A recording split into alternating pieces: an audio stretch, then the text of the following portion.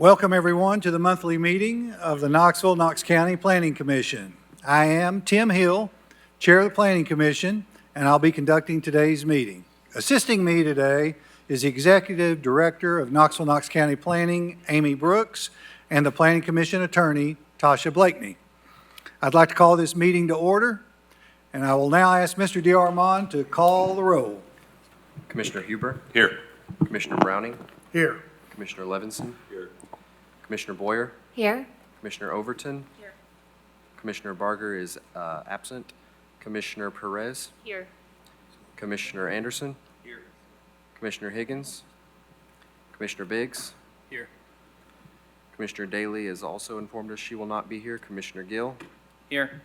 Commissioner Midas? Commissioner Adams? Here. Commissioner Hill? Here. It's 12 present, sir. Thank you, Mr. DeArmond.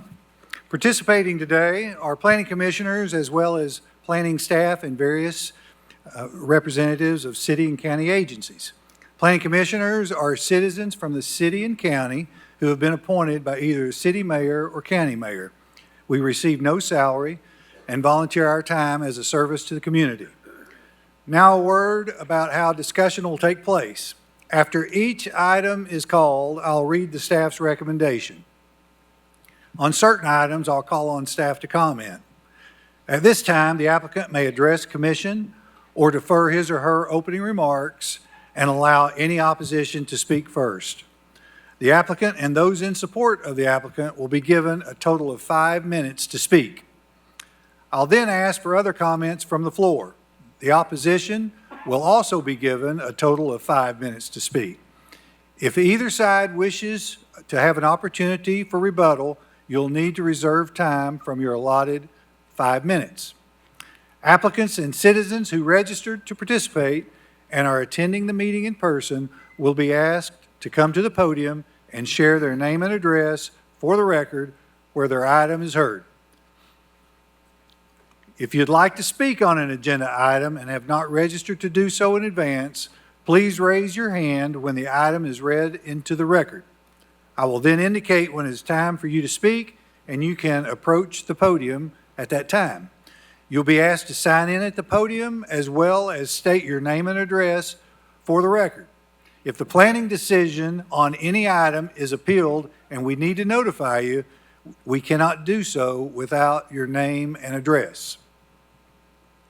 Planning Commission may grant additional time for presentation of information. Speakers should limit their remarks to the facts of the case and should avoid repeating comments that have been previously presented to the Planning Commission. Because of the number of items we have before us, groups in favor or opposed to an item have been asked to appoint a spokesperson to represent them. If you have any items that you would like to make part of the record, please submit those documents to knoxplanning.org/share. Or just give to one of the staff that we have present before us today. Please identify the file number and meeting date in your submittal. I hope all of you have reviewed the agenda package from Planning's website. In addition to the agenda, there's information on the website related to how today's meeting will be conducted, as well as correspondence on individual cases. Many of the items we vote on require further action by City Council or County Commission. For matters that are forwarded to the City Council for final action, the applicant or their representative should be present at the meeting at which the request will be considered.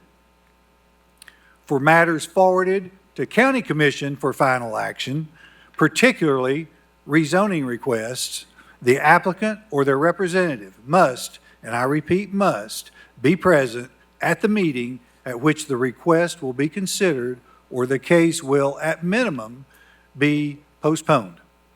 Applicants will be notified of the meeting date. If you have any questions regarding the meeting date or process, contact planning staff. Today's meeting will be conducted in the order of the agenda. Please stand as you are able as Vice Chair Huber leads us in the invocation and the Pledge of Allegiance.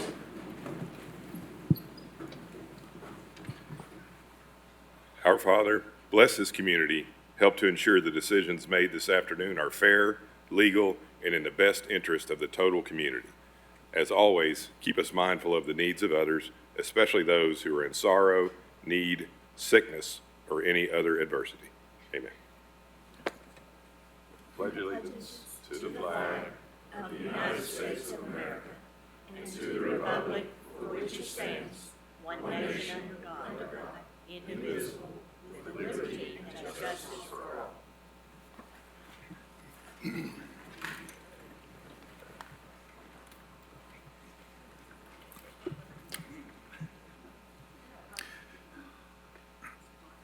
Next on the agenda are postponement and withdrawal list. I'll read these lists separately.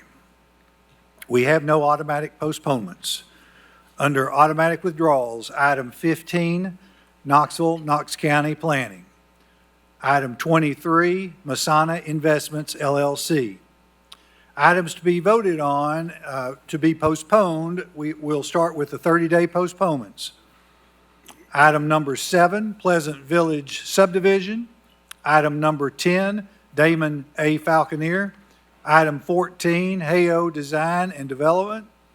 Item 35, The Ridge at Neal's Landing. Are there any requests to postpone an item? Chair, item 14, on behalf of the applicant, we'd like to move that from the 30-day postponement list to the 60-day postponement list. Item 14, from 30 to 60.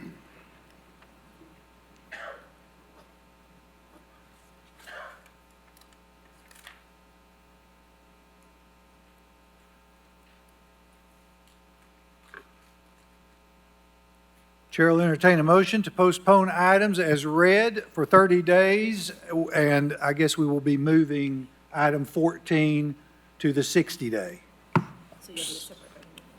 So moved. Second. We have a motion from Vice Chair Huber, seconded by Commissioner Levinson. All in favor say aye. Aye. Any opposed? Motion carries. Thank you. Now we'll take item under 60 days. I can couple it, I can group it with the 60 days. Can I?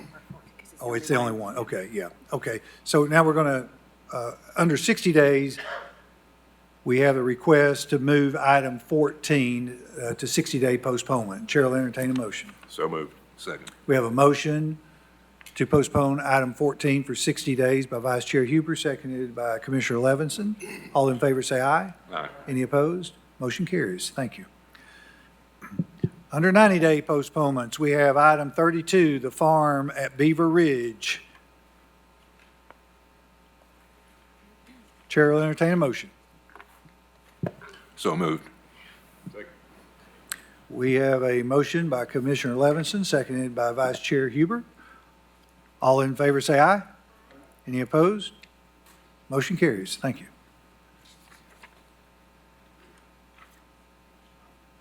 Under withdrawals, we have item 21, Masana Investments LLC. Item 24, Masana Investments LLC. Are there any requests to withdraw an item? Chair will entertain a motion. So moved. We have a motion by Commissioner Levinson, seconded by Vice Chair Huber. All in favor say aye. Any opposed? Motion carries. Thank you. Under tablings, item 5, final plat of Eli Corum subdivision lot 4A-1 and 5A-1. Item 8, car connection, complete auto repair. Chair will entertain a motion. Second. We have a motion to table by Commissioner Levinson, seconded by Vice Chair Huber. All in favor say aye. Aye. Any opposed? Motion carries. We have no items to be removed from the table. And we will now, next on the agenda is the consent list, which is composed of items marked with a C. These items are considered non-controversial and are voted on all at once to save time. Items are listed in the order they appear on the agenda. And please listen carefully. Once an item as part of the consent list, once an item is approved as part of the consent list, there will be no further discussion on it. We often have people wait the entire meeting, and they say, we didn't hear item so-and-so, and we say, well, it was on the consent list. So please listen carefully. I would hate for you to stay here the whole meeting and never have an opportunity to speak on it. So here we go. Do we have any recusals? Yeah, I need to recuse from the consent list, please. Vice Chair Huber is recused from the consent list. Anybody else? All right. Here we go. On the consent list, item 2, approval of December 12, 2024 agenda. Item 3, approval of November 14, 2024 minutes. Item 6, White Realty and Service Corporation. Item 12, Bradford Evolve Treatment Services LLC. Item 13, Juan Hernandez. Item 19, Jim Snowden, Knox County Engineering and Public Works. Item 25, Homestead Land Holdings LLC. Item 28, Ever Arias. Item 31, Benjamin C. Mullins. Item 37, Pebble Creek Subdivision.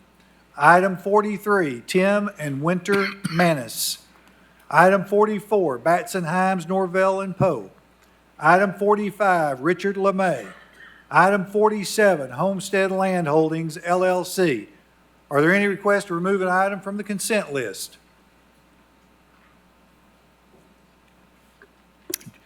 If not, Chair will entertain a motion. So moved. Well, we have a hand raised maybe. Do we have an item that, any request to remove from consent? Please come to the podium, state your name and address. I may be mistaken. This is my first time. I'm That's all sorry. right. Item 12B24RZ is not what you're talking about? File number.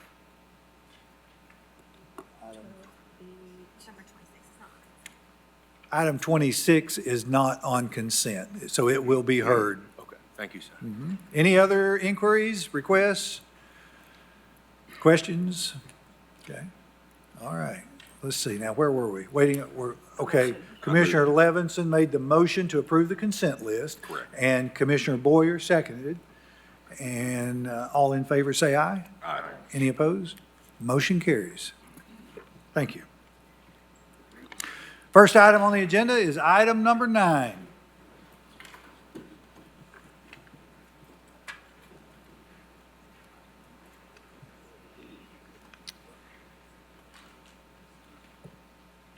This is a Level 2 Certificate of Appropriateness review for 3330 West Governor John Sevier Highway.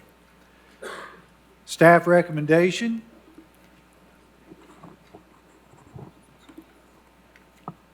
We have this will require 2 motions. Staff recommendation. Staff recommends that the Planning Commission approve the Level 2 Certificate of Appropriateness request to exceed the permitted disturbance by 1.23 acres within the Hillside Protection Overlay Zoning District. That would be motion 1. Motion number 2, under the special use, approve the request for a building addition and parking structure for a place of worship subject to the 5 noted conditions.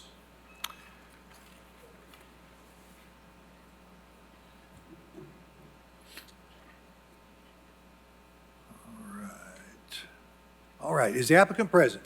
I am Ben Mullins, 550 West Main Street, here for the chapel. All right, do we have any opposition? Any opposition? Seeing none, would you like to proceed?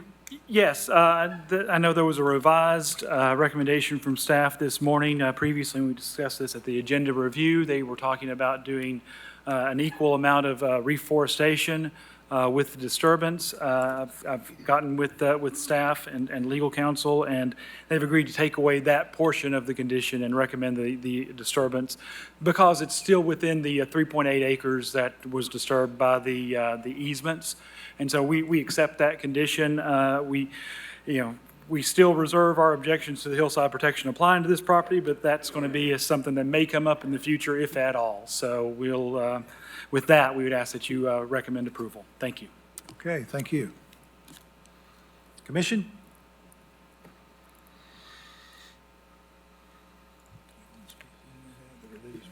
Okay, Motion to approve per staff's recommendation. all right, so under motion one, we've got two motions here, so, okay. This is for the level two COA, correct? Yes. Okay, so that is, we do have a motion to approve. Second. Okay, by Commissioner Higgins, seconded by Vice Chair Huber. Seeing no lights, all in favor say aye. Aye. Any opposed? Motion carries. Chair will entertain a motion on the special use. Motion to approve. We have a motion to approve the special use per staff recommendation by Commissioner Higgins, seconded by Vice Chair Huber. All in favor say aye. Aye. Any opposed? Motion carries. Thank you. Thank you very much.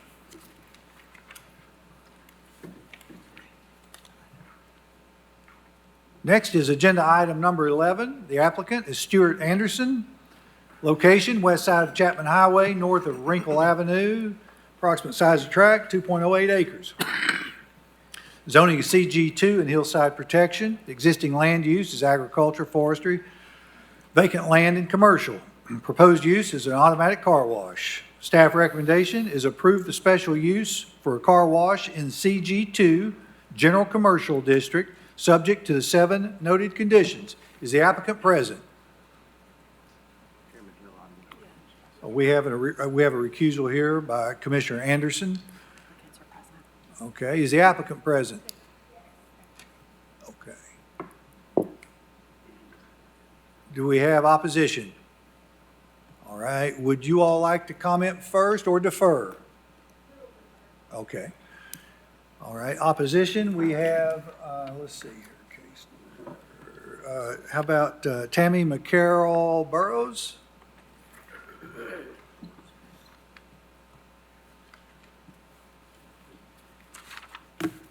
Good afternoon.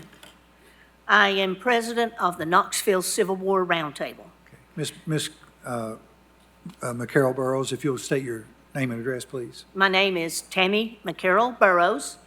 My address is 191 Johnson Drive, Lenoir City, Tennessee, 37771. I am president of the Knoxville Civil War Roundtable. The Roundtable has been established for over 40 years. In that 40 years, we have spent approximately $100,000 in grants and revenues to improve Fort Dickerson and the park, plus numerous man-hours of work. We've been responsible for placing 3 replicas, authentic replicas up there, and every month, my husband and I go up and we help maintain and preserve the park, cleaning up and helping the city maintain the park. My husband, Brian, is the preservation director for the Roundtable. And twice a year, we go up with members and remulch the fort itself and make improvements upon the park. And we have done this giving our own time and working closely with the Legacy Parks and the Aslan Foundation in order to do this. We are opposed to the car wash. We feel that it would be detrimental to the historic value and the entrance to the park. Thank you. All right, Brian Burrows, would you like to speak?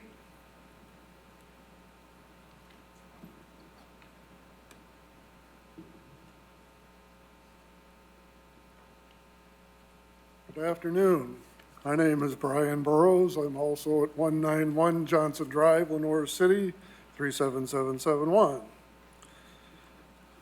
We have some questions, and one is the road part of the city park? And if it is, why is it being used to further the concerns of a private business?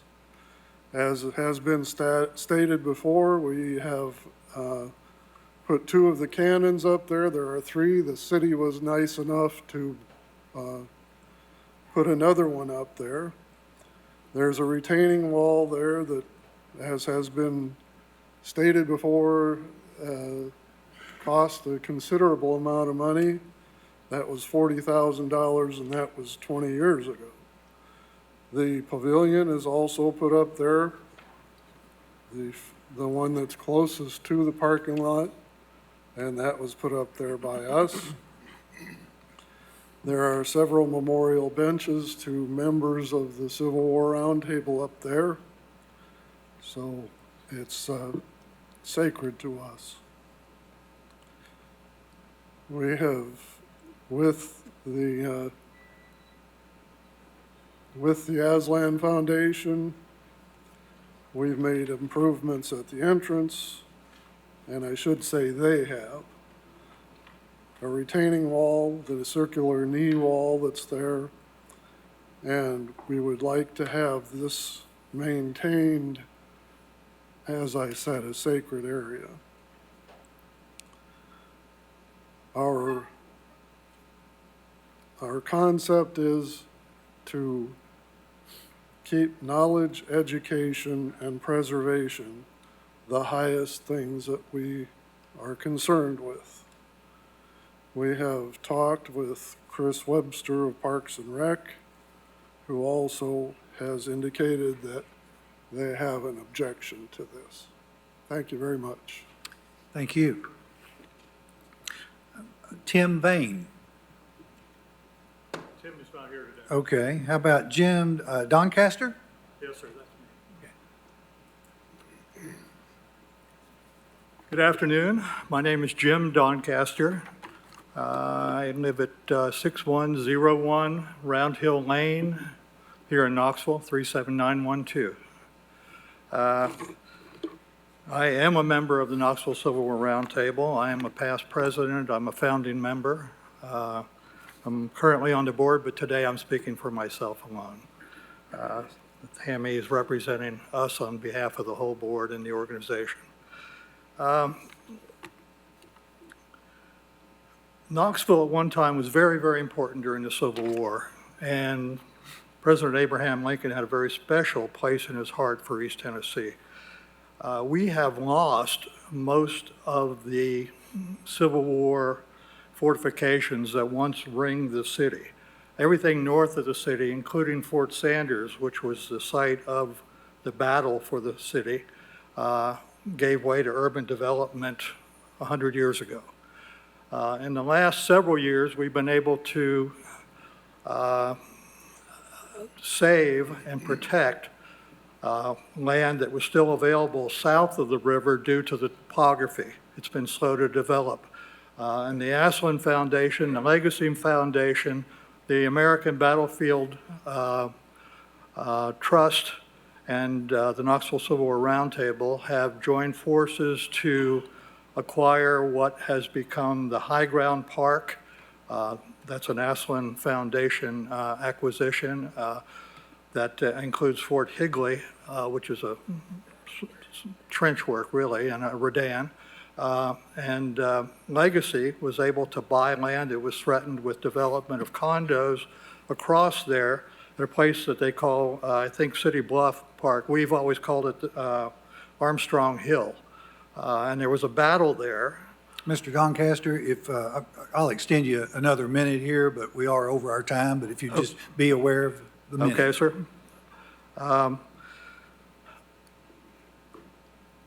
These properties south of the river have been earmarked by the planners of Knoxville Urban Wilderness as part of what is called the Knoxville Battlefield Loop. They begin from those properties I just mentioned. They go up to Fort Dickerson and across to Fort Stanley. Fort Dickerson is the capstone of that. It's a crown jewel of what has been called the Battlefield Loop. This week in Knoxville, we had groundbreaking for a $4.6 million urban wilderness pavilion and welcome center. Now we're talking about cutting into the entranceway to this earthen fort, which is one of the few remaining Civil War sites and one of the best preserved in the country. So I personally am very much opposed to it. Not necessarily to the car wash itself, but to cutting into the Fort Dickerson Road as part of the placement of that car wash. Thank you. Okay, thank you for your comments. Mr. Burrows, I'm going to take a crack at giving some clarity to your question related to the property being accessed. It's my understanding, it has been explained to me, that when they sold this property to the Aslan Foundation, there was an agreement to retain the rights to access through that area. So it seems to be there were at least two comments about that, and so that's the explanation that I would give you. And if staff wants to weigh in on that, you're free to do so. But So, for clarification on that, so is Fort Dickerson a city road? Is that accurate? I don't know if that's staff or engineering. Yes, Fort Dickerson is a right-of-way, a city road. City right of way. Okay, very good. Thank you. no. Okay, would the applicant like to speak?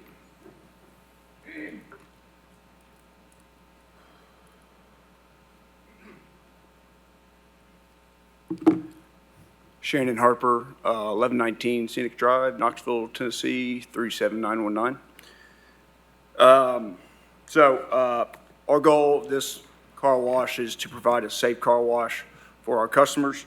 The site that we would like to use is not a Civil War site or historic site. It is a commercially zoned piece of property that I believe has been vacant for over 10 years.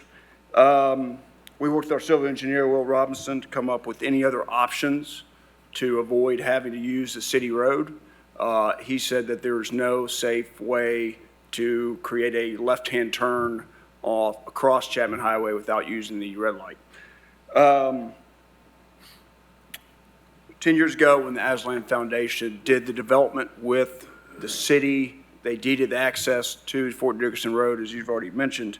Any other development would also use that same deeded access to create a safe entrance and exit off the property. Despite all that, we are very more than willing to work with the Civil War Roundtable and with Aslan Foundation to come up with a beautification plan that is very cohesive and fits in with this park. We are very supportive of the parks. I'm a mountain biker. I love the urban wilderness. I go mountain biking at Fort Dickerson all the time. I think it's a lovely site. I love it. And we want to be good partners with the Civil War Roundtable and Aslan Foundation. So. Thank you for your comments. Commission? Commissioner Higgins? Did not mean to have my light on. Vice Chair Huber? As I'm looking at this on KGIS, so we've determined it is a city road. Looks like it's got about 80 feet of right-of-way at the entrance, but there's even a couple more parcels, looks like 5 acres on up that road that I would probably be more concerned about. I don't know if they can go up Fort Dickerson just a little bit on the right and left of the road, that triangle on the left right there. That's appears to be privately owned also. So I guess I'm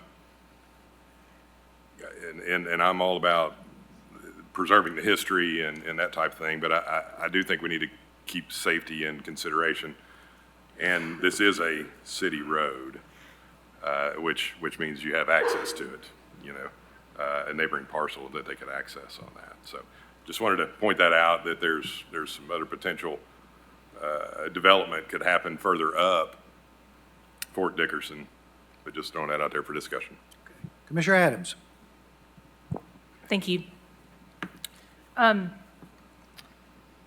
not exactly sure where to begin because I got a lot to say on this one. So, but I will start with, I don't think anybody is against the actual car wash, or certainly the applicant that's wanting to bring that to South Knoxville.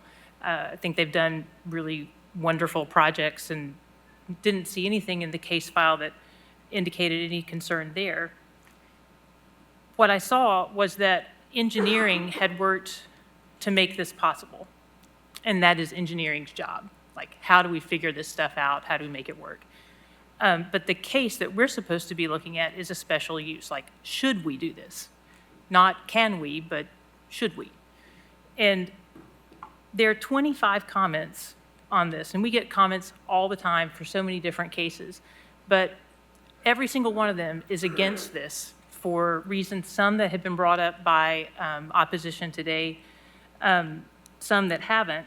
But if you look at the top of that list, it's historic significance and the preservation of a natural area and a recreation area. We also hear things like that quite often. What we don't see all the time is millions and millions of dollars that have been invested in a specific property to protect it. And that is the Aslan Foundation that has invested to protect Fort Dickerson and to make it something very special and to be something that everyone can appreciate and take part in. And that historic significance has been preserved, as well as the nature and the recreation aspect of it. I too am a mountain biker, and those trails are actually too hard for me, but I do walk on those all the time. There's a quarry behind that area, which has also seen significant investment in the parks and recreation area to make it a special place that people can appreciate. None of these things involve cars. All of them are things that are about people experiencing nature or people experiencing a historic site. Also, that's happening in that very area, Chapman Highway improvements are happening.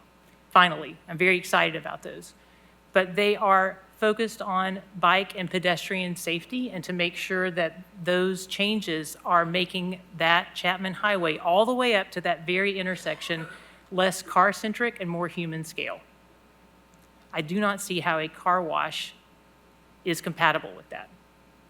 And those were some of the comments that were also submitted. So we've got millions of dollars that is private. We have public investment.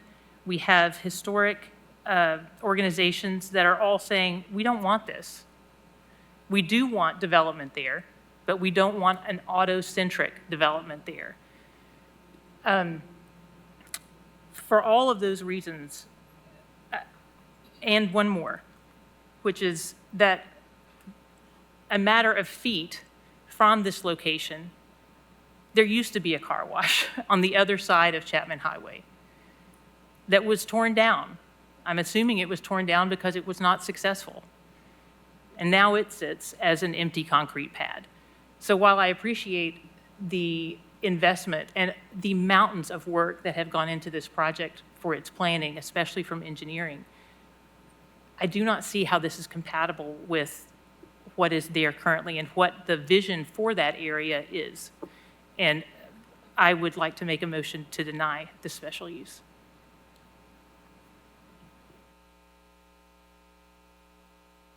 I'll second. Okay, we have a motion by Commissioner Adams to deny the special use, seconded by Commissioner Midas.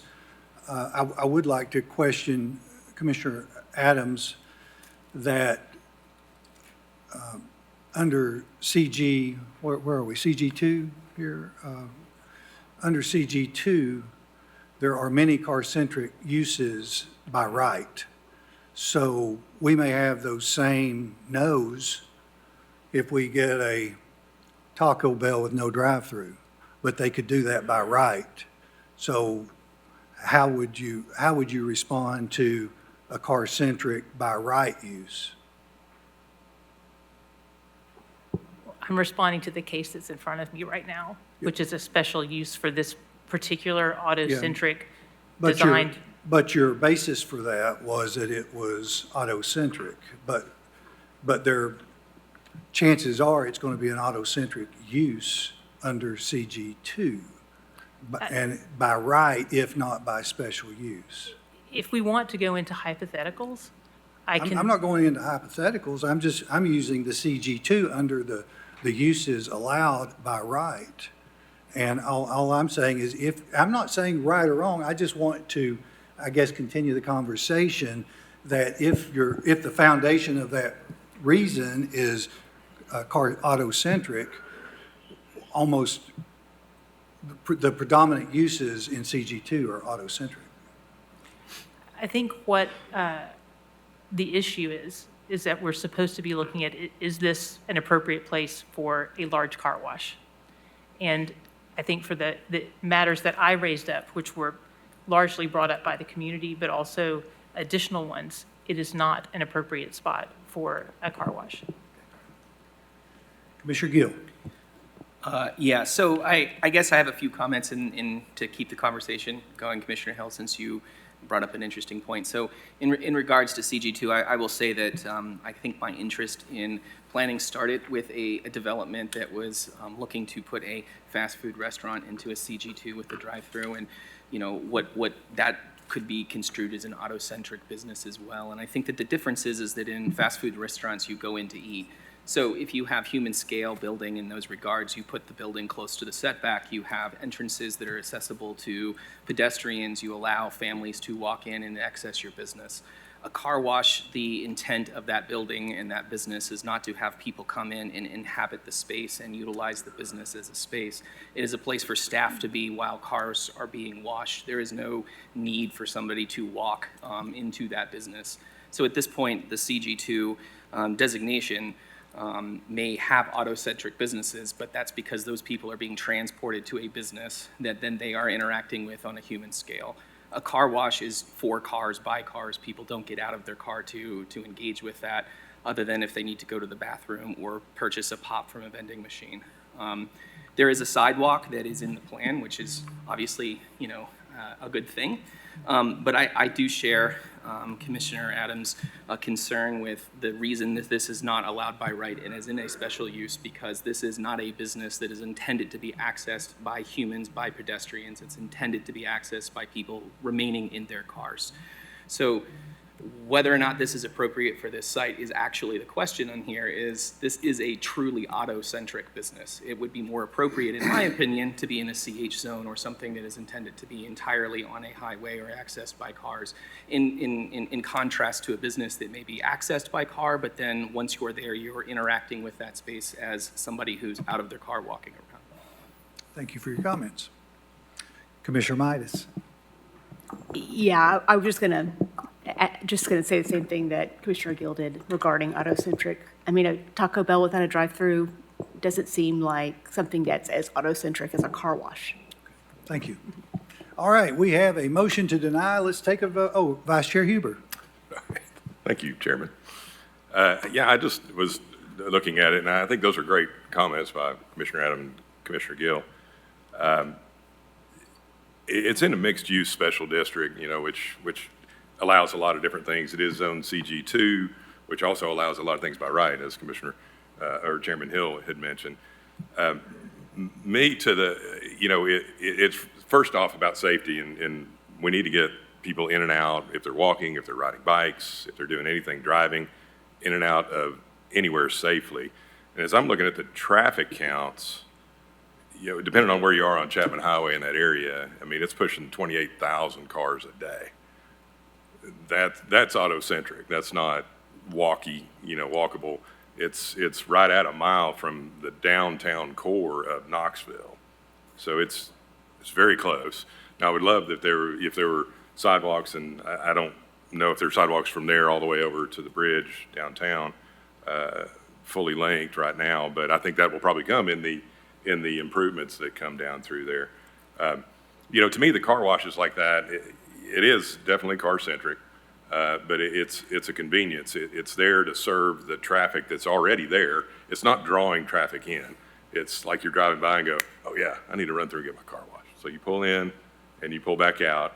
I think it would be better, safer at the red light versus trying to force it to only turning in and turning out of where the property is. So I just wanted to point out the high traffic level there currently and the safety concern I would have not having it on an already a city right-of-way road at a red light. Thank you. Thank you, Vice Chair Huber. Let's see, Commissioner Higgins. Thank you. I've got a question for the applicant, if you want to come to the podium while they're walking up. Is this, thought I remember hearing something about there being a coffee shop attached to it. Is that the case, staff? Or I guess you can answer that. Is there any other use other than the car wash in the space? No. Turn on the mic, just push the button with the little person on it. Is that better? You hear me now? Yes, so we worked with the city planning, Will Robinson and myself and my sister worked with city planning to incorporate the human scale coffee shop design to meet the kind of direction that Chapman Highway is going. So in the master plan, there is a coffee shop, as you can see, in the northwest corner. It's on there somewhere. But yeah, I've talked to Pierce and Michael Lamaki at K-Brew. We've been banding their idea around about doing a coffee shop, which I think would definitely serve that area, serve the community, also serve anybody that's going to enjoy the park. It'd be nice to have some coffee before you go up into the park or after the park. So that is the plan. The first thing is we got to develop the site first. I mean, the coffee shop alone wouldn't support itself, but the car wash would. Sure. Does that make sense? Yeah, absolutely. And did you all consider, I only ask this because of the size of the site and how much of it is actually getting used in your plan. Did you consider adding any other uses, like any multifamily or anything like as part of the development? No, the site was not big enough for that, and that I don't know anything about multifamily development, so I stay in my lane, car stuff. So. Okay, I think that's all the questions I have. I'm really torn on this because I do think that this site would be significantly more of a mixed use, a multifamily use, something like that. I think would be significantly more appropriate for the site, especially given the location. However, a few points from some of the comments we've heard. One, I do think that utilizing the existing road right there, if this is approved, does make the most sense. I don't think that really hurts the historic integrity of the rest of the site. I do think that if we approve it, we should consider maybe requiring matching the stone that is on the, that's used on that retaining wall and the entrance and everything, just to have more cohesive if we can.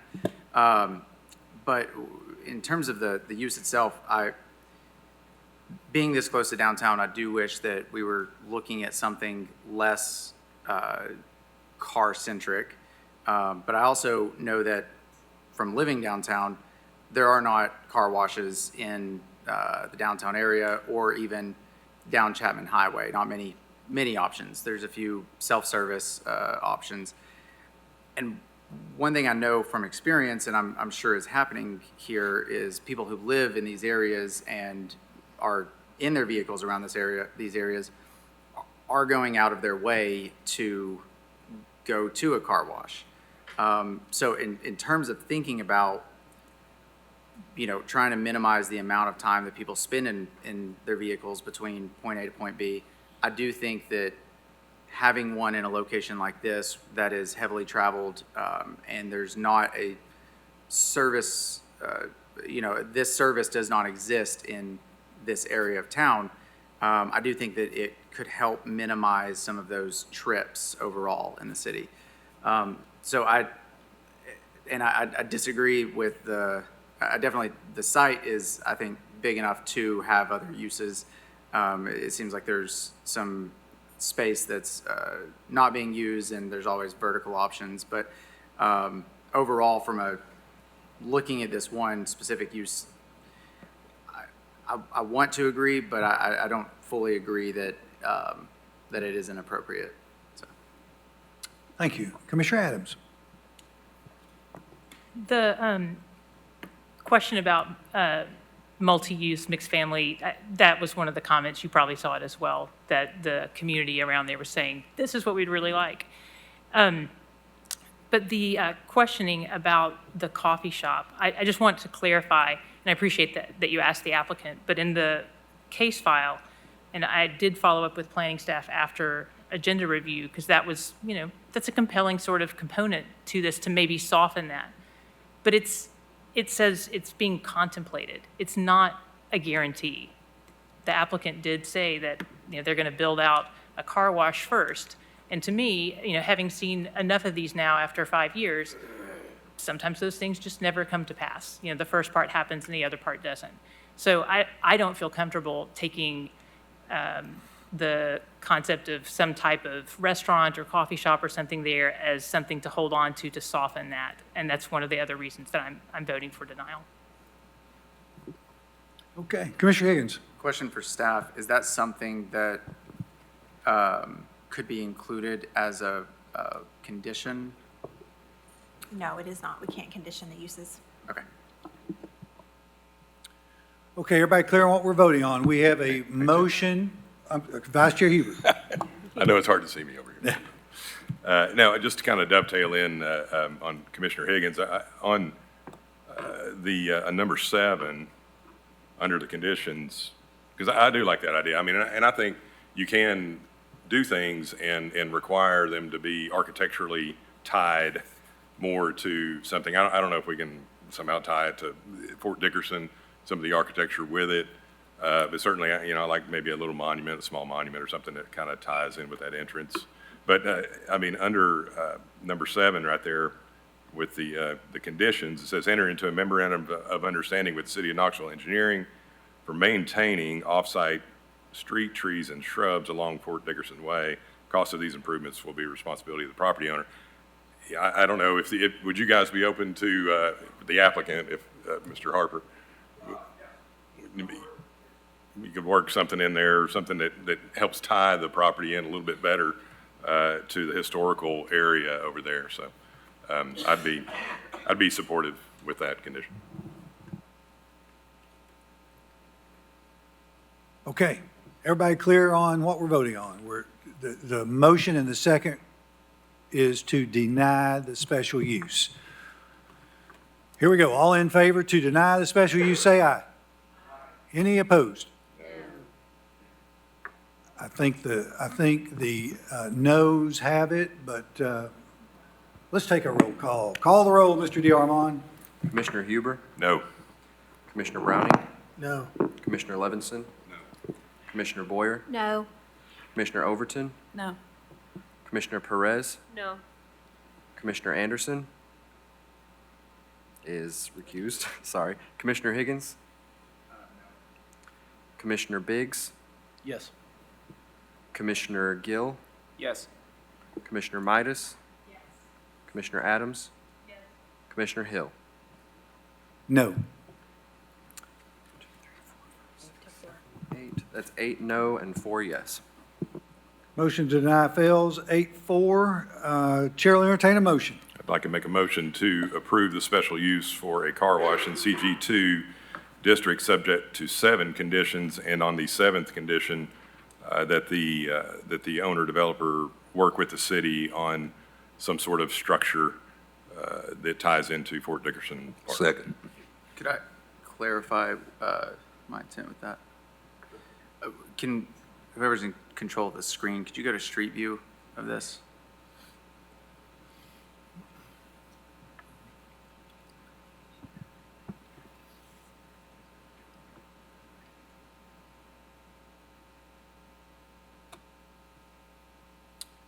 So if you see all the stonework on the monument and retaining walls, all of that was developed as part of this entryway.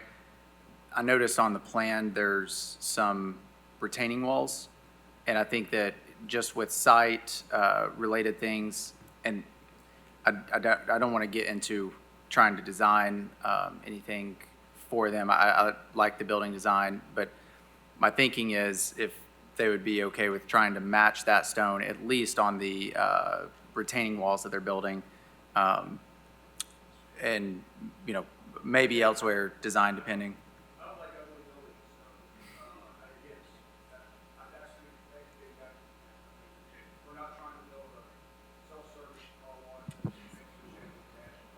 Mr. Harper, could I get you to come to the mic, please?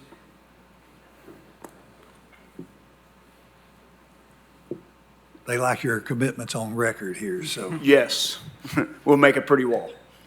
Match the Matching stone, no problem. Matching trying your best Yeah. to match this stone that's existing there. Yeah, no, I mean, like I said, I don't want to build something that's looks like a check into cash place in a very pretty area. I want something to match the character of the area that looks nice, because if it looks nice, our customers come in and say, this is a wonderful experience. This is a nice addition to the community, and it looks nice. There's nothing, we don't do anything that doesn't look nice, so. Awesome, thank you.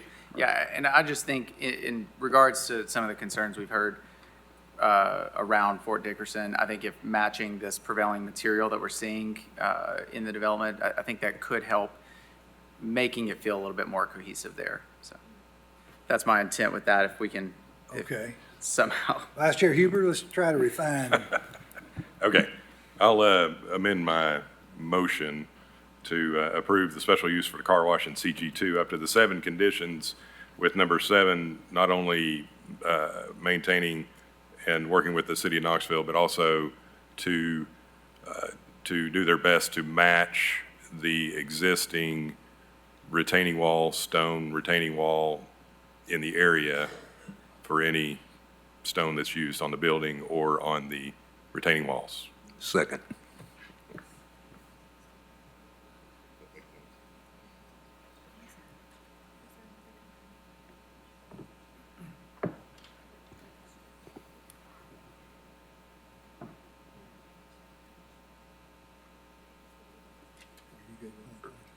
I am, but I'm just not clear about it. Are you, I got another question for you, Mr. Harper. If you could come down, that'd be great. So I did, my fellow commissioner noticed that I added the stone that was on there to the building, not only the wall. If you have stone accents on the car wash itself, you know, if you have a water table or knee-high stone, do you follow what I'm saying? Oh, you saying like on the side of the, I think our friends at Barb McMurray would probably kill me if I messed with their design intent. Do they have any stone on the building? Yeah, there's a pretty good amount of decorative block, and then the metal panels. Good enough. You know, That's okay. No, my fellow commissioners have talked me out of requiring it on the building. So yeah, if we could just do it, do you want me to make the motion again, just to clean it up? My question is whether you are intending to offer 2 amendments to condition 7. One being the stone and another, you mentioned something about another structure. Well, that's what I'm taking. Okay, so if you can, I think it'd be good if you could just read that. All right, we're going to try it one more time. Apologize for the delay. We'll make a motion to approve the special use for the car wash in CG2, subject to the 7 conditions, and adding to the 7th condition that the applicant will try to match the stone on the retaining walls, on any retaining walls or monuments that are used in conjunction with the development. Second.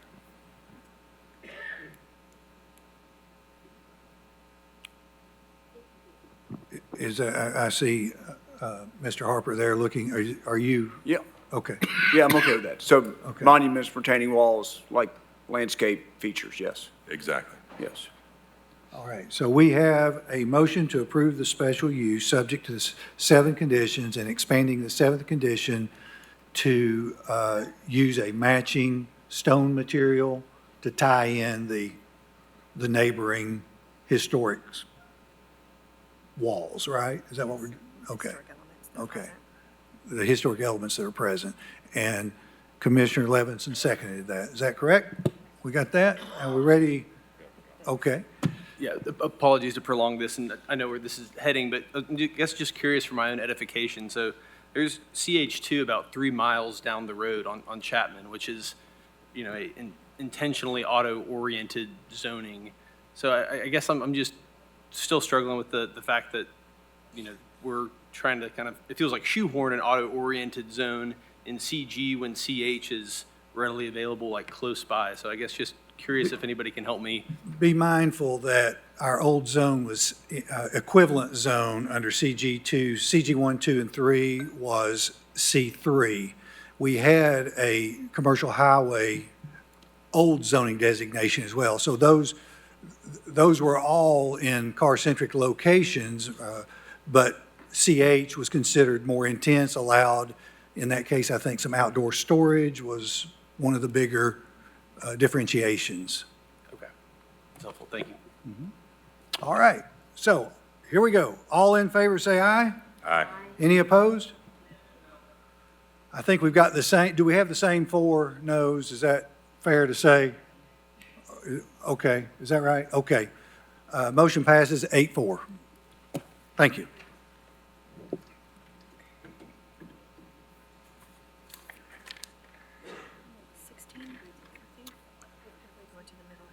Yeah. All right, next on the agenda is item 16. This is a middle housing denial, so this would be an appeal of an administrative decision. Okay, yes.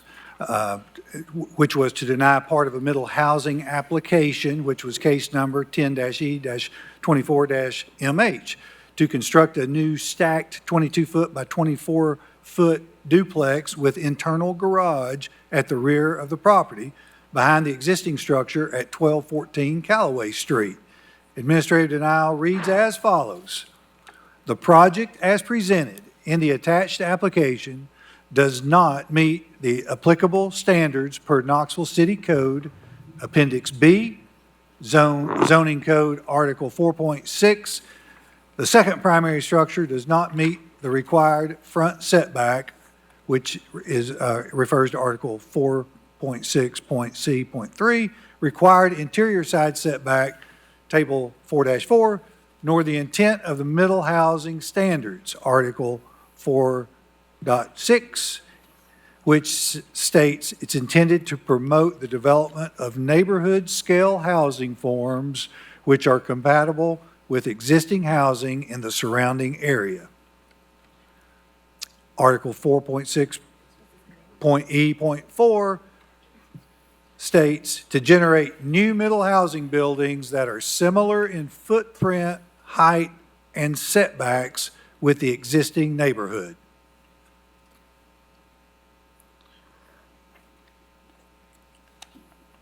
All right. Yes, I'd like for Executive Director Brooks to make some comments here, please. Right, this may be unnecessary, but I just want to make sure that this is clarified for the record. So both of these administrative appeals that you're about to hear are for a portion of both of these applications. So there are approvals associated with these applications as well that you are not hearing today, which are the conversions of the house that sits at the front of the property. So I just wanted to provide that clarification.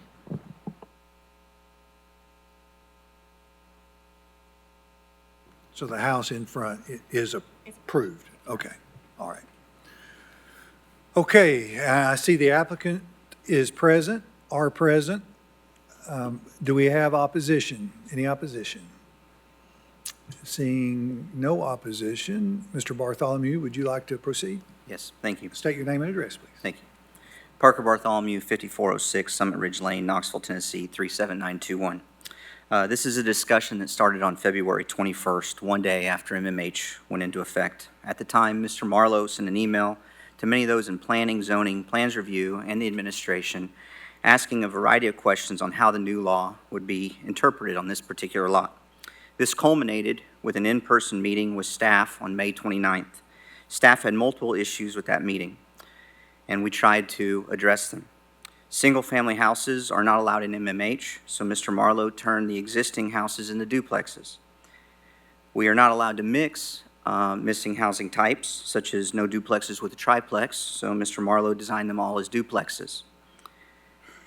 Staff did not like the multiple structures on the lot, but they acknowledged that in an RN3 and RN4 it was permitted, so Mr. Marlowe rezoned the property.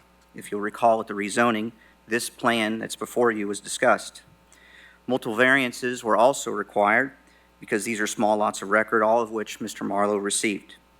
This has taken months to figure out, many redesigns, and even many more meetings. And at each meeting, Mr. Marlowe expressed what his goal was, and staff opposed it, which they have the right to do. The last points of disagreement with the staff are what's being appealed today. Staff says the intent of the MMH does not allow multiple structures on a lot, and they are interpreting a setback requirement as a build-to line, and I disagree with those. This particular site has had more meetings, public and private, than most large-scale developments. At most of those meetings, Mr. Marlowe has been encouraged to tear down the house and build a fourplex since that's the path of least resistance. I have even told Mr. Marlowe that he should tear them down, and each time someone says this, even with in-site or on-site meetings, Mr. Marlowe laughs it off and says, "I've saved worse in that area." The intent of MMH is to provide housing types that were outlawed during the exclusionary zoning practices. Today, we ask for an interpretation that only you on commission can settle. And approval of this appeal will allow housing for all classes of people, and it's why I'm hopeful that Mr. Marlowe will be allowed to build his project. I'll now turn it over to Mr. Marlowe to talk about it in detail.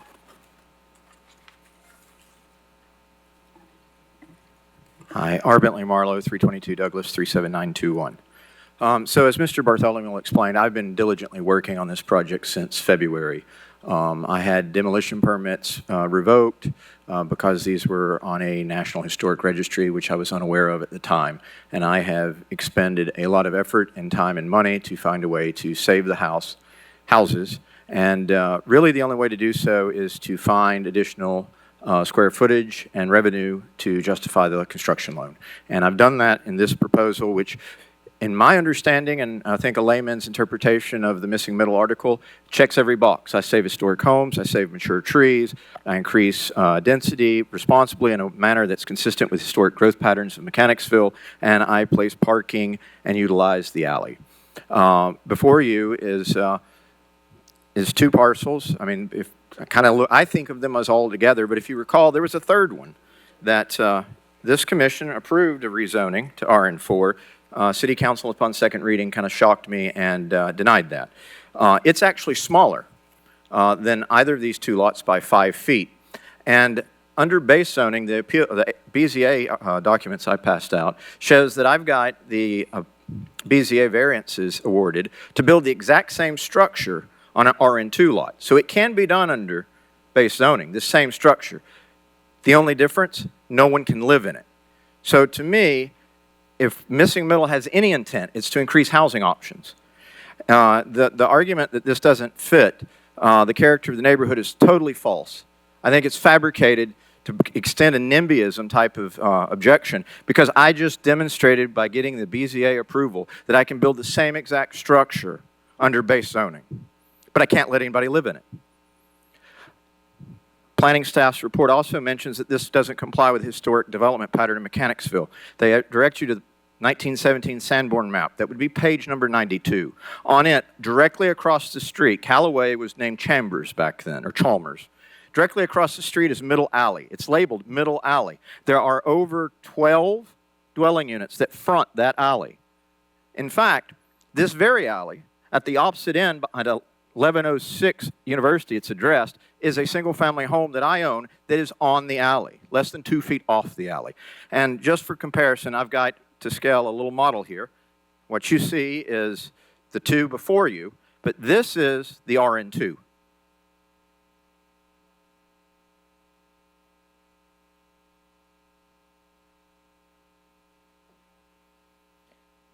It looks almost identical. It has very similar lot coverage and building coverage. And I'm allowed to build that now after a trip to BZA. But I'm not allowed to let anyone live in that small building back by the alley. Please tell me how we're advancing housing. I'd appreciate your support. Thank you. Thank you, Mr. Marlowe. All right. Commission?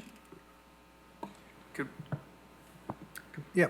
Could we just get clarification on the able to build but not able to let anyone live there comment?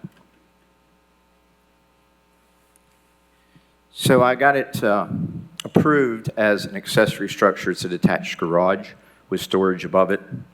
It's currently in plans review for permitting, but with the BZA variances of lot coverage, impervious, or building coverage, impervious coverage, and a 3-foot setback, which these that are before you have a 4-foot side setback, I'm allowed to build essentially the same building. It's actually 8 inches wider, so it's slightly larger, maybe 25 or 30, 50 square feet on two floors.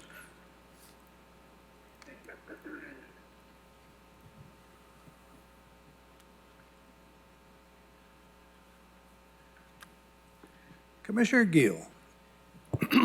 Yeah, so I guess I have a couple of comments, but I'd like to get some clarity on the definition of front setback. I think a lot of this is hinging on planning saying that a front setback is a build-to line, whereas our applicant or who's appealing is saying a front setback is how far you set back from the road.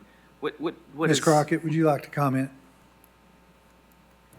Sure. So I will say the city zoning department is also the enforcer of the code here, so their input is also relevant, but the front setback requirement, the interpretation here is hinging on the fact that they shall be the average of the block face plus or minus 5 feet. So the use of the word shall there, when you go to Article 2.1, Rules of Interpretation, the terms must, shall, and will are mandatory, while the word may is permissive. So that's where that interpretation is coming from. Commissioner Gill, this is easily confusing, and it took some extra time for me, and I'm still equally confused after much explanation. But Ms. Crockett, I had a conversation with her yesterday, and I think it's important to kind of look at these, the base zoning, the development in it separate from the middle housing and not kind of interchange. So under the base zoning, I guess you do look at the primary structure must be the average or behind a certain setback, right? Under the base zoning. Any primary structure, right? Is that correct? It depends on the zoning district. On the one that he, RN4, is that So in the right? RN4, the front setback is 10 feet or the average of the block face, whichever is less. Is that your question? Okay. And so is that looked at identically to the middle housing program? When he's trying, okay, so it's not, so it's very different, or it's different, and we can't intermingle the two is what I was trying to do at one point to try to get this thing, to see if it would fit.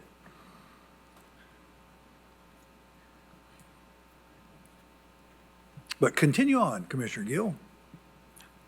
that is as clear as mud, I must say. Yeah, that's where I am with it. I'm still struggling with understanding why a setback is also a build-to. I mean, Well, you don't want to have, the best example is you don't want to have buck teeth along a block face. It would be one reason, okay? So you don't want, the zig and zag. Sure, and I can grasp that, but I think, and correct me if I'm wrong, but the concern here is that the primary structure, the house that is currently standing already meets a front setback. The concern here is that they're the secondary structure that is being built, which is allowed as under the RN4 that we approved, doesn't meet the front setback because it is not at the front of the building because there's already another building there. So what we're saying is yeah, you can have structures, but you can't have structures because I guess I'm confused as to how that is being So denied. to respond in a confusing way, I think that's in the middle housing, not the RN4, where they look at the setback requirement. Okay, so if you went to RN4, Ms. Crockett, jump in, please, at any time. Well, that's correct. And I'd also note that the Article 4.6.g, which includes administrative variances, and appeals, does allow the applicant to seek variances for front setback requirements. So the applicant has already sought variances for other elements of the middle housing standards for projects on the same block.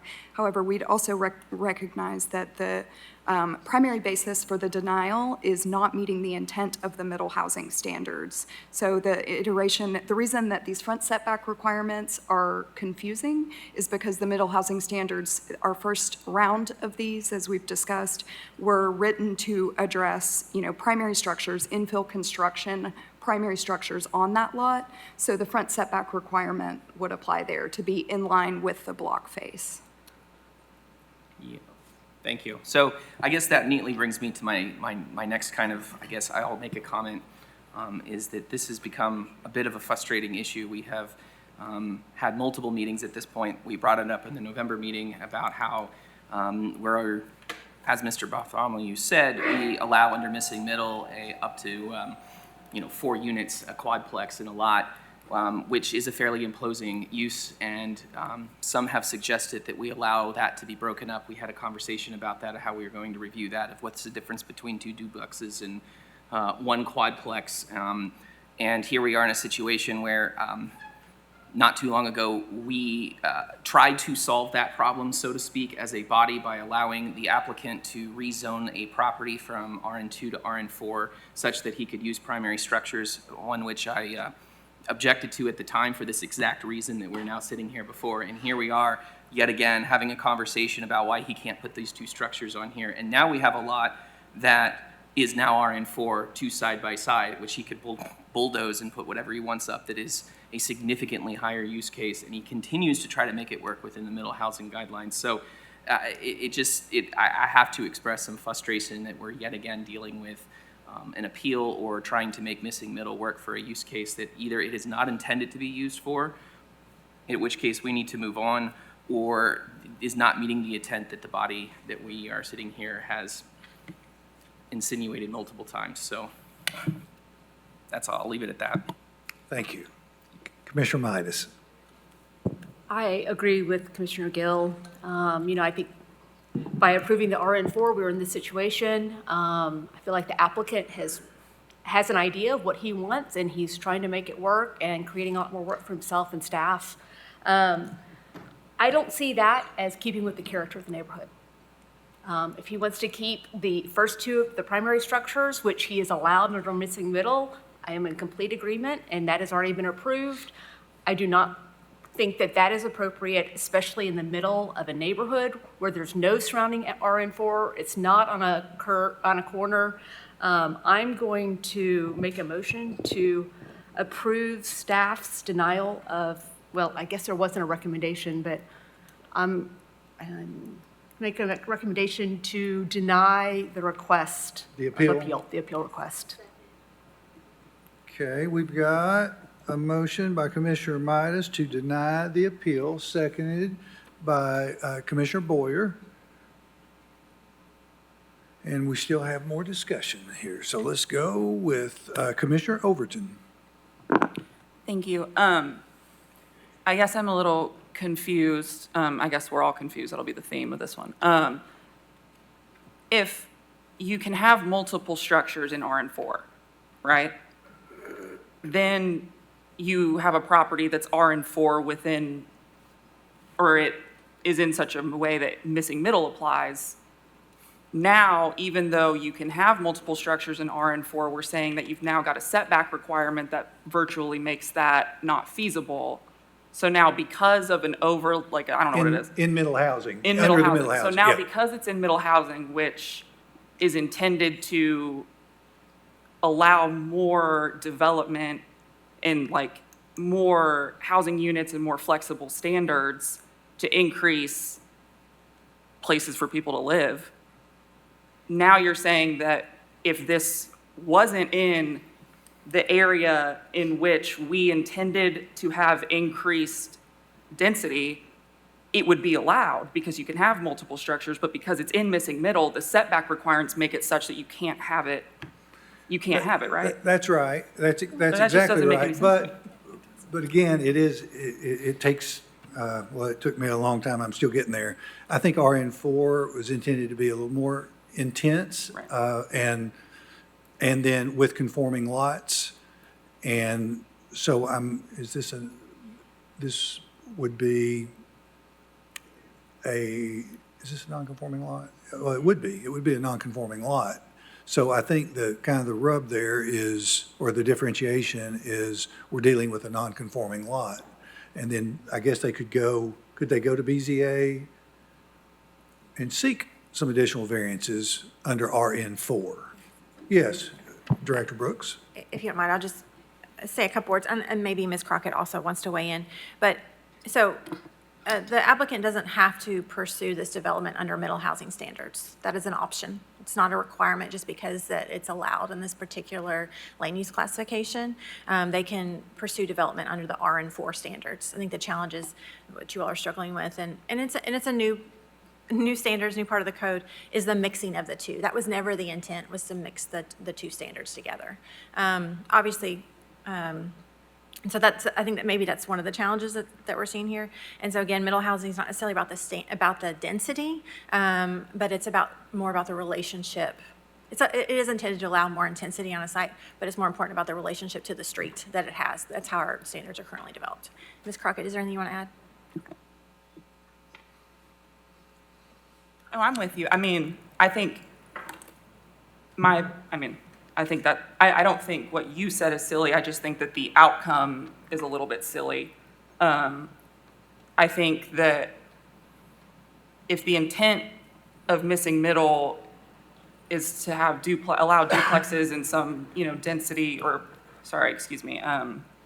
the dimensional standards and things like that, I think that my opinion is that it's a little bit of a stretch to say that another duplex on a lot wouldn't fit the intent of a optional standard that allows more duplexes and quadplexes. That doesn't follow for me. I personally would be fine with this, but given my obvious confusion on some of the dimensional stuff, I'm happy to listen to other people. Commissioner Gill? So we just said that under RN4, could he build this completely outside of the missing middle, or now he runs into the fact that With it's a a conforming non-conforming lot, if he meets the dimensional standards, right, or with variances. Thank you. Commissioner Biggs? I just had a question kind of about the, character of the neighborhood. One of staff's points was that the structure, didn't meet the missing middle intentions to promote development and character with the surrounding neighborhood, and referenced the Sanborn map. And I know Mr. Marlowe referenced that actually, for his review of the Sanborn map, there are structures facing the alley that were for residential use on the Sanborn map. And I'm just curious from staff's perspective, if we agree with that or contest that, and if that is true that historically there were residential structures on the alley, would that change the recommendation at all? No, the maps were reviewed when the determination was made. Yeah. So we don't agree that there were residential structures? No, there were residential structures. The applicant is actually showing, the section that he's indicating is one small named alley that was a little wider, closer to a street, but it does have some residential structures facing the alley in that pocket. Okay. They are no longer extant. God, maybe my confusion is 15. that there's a statement in here that says residential structures were not constructed fronting the alleys in the street's historic pattern of development. Yeah, that's largely the case, but he does have one block shown there on the screen. Okay, got it. Thanks. Commissioner Boyer? Okay, so if we go back, so this is what can happen to a law, right? This is what can happen in the legislature. This is what can happen when you're reading regulations. We can start here with this great intent, and then we can pardon my French, bastardize it, that it now turns into some growing object on its own, that the entire conversation herein, and the one I missed in November apparently, continues this. Obviously, an individual who is passionate about what he's doing is trying to make something work, but we're not.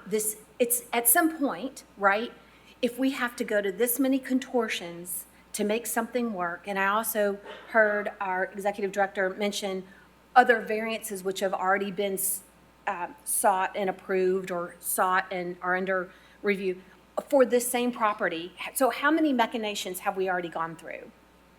Okay, at some point you have to say, and this is why I was quick to second Commissioner Midas's motion that's still on the table right now. It's to say we're going, a lot of minds around this table are confused. So this is not the way to go forward with big decisions that then set precedents, which then we're all going to look at next month and go back and refer to. So this is where I am. Doesn't fit the character of the neighborhood. Look at the primary structure, does not fit the intent. We have to look in line of block faces, numerous variances already. All these statements lead me to support the motion to not go forward with this particular. What's happened is you've raised a tremendous point that this body does need to work more, perhaps outside and in a public meeting at another time, but this isn't where we need to make good decisions based on this set of facts. That's why I support Commissioner Midas's motion. Thank you. Commissioner Higgins. Thank you. The first thing that I'm perplexed, confused by, if I understand correctly, we're saying that the requirement of 46C3A front setbacks is a build-to requirement. Is that what I'm hearing correctly? Because it uses the word shall? Yes. Okay. But when I go to the definitions of, in Article 2, a front setback is the required minimum distance per zoning that a building must be from the lot line. Skipped a few words to keep it simple, but minimum distance from. What I don't understand is why we're interpreting the front setback as a build-to zone, because the language, I understand that it says shall be average of block face, but that's just front setback. And if you have a front setback of 25 feet, that doesn't mean that you have to build your building at 25 feet, correct? So Unless there's additional language that says you have to, the average of basically your neighbors to be in line. Well, my understanding is that even when it says, because we have a few of those in some of the RN districts, let's see. EN would be one. EN for sure. So, for example, RN4 says 10 feet or the average of block face, whichever is less. If you're in RN4, you can still build 30 feet away from the front property line, even if all of the neighbors are 5 feet from the property line. That doesn't require you to be close to the average of block face. What's the provision that says primary structure in lieu with the block face of the primary structure? Where does that fit in? To your question? I'm not sure. I might be, I don't know if it's okay if I weigh in, just to kind of answer that. I think the difference is that under RN4, when you're looking at the tables within the dimensional standards, it's a minimum setback, whereas in the middle housing standards, it just says front setback shall be the average of the block face. It doesn't say a minimum front setback. It's missing that minimum word. But the definitions for setbacks are minimum. Right, and I think too, whenever you have two parts of the zoning ordinance that are in conflict, it's typically the most stringent that applies. There's a part, I guess cities, plans, review, and inspections could probably find a section within here that says that, but that's typically what happens when you have two conflicting areas of the zoning code. The more stringent is what rules. Well, I don't see what the conflict is, because we have I can help explain this real quick. build-to So zone in Go ahead, Mr. Adams. In the middle housing standards, it has that language of plus or minus 5 feet. That's where the build-to zones come in. In the EN and the RN1 zones, they have the same language. You have to be within, there's an average along the block face, and the house has to be plus or minus of that average. This is the same language. You have to build within that build-to area plus or minus of the average of the block face. So the way zoning currently enforces RN1 and EN, you're saying, is that they treat that plus or minus, when there is the plus or minus 100% of the time, becomes a build-to zone? Correct. Okay. Do we have that defined anywhere in the code? I don't know how, if it's their policy, it's their determination. So we went through this early on in when the new zoning code was adopted, and the determination has been that that is a build-to zone. Okay. I think what bothers me about this is I don't necessarily think that the applicant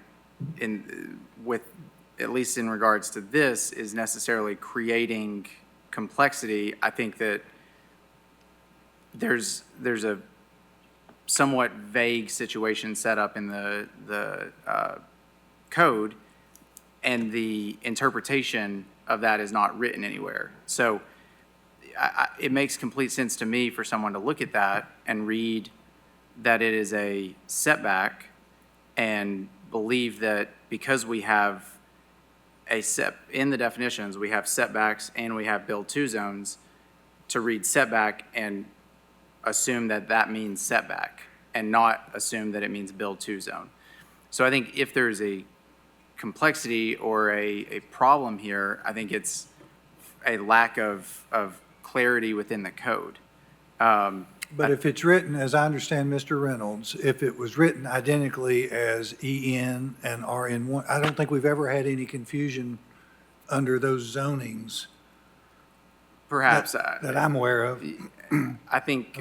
We haven't established policies, what I'm trying to communicate here. And I think there is definitely pattern, history of how that's been interpreted in the past that could be looked to. I think that it's rare probably to run into a situation where you, in those two zones where you are offsetting that much. So I think that probably doesn't come up very often. That said, I do think that needs to be, we should probably add that into the definitions of the code and rules of measurement. However, with that said, when we have build-to zones, if there's more than one principal structure, do all of the principal structures on that property have to meet the build-to zone?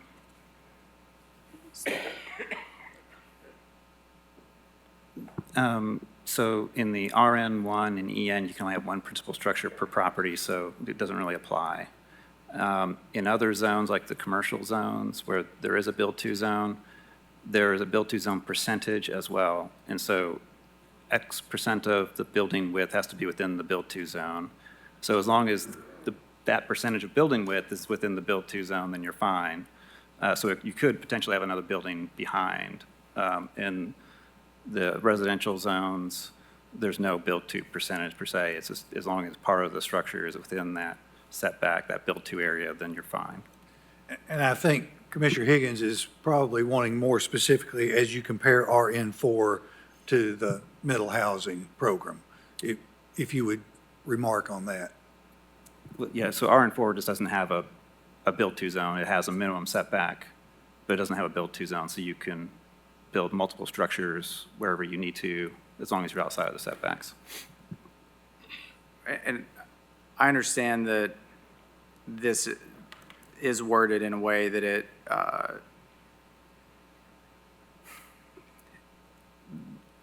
is saying that, I'm trying to get back to 46C, front setbacks in middle housing shall be the average of block face, which with middle housing types, I do think, I understand the point that, yes, they don't have to build a middle housing type here. That is optional. But I know that as we discussed on Tuesday, the middle housing standards don't prohibit more than one principal structure on a site as long as, with the underlying zoning. So I'm having a hard time I think that because of how things are written and maybe the lack of some clarity within the code, it seems to me somewhat appropriate of them to come to the conclusion that they can build this through middle housing.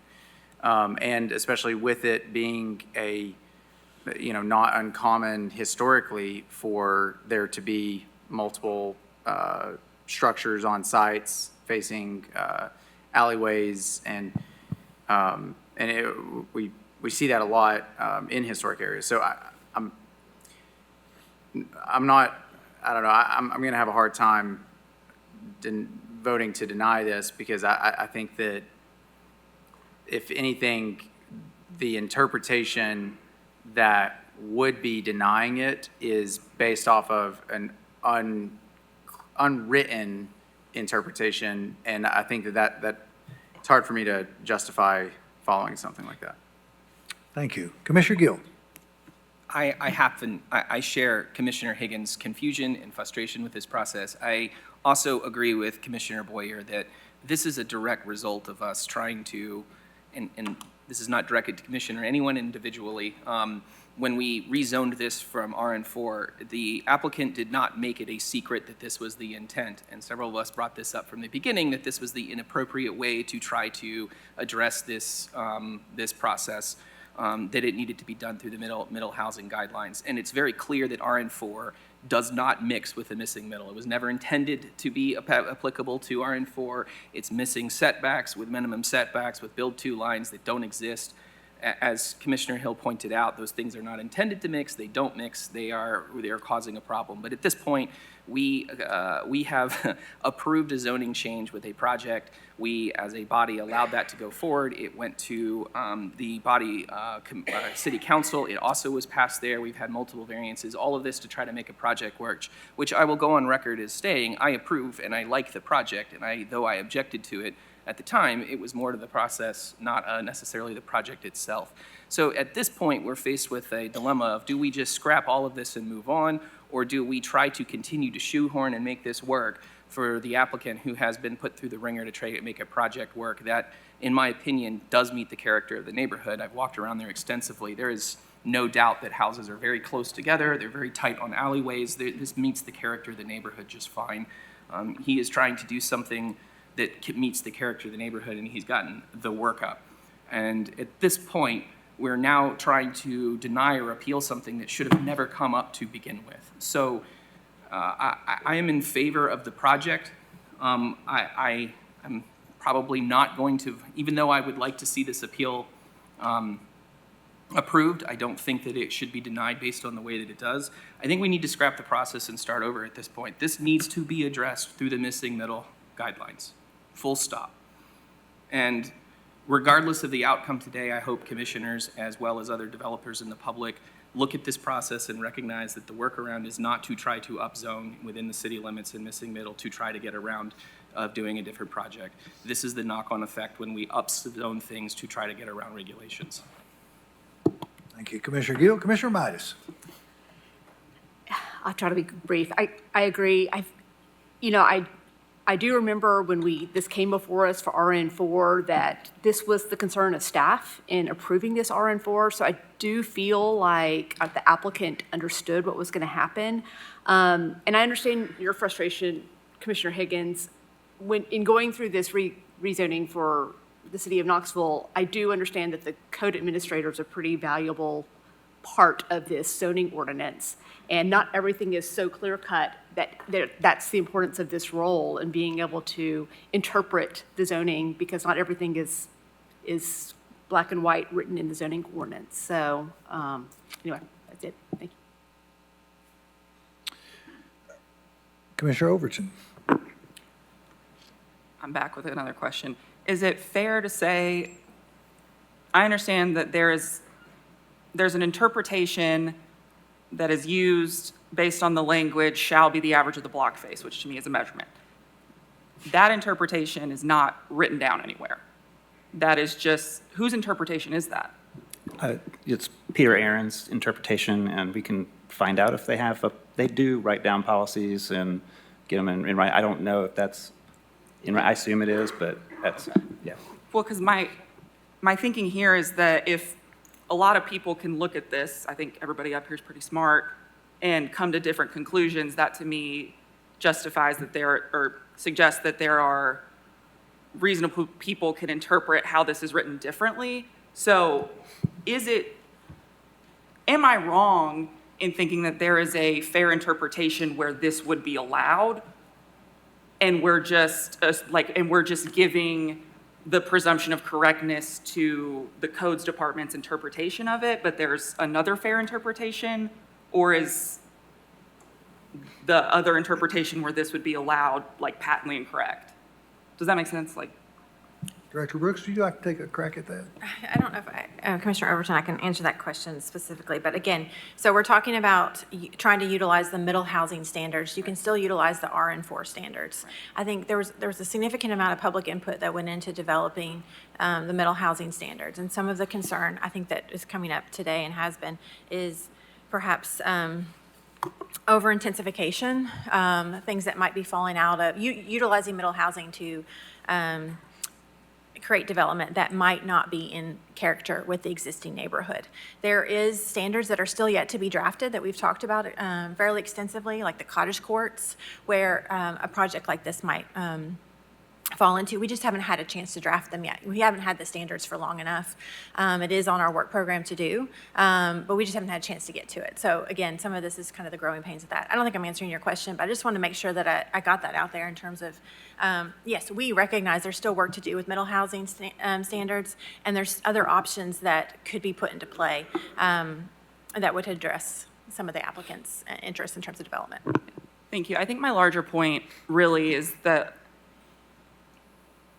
as I agree with what Commissioner Boyer is saying, I think that there's another perspective as well, that relying on seemingly unwritten interpretations of a body that isn't here to speak on it and give their recommendations and reasoning behind their interpretation, I think that can be equally as dangerous in how this body interprets the code and applies it to the property and the private citizen and their property. And so if there is a reasonable interpretation where this would be allowed under the code as it is written, then I think that reasonable minds can differ, and we shouldn't necessarily just give deference to the interpretation of someone that isn't even here.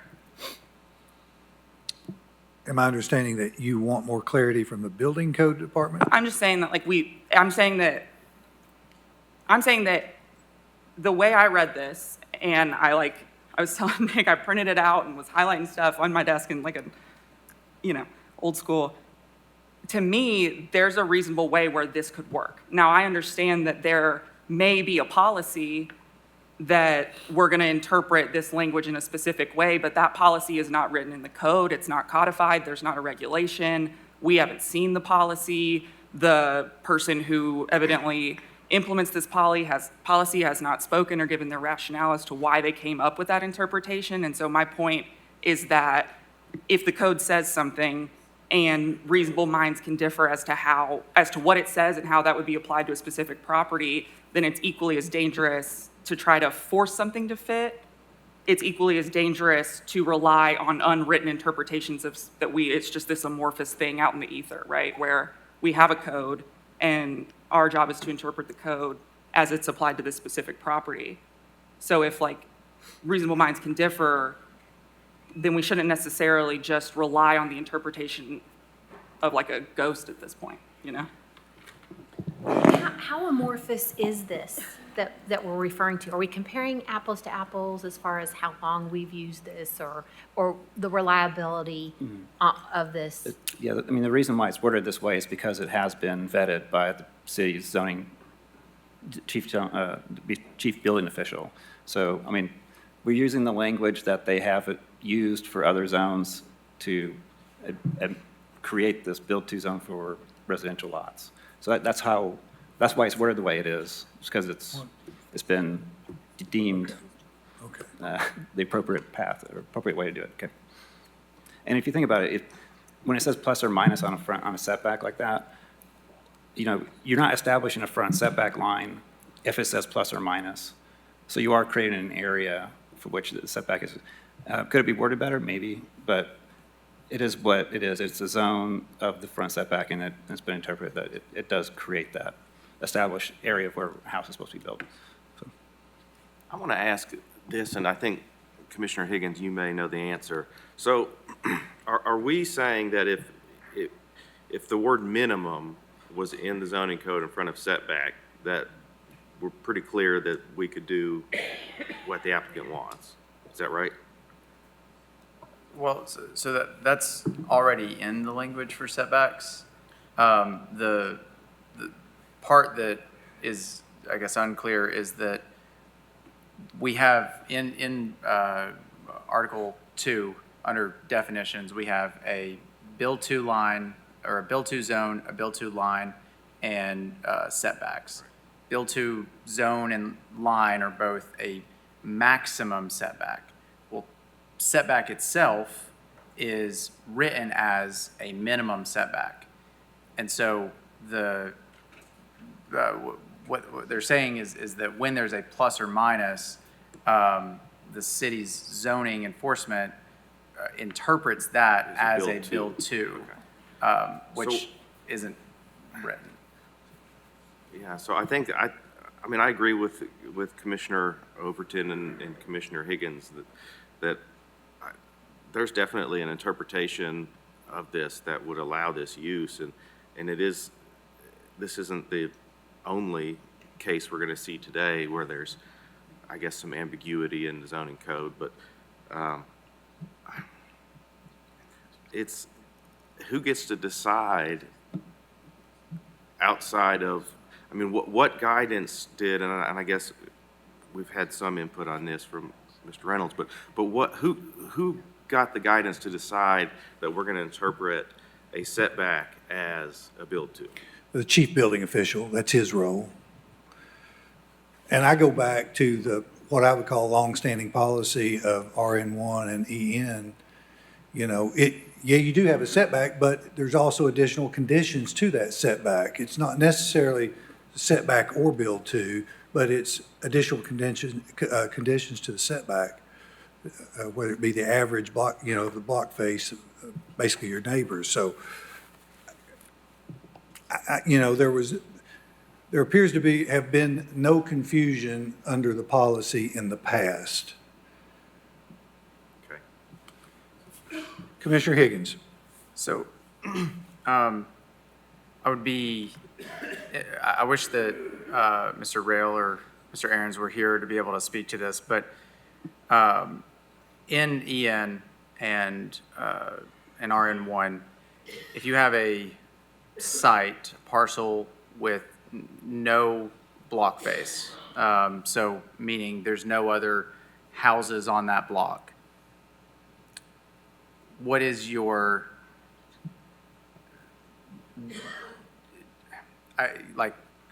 can you put your house 50 feet from the property line? yes, the minimum front setback applies. The first house that is built on that block establishes the average setback for the rest of the houses on that block. But if it's considered a build-to, wouldn't it have to meet? It's not a build-to until a house is built on that block. Okay.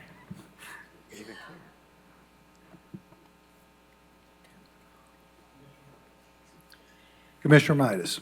Yeah, I guess I was just going to go back. I do wish that Mr. Ahrens was here. You know, that role of code administrator is written in the zoning ordinance. It was passed, and that he has that right to interpret this zoning ordinance and each application that comes before, you know, this body or any other body that comes before planning staff. And, you know, he has the knowledge of what's been passed before and that what's applicable for middle housing standards. And I think that, you know, by us questioning it, I mean, we have a right to question it, but I think there's a lot of knowledge for all these applications that he's reviewed that goes into making these decisions that we rely on, and that the city voted for this, you know, when the zoning ordinance was passed, so.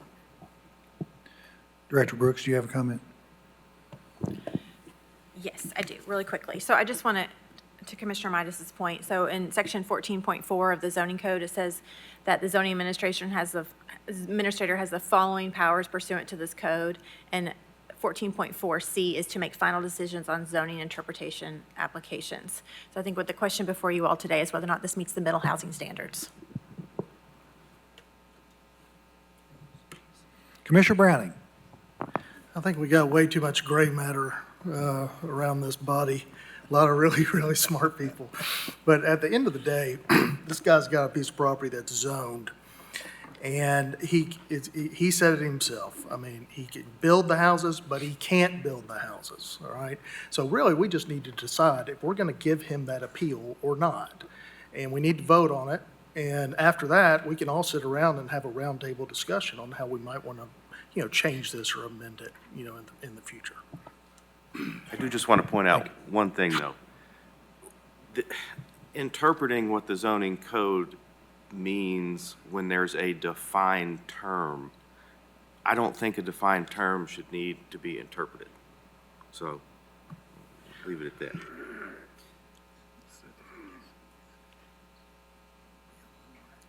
I would just, Commissioner Higgins. one last comment, because I agree. The question is, does this meet the standards of missing middle or middle housing types? And from everything that our code says as written, I believe it does, if you look at these definitions. So if we're being told that the common interpretation of plus or minus means this, what I would really want to hear how often, or if in the past, they've actually had to enforce that plus or minus. And the reason I ask that is again, with EN and RN1, in both of those cases, it is clearly written with a minimum. So I'm curious how often someone is trying to go beyond that 10 feet of average of block face, and zoning has said, nope, you can't do that. If we had, that would certainly make me more comfortable in going with an interpretation that isn't written, if there is a number of cases where that's actually happened. And in my experience, typically people are trying to get maybe not as close to the street as possible, but a little bit closer so that they can have more backyard. So I don't. I can think of one in particular on Sherwood Drive. Exactly. Where they had to push the house back because of a sinkhole condition. So, they could get a variance for that. And there has been one in the last 3 months, also on Sherwood Drive, where they had to pull the house forward. But that would be past the minimum, correct? So do you know if that one, where they went beyond the It would average of block require a face? variance, and it went considerably beyond the average of the block face. It did require a variance, Yes. or, okay. Okay, That's a hardship. What's that? That's a hardship, right? yeah. Yes. Commissioner Gill. This will be the last thing I say on this, just promise. Sorry. I have to bring up that we've had an extensive conversation about whether or not we should be interpreting language that has been a direct result of a missing middle being inadequate to address the needs that we've had. We've heard from Director Brooks that there will be standards that are going to be written that could address this problem in the future.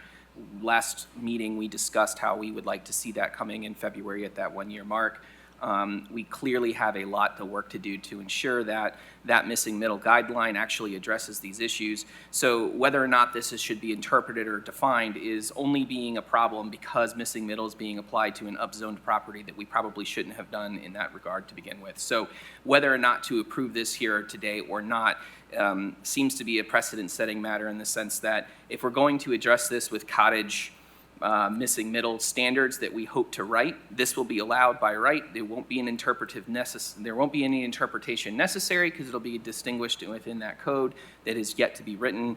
And at that time, I really hope to see this project and the applicant be able to do so. I hate that we're, in my personal opinion, we're not addressing that today, but we are going round and round about a particular legal definition of something that shouldn't even have been a question because the missing middle guidelines shouldn't be applying to an RN4 because that wasn't the avenue that we discussed.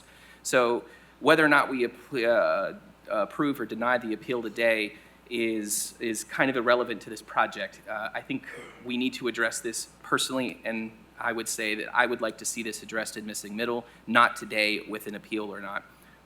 For that reason, I think I will be on record as saying I will like to deny the appeal with the intent to allow or to see it addressed through the missing middle guidelines that we should be hopefully updating here in February. Commissioner Gill, I welcome any correction on this particular comment, but I don't think this would be allowed in cottage court. There's a certain orientation that's required in other standards under cottage court. I understand, but Okay. I'm not sure the applicant hasn't attempted to build a cottage court on this lot because this is the avenue that he's been taken. I don't know if Mr. Marlowe, if there was an option to do it as a cottage court, if that was a standard that you'd be willing to adjust this plan at that time, but that might be a hypothetical at this point. I've adjusted the plan numerous times, trying to clear every hurdle that planning staff threw at me. This, as of our meeting in May that Mr. Bartholomew referenced before, I was told would work, which is what set in motion the rezoning, and now I'm bamboozled because had the missing middle been written, instead of saying the front setback, see the term setback, front setback is defined in Article 2, and it discusses this minimum that Commissioner Higgins was talking about. If this was the intent of missing middle when it was written and put into practice, that term should have been written into the missing middle as the build-to zone for the front.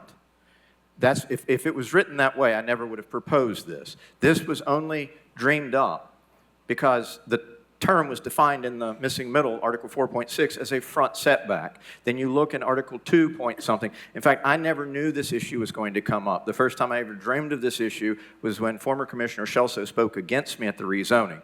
But he has privy to private conversations, I assume. I had no idea because I just read it, All right. plain language, Mr. front setback. Or Mr. Marlowe, let's get back to commission discussion here. Thank you, Mr. Marlowe. I share your frustration with this. Unfortunately, it seems to be a matter of we need to clean up how we're applying some of these things, and it's clear that you've been stuck in the middle on this. However, I think that this is going to be better addressed through the missing middle guidelines. Commissioner Adams? Yeah, I'm really struggling for all the reasons that everyone has stated. And I just want to say, I very much appreciate what staff has been doing with these cases. I don't feel that they are ever trying to obstruct. They really are trying to get things right. And so this has been a very healthy discussion, and I feel like I keep coming down on wanting to get the missing middle correct, that there's been an effort to do that, a very intense effort to do that, and we have all of these things. And the concern is that I come back to is the process that we're looking at for this particular case. I'm not against housing, I'm not against this idea. It's the process that if we're doing one off, two off, like what does that do? And that's really what planning is here for, is to try and guide us to make sure that we have some really solid things that we can look to. And this one is still squishy. We've got some things to work on. But because this is not the greatest place to find those perfect solutions, I agree with Commissioner Browning, like we've got to come to a decision and then keep working on it. Commissioner Higgins? If it's any consolation, the questions and comments that I'm making right now, I believe apply to this one and the next case. So I will try to be brief and not repeat on the next one. But a question for staff, because I know that we're, at least I'm focusing on this one wording scenario. However, my question is, if it weren't for that, if it just said setback, would staff still have the opinion that this is not compliant with missing middle? Correct. Okay. And can you, I'm sorry, briefly just mention what the other items would be in that scenario? Yes. So again, This is the first iteration of the middle housing standards that the city administration undertook and charged planning staff with writing. We focused significantly on new primary structures on infill lots. So all of the standards are largely geared toward that.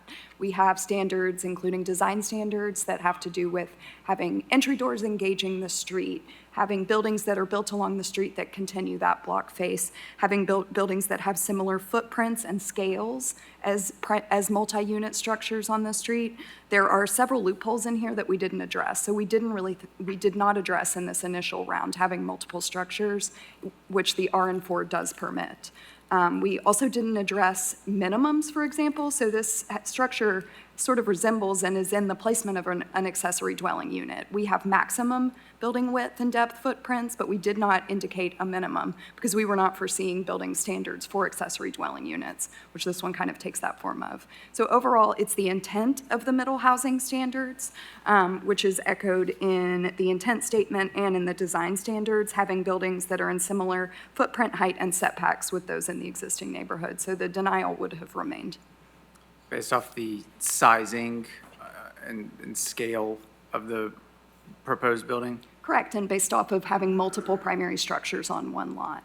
And during the middle housing process, was the question of multiple structures on one lot ever brought up or discussed? I don't remember us discussing it, but within staff's? I think, yes, absolutely. I think when the city administration kind of charged us to take this on, we wanted to do it in bite-sized pieces. So the cottage court standards are a little more complex. They include standards for shared public space, for footprint, for height, for relationship to each other. And so that was just something that we couldn't incorporate in this time. I don't disagree with what the intent would be, but I do think if we're interpreting it as written, that's where I'm hesitant to agree that it doesn't meet the intent. So all that to say, I think that at least on the process when there's a disagreement on interpretation with the zoning administrator is to go to BZA to appeal that interpretation.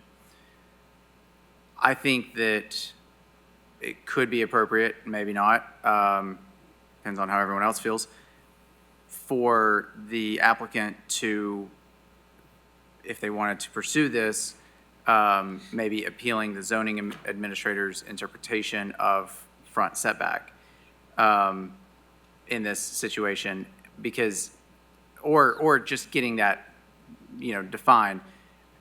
I say that to say, I hate to propose it, but I would be open to a postponement until that conversation could be had.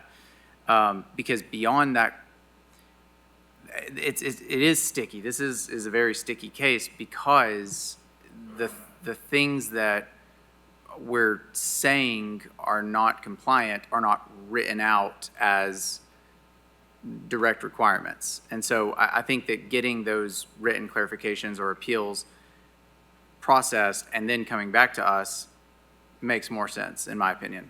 But we all have to agree on something. Okay. Some time ago, we had a motion to deny the appeal by Commissioner Midas and seconded by Commissioner Boyer. Are we ready for a vote? Okay. All in favor to deny the appeal, say aye. Any opposed? We have one no. Two noes. Two noes. Three no. Let's call the roll, Mr. DeArmond. Commissioner Huber? Commissioner Browning? Commissioner Levinson? Commissioner Boyer? Yes. Commissioner Overton? No. Commissioner Perez? Yes. Commissioner Anderson? Yes. Commissioner Higgins? No. Commissioner Biggs? Yes. Commissioner Gill? Yes. Commissioner Midas? Commissioner Adams? Commissioner Hill? Yes. That is 11-2.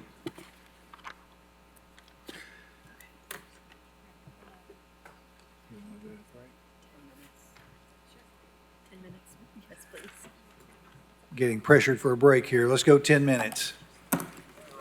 We are now on to item 17. This is the second middle housing denial.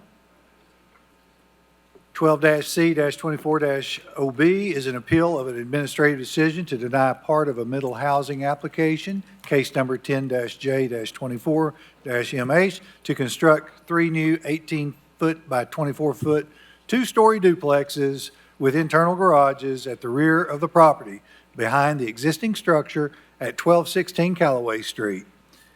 Administrative denial reads as follows.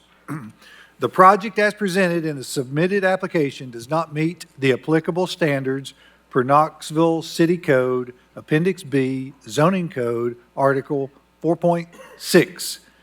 The 3 new rear structures do not meet the required front setback, Article 4.6.C.3. Required interior side setbacks, Table 4-4, nor the intent of the middle housing standards, Article 4.6, intended to promote the development of neighborhood-scale housing forms which are compatible with existing housing in the surrounding area. Article 4.6.E.4, to generate new middle housing buildings that are similar in footprint, height, and setbacks with the existing neighborhood. Recommendation is to deny the application as the final plat is not in substantial, wait a minute, no, I muddled one up there, sorry. No, that, I just read the action there, sorry about that.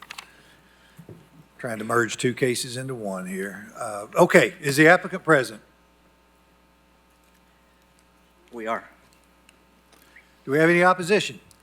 Seeing no opposition, you may proceed.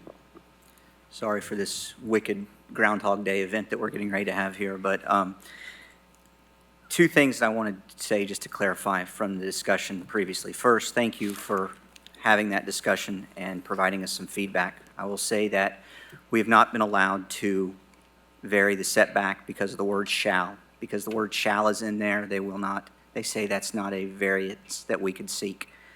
I'll also say that we have an approved missing middle permit and plan on an RN4 lot at the corner of Whittle Springs and Money Place that, in my opinion, has a different interpretation of setbacks. It's 2 primary buildings. One of them is a 3-plex and one of them is a 4-plex. But because they're built as townhomes, that's seen as the same type, so you're allowed to have a 3-plex and a 4-plex then.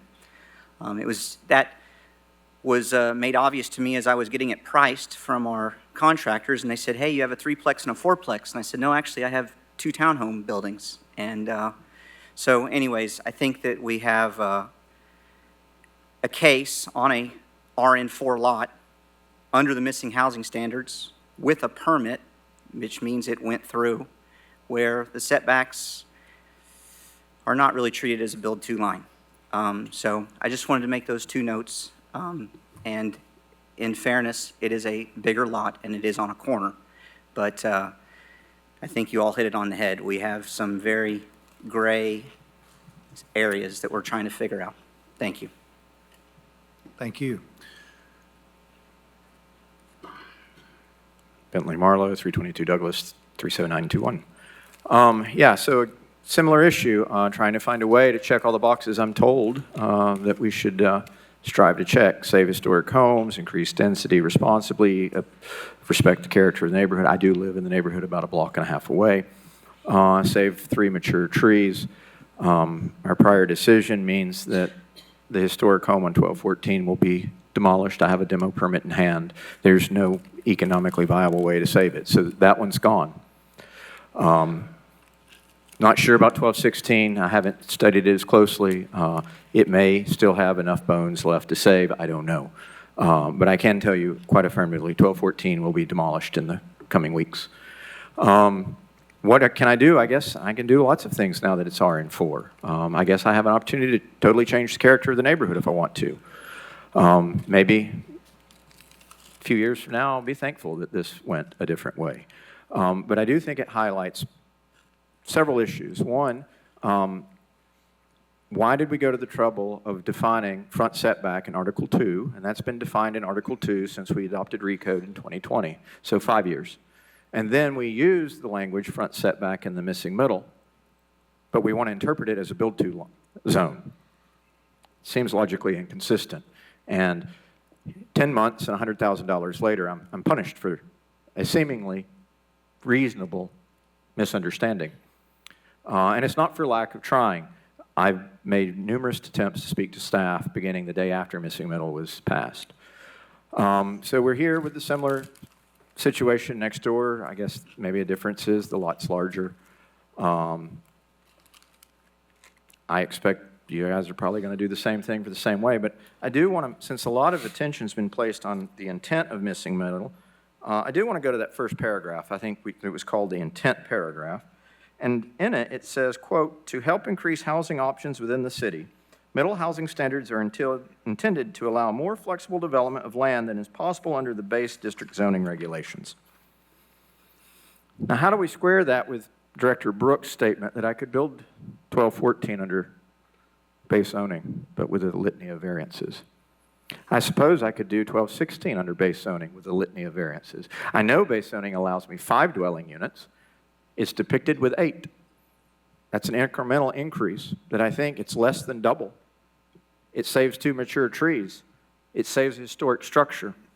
It honors the character and spirit of the neighborhood as identified in the 1917 Sanborn map with over 15 dwellings fronting an alley less than 150 feet away from this. So I'm quite perplexed. In fact, to this day, there's a single-family home less than 2 feet off this very same alley down at the corner of the alley in University Avenue.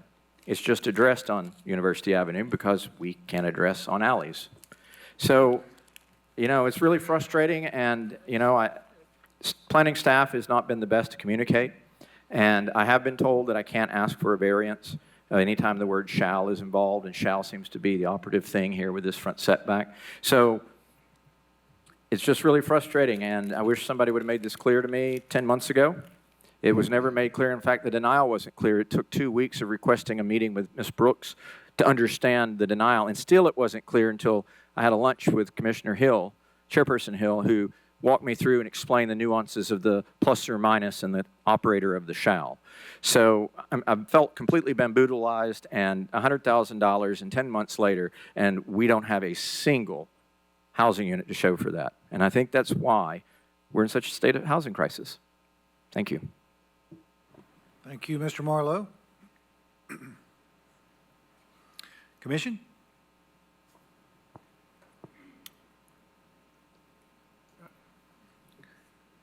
Before we go to commission, Ms. Crockett, do you want to share any differentiation of that referred Whittle Springs? Sure. Could you pull that site plan up? The infill housing one.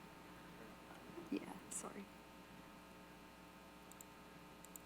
So this is a property that is a corner lot, a significantly larger parcel. The lot is zoned RN4 as well, so it did allow for those multiple primary structures. However, it's the only RN, and not to complicate things further related to the front setback discussions, but this is similar to what Mike Reynolds was discussing, where it is the only RN4 zoned parcel on that lot. So the way the city interprets that is it kind of gets to start that new setback pattern there. So this met the setbacks. It also significantly meets the intent of the middle housing standards, as all of the front doors face the street. There's walkways. It's engaging both streetscapes. So different project. Thank you. Commissioner Higgins. I just have a question for staff about the dimensional or the lot width standards with middle housing.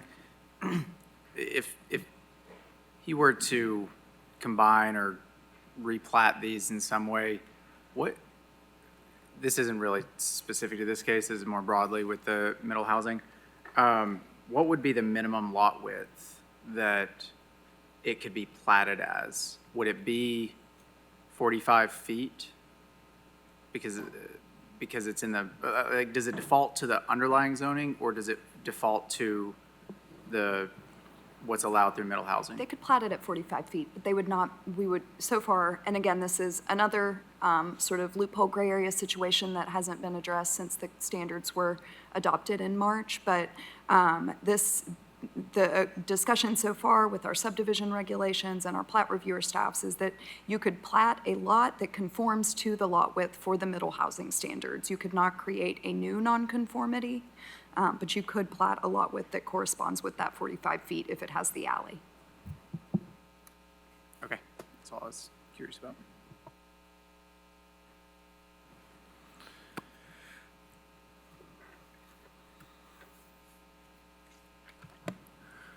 I don't think we have any choice but to deny at this time, and we have a lot of work to do. So I make a motion to deny. Second. We have a motion to deny the appeal by Commissioner Levinson, seconded by Commissioner Anderson. Seeing no other lights, all in favor say aye. Aye. Any opposed? One no. All right.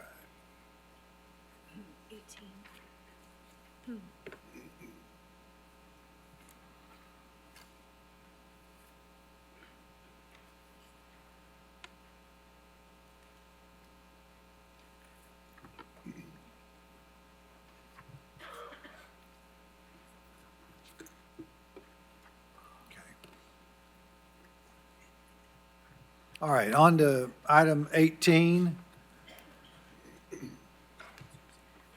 This is regarding the final plat. Staff recommendation is deny the application as the final plat is not in substantial compliance with the concept plan. Required revisions to the plat were not completed, and the applicant has not requested to postpone the case. Is the applicant present? All right. Yeah, Scott Davis, P.O. Box 11315, Knoxville 37939. The lawyers back here love you guys. They get to bill by the hour, so they're happy. Appreciate y'all's time and your service. I'll make this one easy for you. We've been working with Engineering and Public Works, and with your pleasure, you can vote to postpone. Okay. I'll move to postpone. Second. We have a motion to postpone by Commissioner Levinson, seconded by Commissioner Higgins. How long, Mr. Davis, how long are you requesting? It's a pleasure to you guys. 30, 60, 90? Staff recommend. All the above? I think 30 See, days would be fine. We should have. 30? Yeah, 30 Okay, days. okay, so. Amend to 30.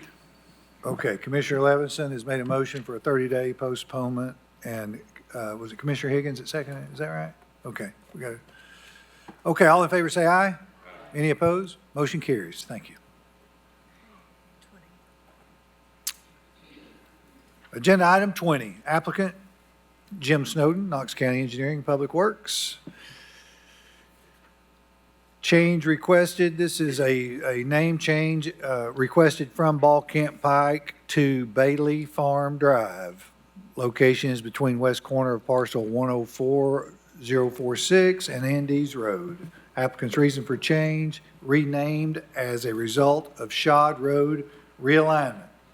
Staff recommendation is approve the name change from Ball Camp Pike to Bailey Farm Drive as requested by Knox County Engineering and Public Works. Is the applicant present? Mr. Elliott, would you like to? And do we have opposition?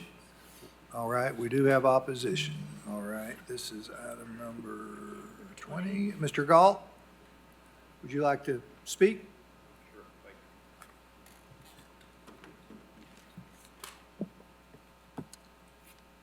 My name's Tom, excuse me, I've got a sinus infection. Tommy Galt, 8642 Ball Camp Pike, Knoxville, Tennessee, 37931. I spoke at the October meeting, and at that time presented y'all with our opposition to this. And then in early November, I spoke with Kelsey Bousquet on the telephone. She told me, I shared my concerns with her about some other things I'd found out. Did you share those with the commissioners or not? You're free to share. Ms. It was just regarding some communication that Mr. Galt had with Yeah. the Emergency Communications Director. Yeah. Okay.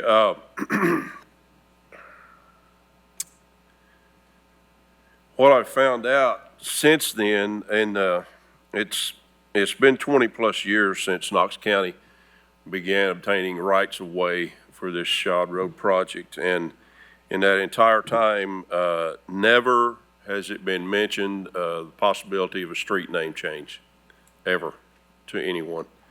I contacted my county commissioner, Terry Hill.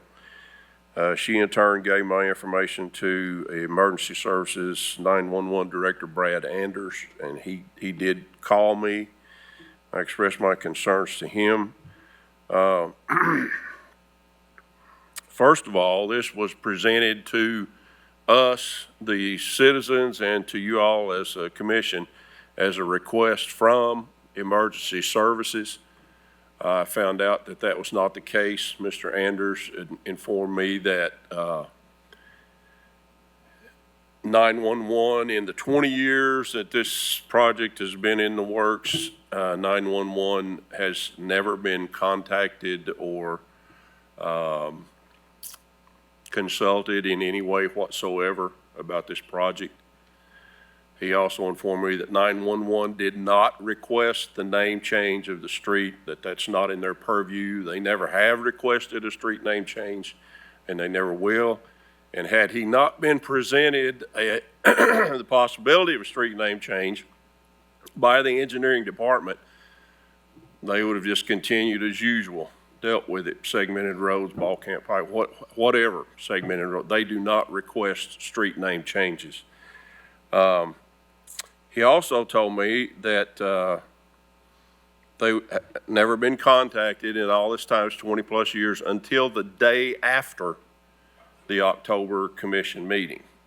At that time, Engineering and Public Works contacted him, requested a meeting which I was told by engineering that I would be part of. Somehow they neglected to contact me, so I wasn't part of that meeting. But this entire issue came out of Engineering and Public Works for Knox County. The residents of that section of any section of Ball Camp Pike have not requested this. We never were contacted or notified in any way. No signs of intent were posted until after I and my neighbors called about it, which by that time it was almost too late. Tennessee state law has regulations regarding this type of thing. For if I, as a private citizen, wanted to change the street name, I would have to get that signed off on by every property owner on the street. Engineering has stated publicly that they do not have to abide by those state regulations. It doesn't seem quite fair that a county department does not have to function and operate within the regulations of the state in which it's located. So I've got a couple of three requests. First of all and foremost, to deny this application to change the road name. Secondly, that the commission consider in the future a possible alternative way of handling these matters, as the state does have regulations regarding this, and engineering has stated publicly that they don't have to abide by those. So in my experience, personal experience in the past 3 months, 2.5 months, I've learned this, engineering's not quite forthcoming in their intentions and actions. I feel like they've been allowed too much autonomy in the way they operate, so that would be another request that if it's within your purview that somehow that process can be changed, altered to bring them more in line. And You wrap up, Mr. Galt, I'd appreciate it. all right, thank you. Mr. Elliott, would you like to have any comments? Jim's not here, so I'm speaking for him, and this is not my wheelhouse, but he says he's spoken with the E911 director, and Mr. Andrews told him he prefers this change, and I think it's also the preference of addressing that this change be made. Thank you. Commission?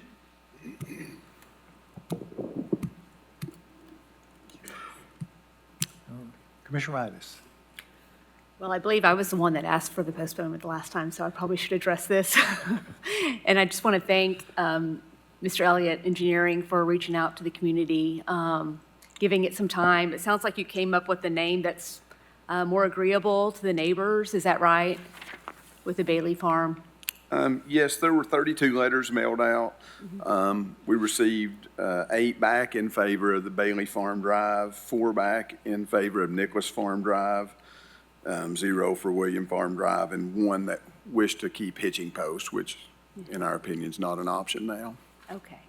Well, I appreciate that. I know that takes additional staff time, and, I understand where you are coming to from, Mr. Gall. I know this is going to be somewhat of an inconvenience for you, but, the process is in place to help with the safety and access and being able to, be able to just clearly align the street names. And so I'm going to go ahead and make a motion to approve the name change from Ball Cape Pike to Bailey Farm Drive as requested by Knox County Engineering and Public Works. Second.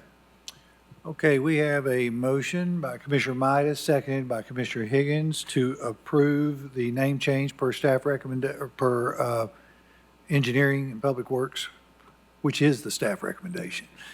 Seeing no other lights, all in favor say aye. Any opposed? Motion carries. Thank you. Agenda item 22, applicant David Harbin, location north side of Ball Camp Pike, west of Valley Grove Lane, approximately 5 acres. Present zoning is planned residential up to 3 dwelling units per acre. Zoning requested, planned residential. Existing land use, agricultural, forestry, and vacant land. Density proposed is at 8 dwelling units per acre. Staff recommendation is to deny the planned residential zone with up to 8 dwelling units per acre because it is inconsistent with the Knox County Comprehensive Plan and the surrounding development accessed off of Ball Camp Pike. Is the applicant present? Counselor, you're it?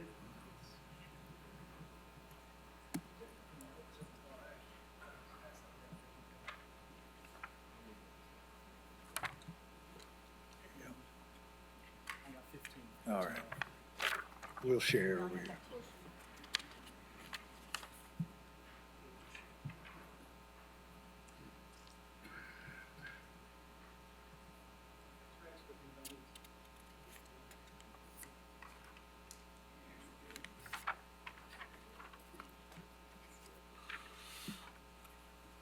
Sorry, Ben Mullins, 550 West Main Street, here for the applicant. Do we have any opposition? We do have opposition.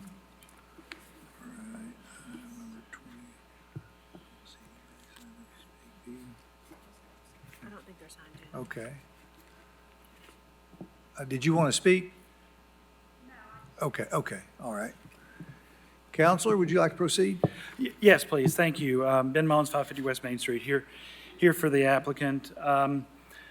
This property is on Ball Camp Pike. It is, approximately 5.05 acres. It's currently zoned PR at 3 units an acre. We have asked that it be, the density on this be increased to 8 dwelling units an acre. We're asking for, and just for context, this would be, currently there would be 15 homes at 3 units an acre on this piece of property. The density of 8 would allow up to 40 homes. We're asking for the same density with the same conditions as was recently approved on the adjacent property to the north. You can see it there, the PR with the condition at 8 dwelling units an acre, 8 and 24 RZ. The handout I did was the case summary for that. In the letter that I submitted, I referred to that as Exhibit 1. I realized I did not attach Exhibit 1, so I wanted to go ahead and pass that out. On the second page are the conditions that were imposed on that property. And that is, we're asking for the same consideration for this property, just similarly situated properties being treated the same. Now, staff's distinction between this property and the property to the north is the property to the north has frontage to the Shad Road improvement that is coming through there. It has not yet be completed. And it does have frontage on it, and this property currently does not. But if you look at staff's condition on that, there were concerns whether or not that the property to the north would be able to access Shad Road. And if it could not access Shad Road, then its only access would be onto Ball Camp Pike. And that's the reason why the two conditions were imposed, that, you know, that if it can't access Shad Road, if access to Shad Road isn't feasible, the property owner may be required to make appropriate improvements to Ball Camp Pike as deemed necessary by Knox County Engineering and Public Works Department, and that no grading permit shall be issued until the construction of Shad Road is complete. And we're asking for the same density with the same conditions. This does have access to Ball Camp Pike, and if that is the only access that we are ultimately allowed to have, then we would have to improve Ball Camp Pike to increase the density. We understand that. That's a condition that this body has routinely imposed for these types of zonings, and indeed imposed it on the property to the north. There is possibility that when a development plan is approved for either this property or the property to the north, that there will be some some requirement for cross-connectivity with those properties. Indeed, we see development plans, and staff routinely recommend there be stub outs to make that property be able to connect to one another. And so we do think that there will be a reasonable, if not likely, likelihood that there would be access to Shad Road through these properties, even if they're different developments, even different property owners, that there would be some consideration for that cross-connectivity. Indeed, Advanced Knox, which just passed this year, refers to connectivity between the development 21 times, and that's not hyperbole. I actually did the word count on that. And staff talked about the policies. They mentioned they didn't think this conformed to policy 9.3 that focused growth in areas already served by infrastructure. But we do think there are other policy considerations that as a whole mitigate towards approving this development with this density. Policy 5 for Advanced Knox talks about creating neighborhoods with a variety of housing types and amenities in close proximity. You know, this is less than a mile from a commercial node, Bakertown Road. There's intended sidewalks on Shad Road, and this is also less than a mile to Amherst Elementary. And so there are, that's the reason Shad Road is coming through here, and there is an opportunity for significant amenities for these neighborhoods. The next policy down from 9.3 is 9.4 is require that infrastructure improve agreements are in place before submitting final plat application. That's the basis for the condition that if, you know, there has to be access to Ball Camp Pike, that there be an agreement in place to improve that section of Ball Camp Pike. The owner of this property understands that and is willing to accept that condition. Policy 6 talks about promoting attainable housing that meets the needs of current and future residents. And, you know, you hear developers and other people talk routinely about the housing issues that Knox County is having, and this is an area it's in the urban growth area. It's you know right there at the significant investment this county has made into the Shad Road improvements. And also promotes connectivity within the new development. Again, I guarantee if either property were to move forward with a development plan, staff would likely have some stub outs to connect to one another to avoid the kind of thermometer cul-de-sacs that we've seen so often in the past. So we do think that there is reason and consideration for this property to be given the same density. It's not going to be a development plan moving forward anytime in the near future, but there will be opportunities to make these developments compatible with one another and compatible with the infrastructure improvements planned in that area. So I would ask that you approve the density as requested. Thank you. Thank you. Commission? Vice Chair Huber. Well, I got a few comments, I suppose, about it. If I recall right, and I don't know if it's even picked up on KGIS yet or what happened, but we recently rezoned or made a recommendation to rezone to county commission for up to 9 units an acre, if my memory serves me correctly, a few thousand feet away from here on a lesser road. That's where if you go plan right on this down to, give me a second, down to Bradley Lake Lane. Yeah, off Amherst. If you go down to Amherst and go up Bradley Lake, and the reason I'm pointing this out, I think there was some discussion about the road size. You know, and I drove by this, and it is close to a railroad track in that area, but we just recommended 9 units an acre on one that is down Bradley Lake Lane, which is further off of Ball Camp and on a lesser road. I mean, this road's probably 12 or 15 feet wide, and we recommended 9 units. Now, that'll come along with some road improvements, I'm sure, but that road leads directly back down to Ball Camp, which is the road we're talking about. You know, with respect to the being as close as it is to the railroad track, the posted speed limit there is 40 miles an hour up and down Ball Camp right there. So, you know, logic and county codes would tell you that we need to have at least 400 feet of sight distance between or in either direction. And I think per staff, it was over 400 feet to that railroad crossing. But I don't know about you guys, but I wasn't planning on hitting it at 40 miles an hour anyway, you know, because, I mean, you'd be launched in the air. So I think there's an automatic deceleration when you come up to that, which is going to increase sight distance, I think, at that location. But the biggest thing, you know, it's in the urban growth boundary, and I think that's why we leaned towards, you know, zoning the other one at 9 units an acre. So this is still within the urban growth boundary, which is going to really lean towards higher densities. I get it is more, you know, beneficial if it does dump out onto the new Shod Road, but I don't think it should preclude it from going to Ball Camp because it is in the urban. It's expected to have a higher density.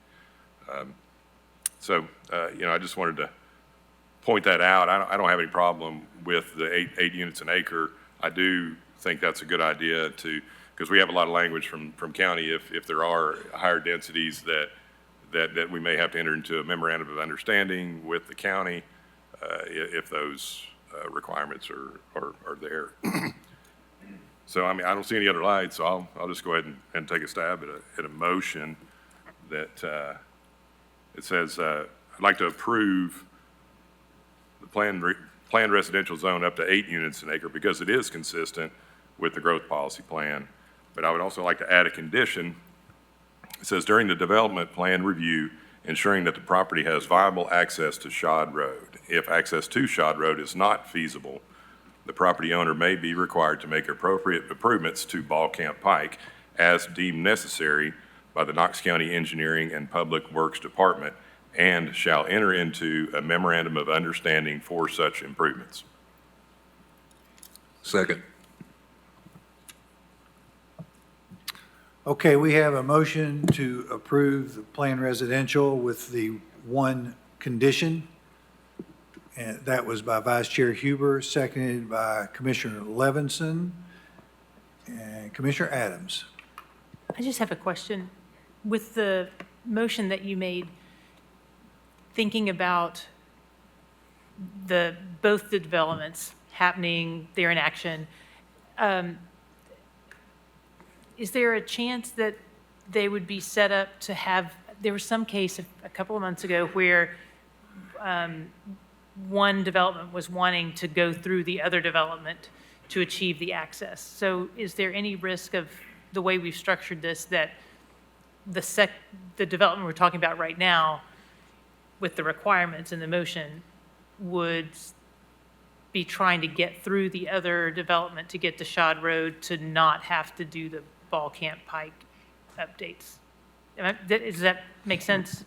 Yeah, somewhat. I mean, I think that's going to get picked up at the concept plan, right? I mean, within staff, I think both owners need to bring a good plan review down in planned residential when they come in and look at the concept plan and the development plan. I think it would be great if we required a stub out. We talk about that all the time, you know, walkable connections, that type of thing, and wouldn't have any issue if it was only up at Shod Road. But in the event we can't do that, or it just doesn't work out, because I don't know the topography or any of the issues that the property could present. I think we need to give them the flexibility to access ball camp as well. Yeah, so I'm just, I guess, and I think your point's good about the opportunity there for connectivity. From, I guess, council's standpoint, is there anything else that needs to be included in that motion to help ensure what we're talking about really is carried out? Well, I mean, are you comfortable with making that type of condition of connectivity at this stage? It's gonna go on the calculation.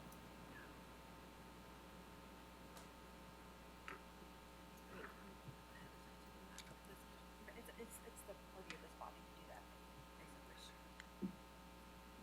I mean, it is the purview of this body to do that. Of course, there's a motion pending now, so it would require some modification. If Commissioner Huber is willing to accept essentially what would be a friendly amendment to his motion. In terms of specific reference to connectivity? The connectivity issue, yes. If that's what I understood your question to pose, is whether there would be a way to address that at this stage. The first question is just making sure that we weren't causing a problem, and it sounds like we're not.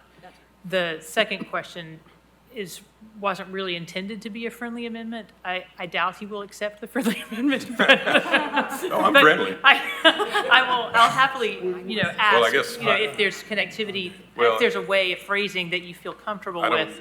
I don't know that there is a way. Now, if the other one was, if we were rezoning the other one or looking at the concept plan or the one that's on the north side on the TV here anyway, but we can't force them to do it and force these guys. We can't, you follow me? I think I do, and so I'll say that back to you. The way that you would see the connectivity coming in to play there is if either one of these developments brought their plan and we could look at it at that juncture, we would say, okay, we really need you to connect over here. Yeah, staff knowing that what we've talked about today, we would like to see that connectivity.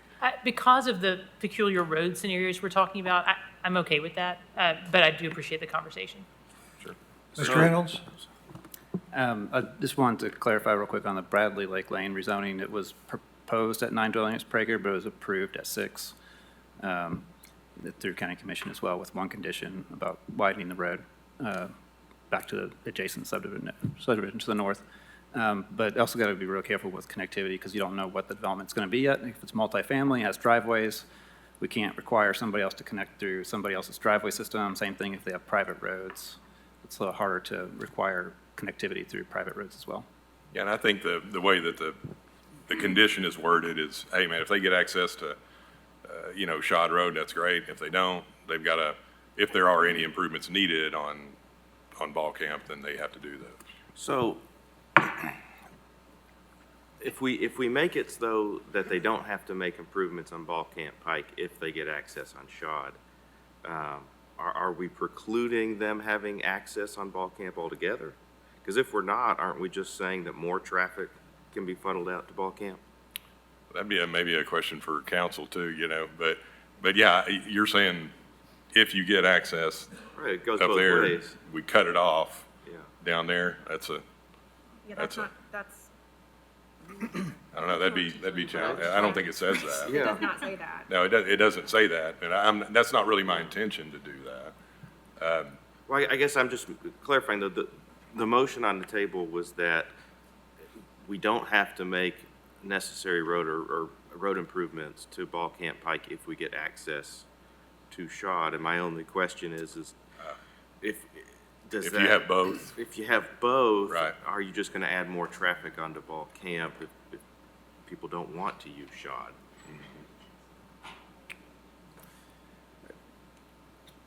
Yeah, and I think this is where, if depending on the size of a project, we might have a traffic study, and the traffic study might have recommendations. If there's connection to both, then we'll know what kind of improvements are needed to either of the road frontages.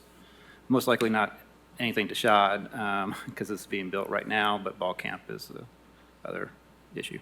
So would the applicant be open to a traffic impact study in the event that access is requested? I think planning, even though this wouldn't automatically trip a traffic impact analysis with 40 units, I believe the the transportation guidelines do allow planning director to require one for something like this if there's unique circumstances. So I don't think we would have an objection to that. I think the commission or the Director Brooks and her department can require one under certain circumstances. It probably would be captured by this, just with the unique circumstances of it. So are we good with the motion? Commissioner Higgins.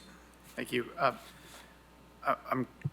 This is kind of a question for staff. If this other case had this language about the connection to Shad Road or the improvements if there aren't connections, I completely understand the connection to Shad Road aspect and agree with this density with the condition of the connection to Shad Road. I'm just curious for staff, was it considered in this case to look at this one as a condition that they could do it if they improved ball camp? Like, was that discussed when reviewing this?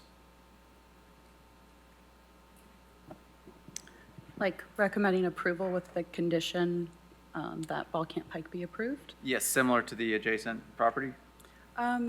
So I think part of it was just this property was rezoned in 2022. And when we were looking at changing conditions in the area on the ground near this property at this section of Ball Camp Pike, it felt that PR up to 3 dwelling units an acre was appropriate. And since there wasn't access to Shad Road, essentially just we felt that recommending denial was more appropriate, but should access be granted, or not access be granted, excuse me. We believe during the development plan, that's when EPW would determine what requirements and the extent would be needed to Ball Camp Pike.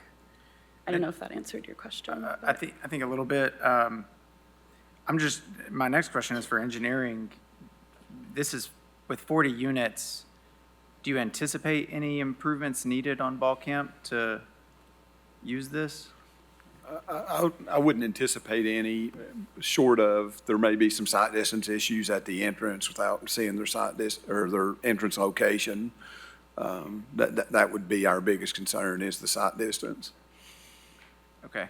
I guess I'm all about approving it and connecting it to Shad Road. It just seems to me that the condition, if they can just build it on Ball Camp and, likely may not have to do any improvements to Ball Camp, I don't know if that really changes things, from just a blanket approval. But I think that trying to encourage or require that connection to Shad Road would be an ideal condition in here. Any comments, Vice Chair? You made the motion. No? You good? Good with your motion? Okay. We have a motion to approve PR with the one condition, and that was seconded by, was that Commissioner Levinson? Yeah, Commissioner Levinson. I see no other lights. All in favor, say aye. Any opposed? Motion carries. Thank you very much.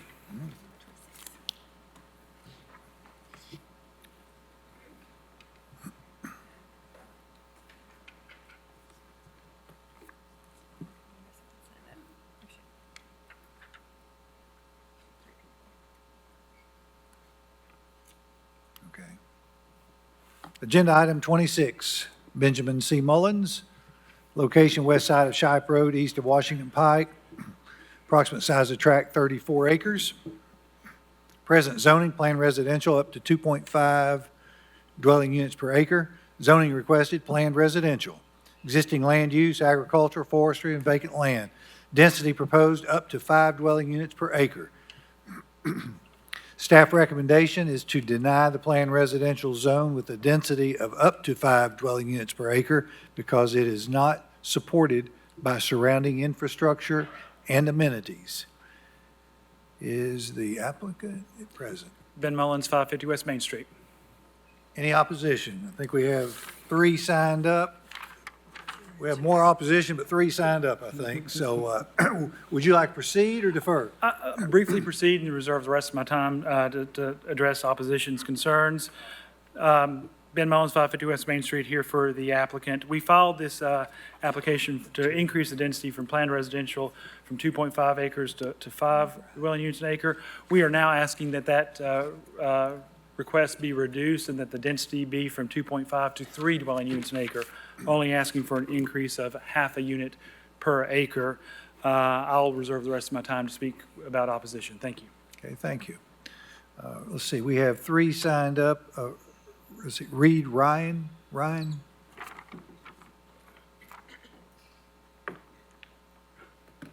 Thank you. My name's Reed Ryan. I live at 4733 Shop Road, and I'll try to be quick since there's 3. Almost everybody back here is a direct neighbor to this property. We are all dead set against this. We agree with you at 2.5. I measured it, and there are 100 homes between Washington Pike and Milltown Pike. At 2.5, that would be 85 new homes, which almost doubles the amount of homes that are there now.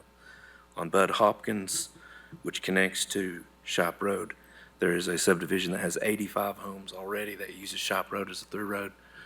At that intersection, there's a church that also acts as a school where my children went, and there are no sidewalks. This is a very rural area, and I just think that I passed 7 subdivisions on my route from there to here, and I hate the direction that all of this stuff is going. I think we should have a rural area. I think we should have a suburban area. I think we should have an urban area. And I'll defer my time to others. Thank you. Thank you, Mr. Ryan. Myron Ryan. Oh, is that you too? Okay. Okay. Bill Evans.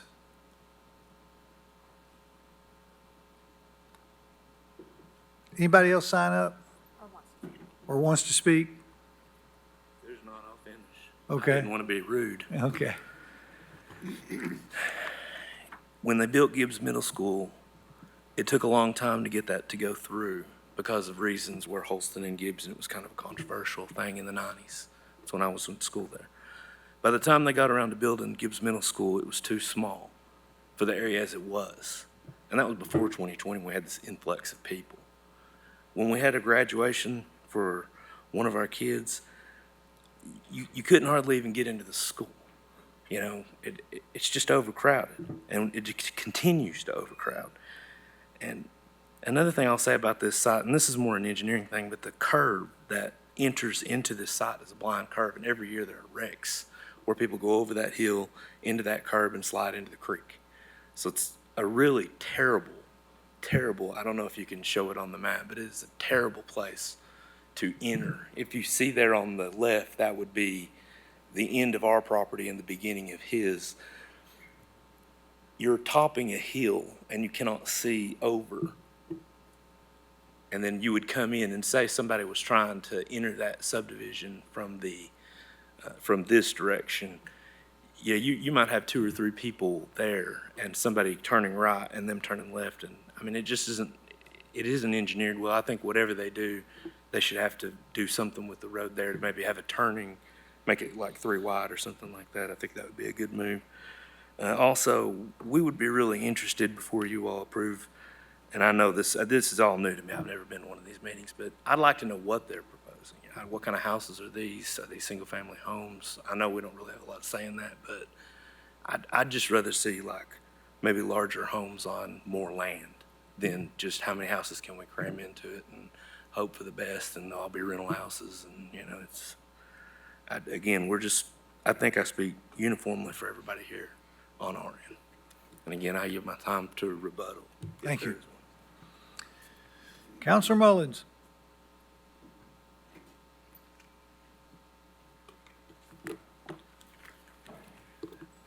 Thank you. Ben Mullins, 550 West Main Street, here for the applicant. Like I mentioned before, staff recommended denial at 5 units an acre.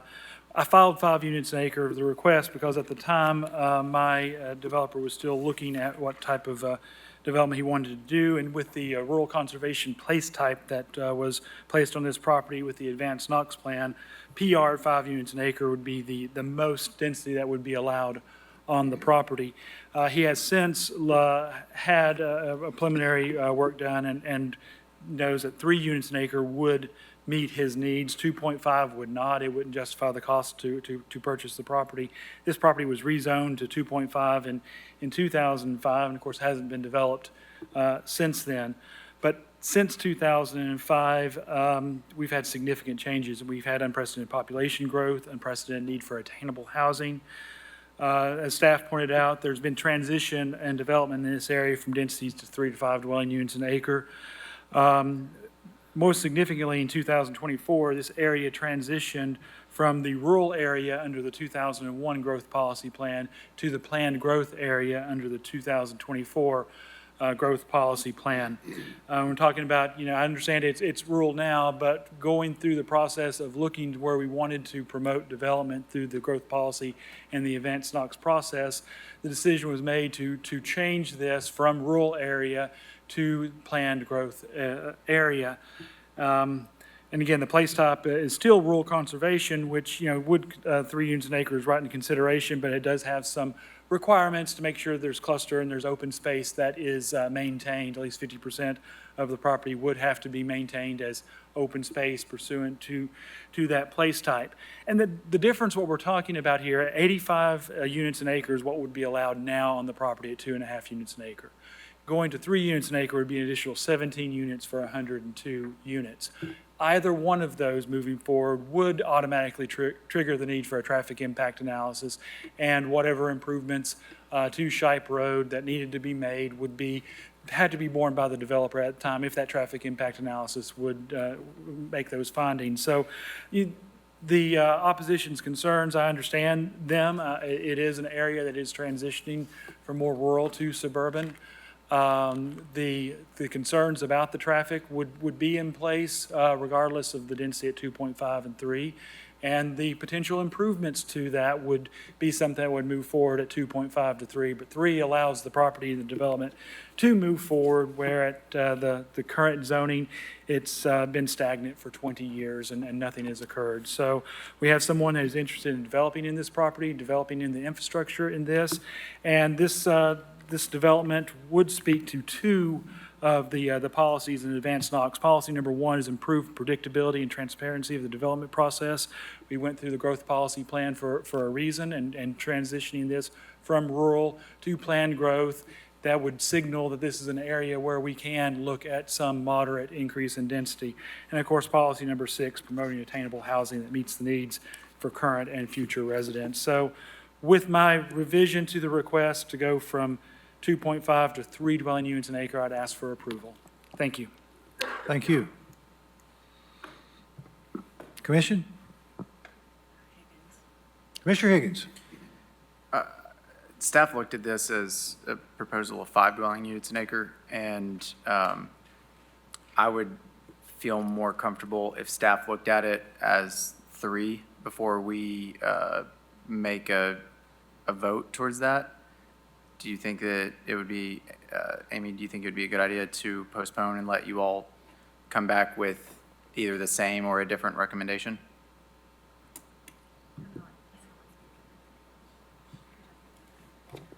So at agenda review, we shared that our preliminary assessment of 3 was the same as, that we think 2.5 is appropriate here, considering existing infrastructure and amenities.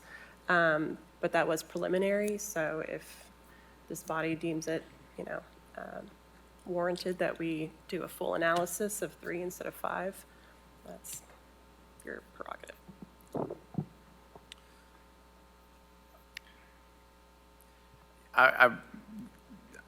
In my mind, the 2 options are to either deny or postpone. So I'll pause and see if anybody else has thoughts. We do have other options, but. Well, yes, but given the conditions, it's drastic enough of a difference from what was requested that I think that it does warrant a staff report for that increase. Fair enough. Vice Chair Huber. I guess, I'm struggling with it. It is, somewhat rural out there for sure, but the part I'm struggling with is the growth policy plan and, the the comprehensive land use plan that we spent years on. And there were certain areas that it was negotiated and decided that would stay in. We took some areas that were, planned growth and took them out of planned growth and made them rural. We had other areas that we took out of rural and put into planned growth. One of the comments, I guess, was because it's not surrounded by infrastructure and amenities, that's a kind of a generic thing, throughout the codes, but what is not there? It's got sanitary sewer, right? The road is, I think they said 20 feet wide, the minimum is 18 feet wide. I think the whole idea of it was to not approve any kind of densities or densities in areas that have inadequate, 15-foot wide road, or sewer is too far away, those types of things. And I just think that this getting put into the plan zone is telling. I know it's challenging for the neighbors out there sometimes, but I do feel like it meets the infrastructure needs. That's why it was changed from rural to planned. I personally don't think, a difference of 17 units is going to make a whole lot of difference. If it's 2.5 or 3, it's still a housing development. It is in rural living, correct? Conservation, rural conservation. So it will dictate, how that's laid out and conserve a lot of that. I don't think it's an unreasonable request.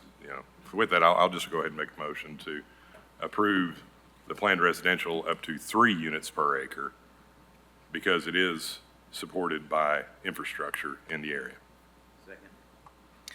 We have a motion by Vice Chair Huber to approve planned residential with a density of up to 3 dwelling units per acre, and that was seconded by Commissioner Anderson. We still have more discussion here. Let's go to Commissioner Adams. I have a question from what Commissioner Higgins said, that why would staff recommend 2.5 and not recommend 3, just because the request was for 5 versus the request for 3? I'm not following that logic, because it seems like their assessment should be on what is appropriate in this spot. I think 2.5 is what's existing. Is that correct? Okay. So it wasn't that they were recommending 2.5 instead of 5. It's just that's what was on there. So I don't know what the previous request, if the previous request was for 2.5 or 3 or whatever, but I was just saying this round of looking at it, they were looking at it as 5. Okay, so this is, I guess, for you, Director Brooks. I understood what Commissioner Higgins said, but for an assessment, the answer from staff is what is appropriate at this site, not, especially if it's moving, if they're asked for a certain number and they're looking at, well, what is appropriate here? They come back with, this is what we think is appropriate in this area, not just as a comparison to what the request was. Can I ask a question? We all live in this community. We don't have sewer. Okay. I would like to have a- Ma'am, I'm sorry. I need to adhere to the rules of order here, and that is, once we've gone to the public for public comment, and now we're at commission. So this is a commission discussion right now. So if one of the commissioners want to address someone in the public, they're free to do so. I will ask for public comment after I get this clarification, but is my question making sense? I'm not sure, Commissioner Adams. Our recommendation is that we think 2.5 is appropriate for the site, which is the current zoning. Does that answer your, I don't think I'm answering your question. It does, because it is saying staff looked at this area, this is what we recommend, not based on anything else, but the normal things that are assessed for making that recommendation. It was just, Commissioner Higgins, I think the way he phrased it, it made me wonder why we would postpone, because I don't see why that we would get a different result from a postponement. Yeah, that's a good point. I was just thinking that if their request was for 5 and they looked specifically at 5, my question was, does it make sense for us to let staff reassess as a request for 3? I know that oftentimes staff will recommend the max that they think is appropriate. So just that, my question was just more, is it appropriate to let them look at it again, or if they're basically saying 2.5 should be the max? And so, and that was answered. Okay, thanks. There was an individual who was standing up from the community, the woman who spoke out. If you'd like to speak about the, you said that there was an assessment that was different. If you could come to the podium and give your name and then answer that question about what was that difference you were talking to? My name's Debbie Lane. I live at 5108 Shop Road. I don't have sewer. When my property was put into place, we wanted to run sewer down our road. There was not enough people that would tie in. Some of the people back there I've asked, do you have sewer? They said no. So we're just wondering, is sewer ran down that way, or is it something they're planning to put in?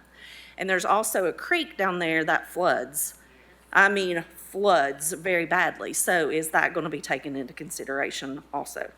We'll be happy to ask those questions. Councilor Mullins, do you have any information about the sewer?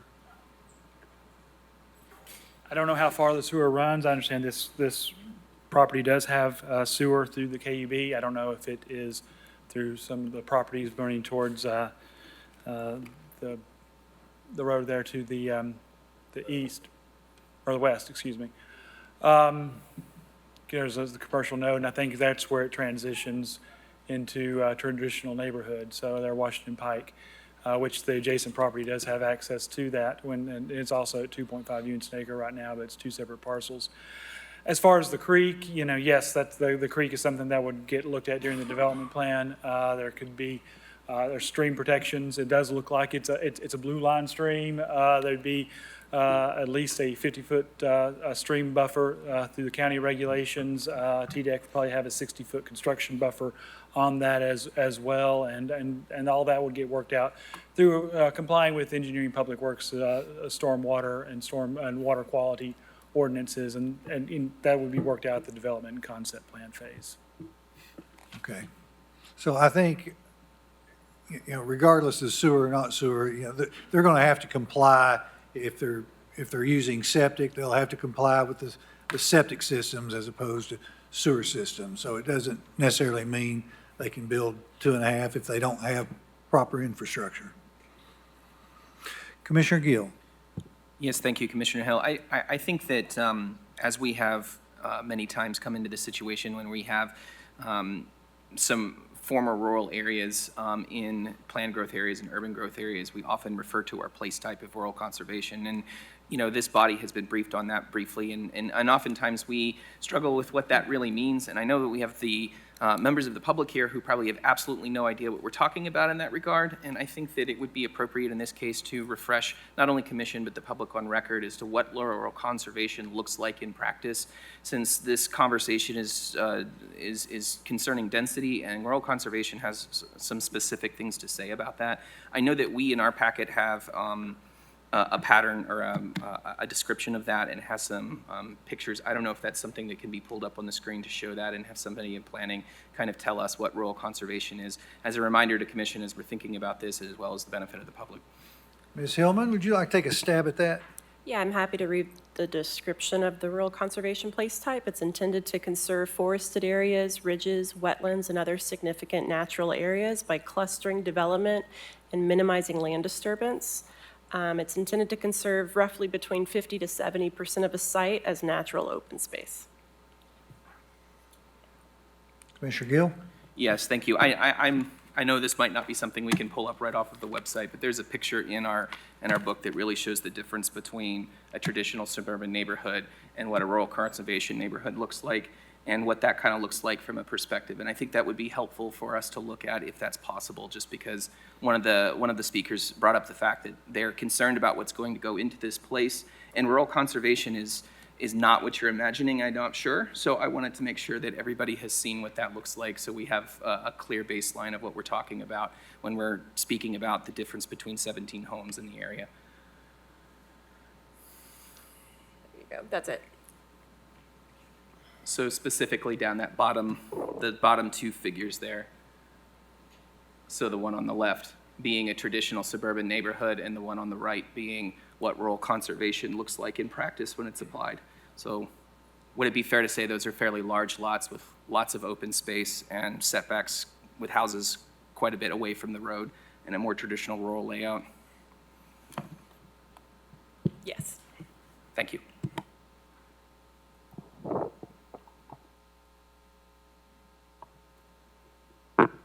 Commissioner Overton. I have a related question going off of Commissioner Gill. Since this is planned residential, we'll look at the development plan, and this seems obvious, but sorry. When we look at the development plan, we're looking at more than just density in the subdivision regulations. Like, we would look at the development plan in the context of rural conservation as well. So if they come and they've developed the entire 34 acres straight down the line with, what is it, 3 units an acre times 34, like, it's not going to be that, because we look at the planned residential in the context of the rural conservation place type. So staff would, and correct me if I'm wrong, not likely recommend approval for a development plan that wasn't also in line with the rural conservation place type, right? That is correct. We would look to that. We would look for that 50%. And so that's why I would support approving 3 units an acre here, because I think that there's going to be a lot of factors in place that maintain or try to maintain as much as they can some of the similarities of the area and the surrounding neighbors and things like that, which is part of the Advanced Knox concept, as other commissioners have more eloquently expounded upon. So I just wanted to point that out in context of what Commissioner Gill said. All right, thank you. Commissioner Adams. I guess yet again, wouldn't staff's recommendation for that 2.5 density be an equation that looks at how they can preserve the amount of the correct percentage of open space? Yes, regardless of what the density is approved, we'll be looking to that place type once they submit their development plan. Okay, For so additional guidance. the answer is no. It's not, the density equation is not one that is based on what would be allowing for the percentage, because the home type and the plan can alter that so much.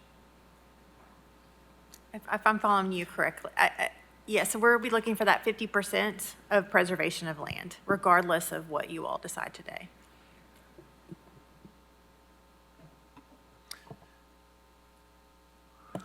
Chair will entertain. Entertained. Call for the vote, please. Oh, we've already got a motion? I've since forgotten. So let me see here. Okay, Vice Chair Huber has up to 3 in planned residential, seconded by Commissioner Anderson. Okay. Seeing no other lights, all in favor say aye. Any opposed?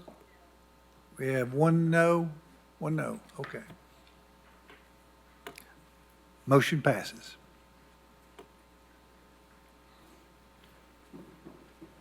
Do you know if there'll be a second hearing on this? County Commission, yeah.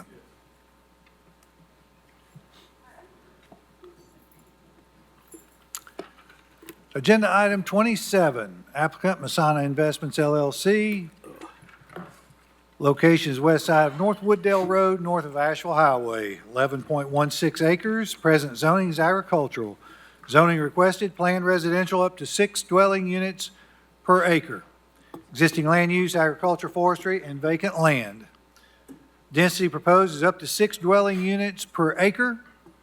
Staff recommendation is to approve the planned residential zone with up to 6 dwelling units per acre because it is consistent with the Knox County Comprehensive Plan. And the applicant is before us. Do we have opposition?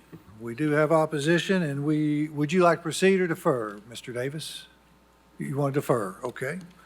All right, Mr. Joseph Bailey.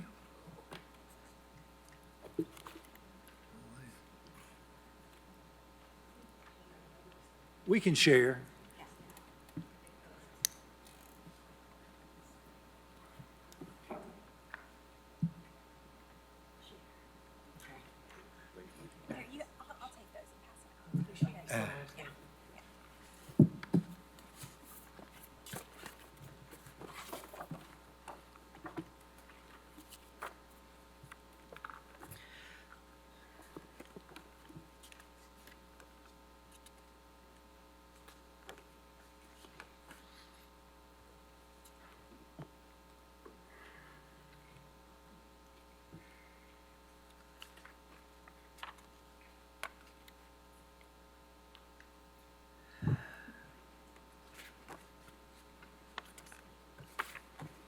All right, let's proceed. Mr. Bailey. Good afternoon, Commissioners. Thank you for allowing me to speak about the rezoning of 205 North Wooddale Road, parcel ID 62047.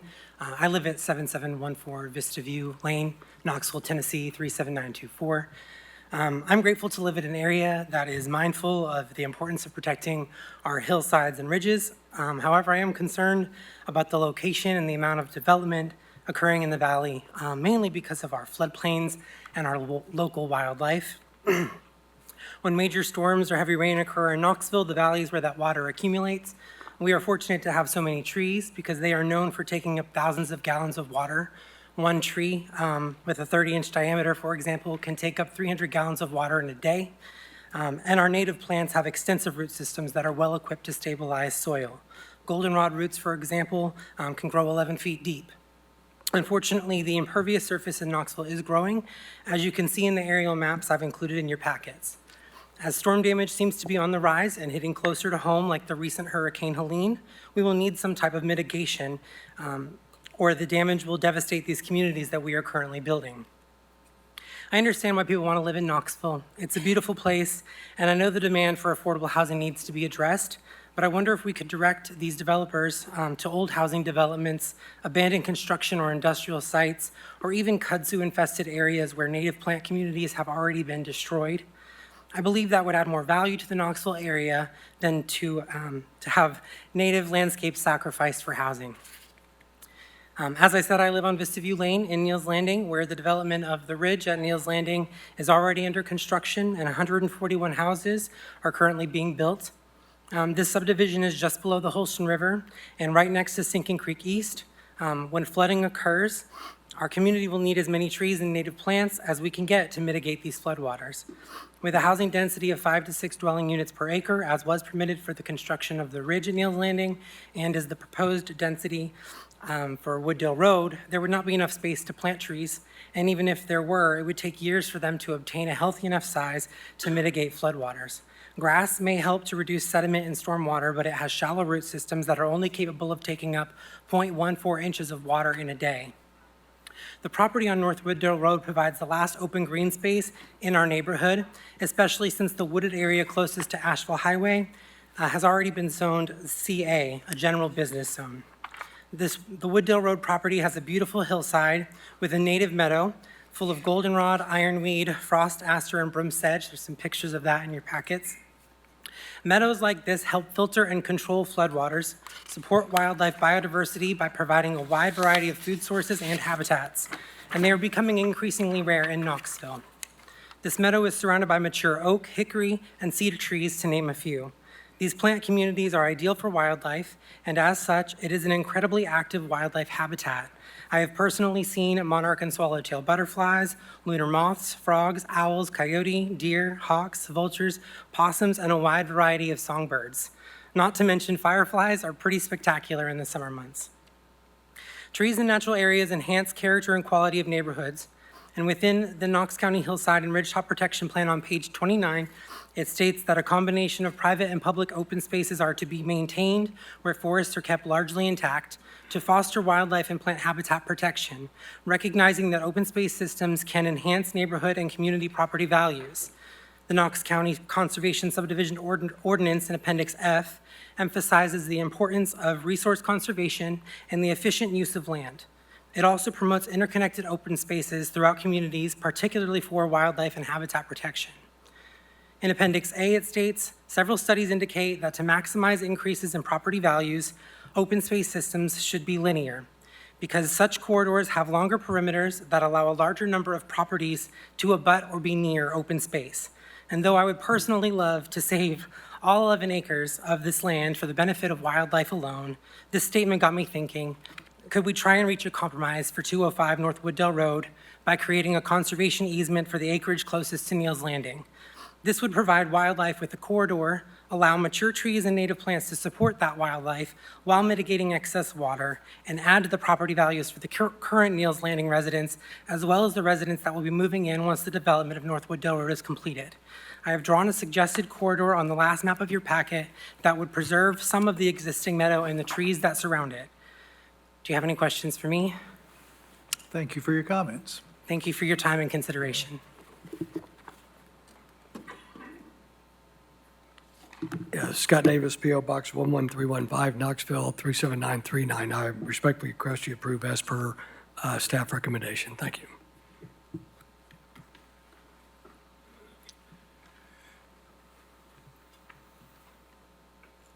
Commissioner Adams. Trying to look at the case, who owns this case? Is it Kelty? Sorry. Did the easement idea enter into the assessment, or did that come after the assessment? That was after the assessment. I'm intrigued by this just because it's different than what we normally hear. Normally, when we have opposition to development, it is kind of an all or nothing sort of scenario. So I don't have experience in how this would impact the applicant's development, but I'm curious if anyone else is interested in this concept as sort of it's not a typical buffer, but it's this different beast of a conservation line. I'm asking commission. Well, I do think it's an interesting idea, but I think that from a practical standpoint, how would you manage something like that? So you give an easement, who owns the easement? Who has the obligation to make sure that it's kept up? And I just don't know how that can practically work in a subdivision context like this. Not my area of expertise, absolutely. But is that something that becomes just like the sidewalks and the common areas that are designated in a development? Is that? Well, but the sidewalks in the common areas would be theoretically owned by, say, a neighborhood association. So this would be, if you did this, you'd be giving this property, deeding it, say, to an association of an adjacent neighborhood, which then there would be costs that would come along with maintaining it. And so I think that would be a lot more of an in-depth process to get something like that approved, because you'd have to, first of all, get, all of the homeowners, whatever their governing documents are, to agree that they want to undertake that. But wouldn't it be for the, I heard this to mean it would be for the property that we're talking about now, not for a different property. Well, either way, though, I still think it's the same analysis, is that somebody has to undertake the cost to do that, and keep it up, and then. To manage it. Right. I know my time's allotted, but if I could make a comment on that. Meadows like this only have to be mowed one time out of the year. In late fall, early spring is the ideal time. I'm a natural resource manager at Imes Nature Center, if any of you are familiar. So we're pretty familiar with how those work. So it's really low maintenance. It takes a bush hog once a year, which I would personally be happy to do. I just need access. I would even buy a bush hog to make sure that happens. I could manage that myself, and I could also add more native plants to the space to make it even more scenic. But there's also land conservancies where a tax write-off would be available if the owner applied through Tennessee Land Conservancy or Foothill Land Conservancy, and he could even get a tax write-off for the preservation of that land. Thank Can I ask a question to the applicant?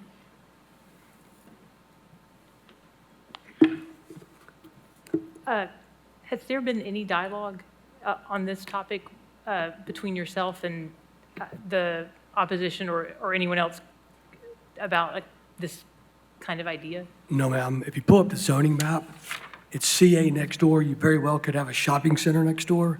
Why would we do that with a shopping center next door? It doesn't make any sense.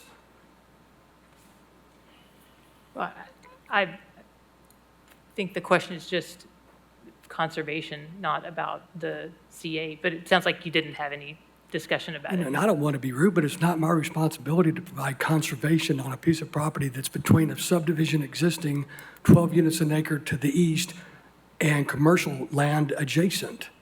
It's not an area for conservation, in my opinion. Thanks for answering my question. Yes, ma'am. Thank you. Commissioner Gill, are you done, Commissioner Adams? For the moment. Okay. Yes, I want to start by saying I'm very sympathetic to the opposition's comments. I really do appreciate the open spaces in Knoxville, and I am a huge proponent of our urban wilderness and the IAMs. And so I want to say all these things when we take this in context and looking at the broader picture. You know, if we look at the growth plan, this is within the urban growth boundary. It is designated as suburban residential, and that was done through a lot of public process and a lot of input. And the entire intent of that.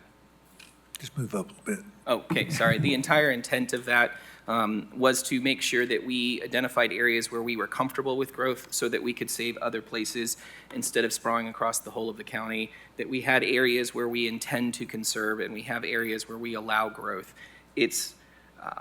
It's unfortunate to hear comments like where it's not our responsibility, because I certainly feel like everyone should be doing the most they can to do conservation, and that hurts a little bit to hear. But on the same side, the intent of our policy and our growth plan was to make sure that the places that have been designated for conservation are allowed to continue to be such, because we have these areas that we have designated as where we want the growth to proceed. So if we have commercial and we already have subdivisions, this is intended to be suburban residential and it's within the urban growth boundary. While I would really like to hear and feel much better that the developer would be willing to work with the community to provide some sort of open or green space in their concept plan or whatever comes forth, I find it to be inappropriate for this body to go around an entire public process that identified areas where we intend to have growth and then come back and say, oh yeah, but we want you to not make that suburban residential and an urban growth boundary. We want you to make that rural living. And I'll leave it at that. Thank you. Commissioner Biggs. Yeah, I'll be brief. Just to add to Commissioner Gill's comments, definitely agree, appreciate the opposition's proposal and all the work that went into this. Big fan of conservation generally as well, but also agree that, yeah, we have designated areas where that is more intentionally set aside within the county, whether it's hillside protection, whether it's setbacks from, blue line streams or what have you. So I agree that this probably isn't the most appropriate place for that intentional conservation effort. Thank you. Vice Chair Huber. Yeah, I guess I'll echo some of that too. Thank you for the presentation. That was a lot of good information. Where I struggle with it a lot is property, ownership rights. I mean, unfortunately, somebody owns this property and it's in a highly desirable area. It's a few hundred feet off of a highway, a divided highway that has nearly 28,000 cars a day on it. So, I would struggle with requiring anything like that from a property rights perspective. Yes, this is in the urban growth boundary. Everything around it is either commercial or a higher density than what staff has recommended here. So I'm very comfortable with making a motion to approve planned residential with up to 6 dwelling units an acre because it is consistent with Knox County's comprehensive plan. Second. All right, we have a motion by Vice Chair Huber for planned residential up to 6 dwelling units per acre, and that was seconded by Commissioner Levinson. We still have some discussion here. Commissioner Adams. Yeah, just to respond to what Commissioner Gill and Commissioner Biggs were saying, I don't see what the I don't see this actually being in conflict in terms of it, the idea. I wasn't seeing this as a problematic development. What I was talking about was the interest in, we don't see this. Like, it's a new idea, and that's what caught my attention. Because for years, the line about the PR zone providing flexibility for optional land development methods encourages more imaginative solutions. To me, this is that. It's a community member saying, hey, here's another way. I'm not against it, but here's another way. So I can see how this vote is going. I'm not surprised, but I hope that we can take this idea and move it forward in terms of providing some tangible options for ideas and addressing some of those questions about, how, okay, if this was to be pursued, how do you deal with that management? What are the answers to some of those thornier questions with the legal aspects of it? Commissioner Gill?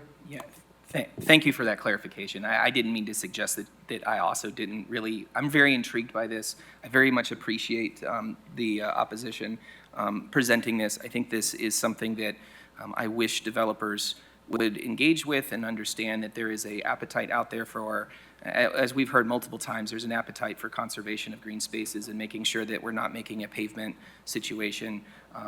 And so I too would be very intrigued, and I would be very supportive of any project that did that. So I agree with you. Yeah.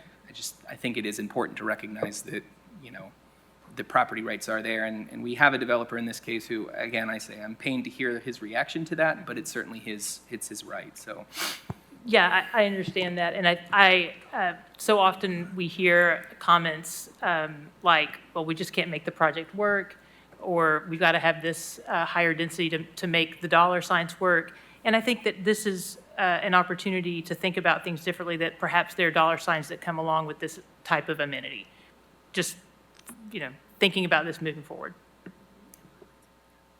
Okay, Commissioner Higgins. Just real quick, I think this is intriguing and worth maybe staff or the county looking into with concept plans, how we could, when there's open space, maybe preserve that long-term through easements, maybe more so than what we already do.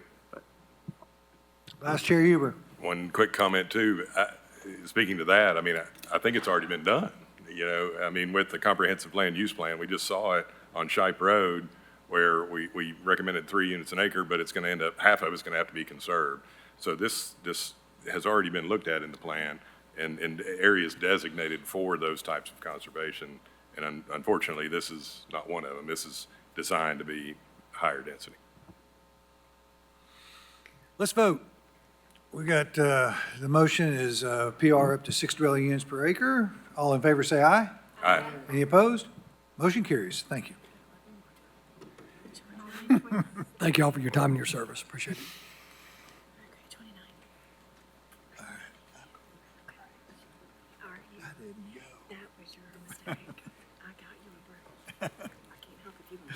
Oh, man.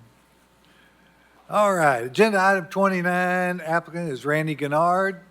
Location, western terminus of Parker Hill Lane, northwest of North Park Ridge Drive, 6.42 acres. Present zoning is low-density residential, zoning requested, planned residential, existing land use, agricultural, forestry, and vacant land. Density proposed up to 3 dwelling units per acre. And the staff recommendation is to approve planned residential zone with a density of up to 3 dwelling units per acre because it is consistent with surrounding development and amenities.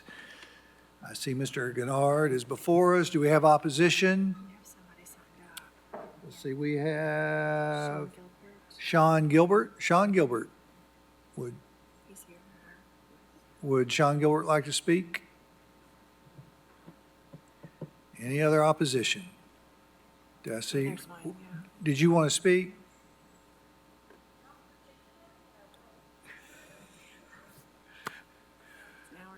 Is that a yes or a no? Okay. Mr. Gennard, would you like to proceed or defer? I'll go into it. I may answer all the questions. Okay. Randy Gennard, 5408 Fountain Gate Road, Knoxville. This piece of property is an interesting piece. The original developer must have thought he was going to use it at one time because there's a stub road that goes right into it. I met with some of the, I spoke on the phone with some of the neighborhood, David Krieger, and went over, I took him our plans. I didn't include them in this package because we're trying to separate rezonings and concept plans. But if this zoning goes through, it'll allow 18 to 19 units, single-family units, not duplexes. Our proposal is 16 houses, single-family homes. If we can get our sewer approved, it's going to have to be pumped to the development to the north. If not, there'll be 8 homes on septic. The sewer connection will all be by the developer, the cost of it, none going to the Spring Place neighborhood, and they won't be taxed or have a sewer charge. There's no connector planned between this and the subdivision to the north, as there's almost a 40-foot rise in topo there. It's impossible. I think there was a concern with the neighborhood that we'd put a connector through. Has no plans for a connector. There was a concern that these were duplexes. They are not duplexes. There was concern that we had lowered the property values. I can say that every development we've done, which hadn't been a lot, but we've increased the property values. I'd just like to ask that it's approved per staff recommendation. Thank you, Mr. Gennard. Ma'am, if you'll approach the podium, please.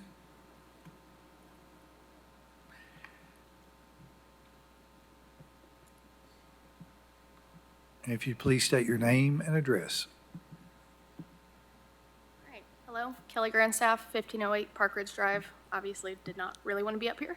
I am one of the residents of this neighborhood. I'm sure y'all have seen some of the comments that other residents have posted.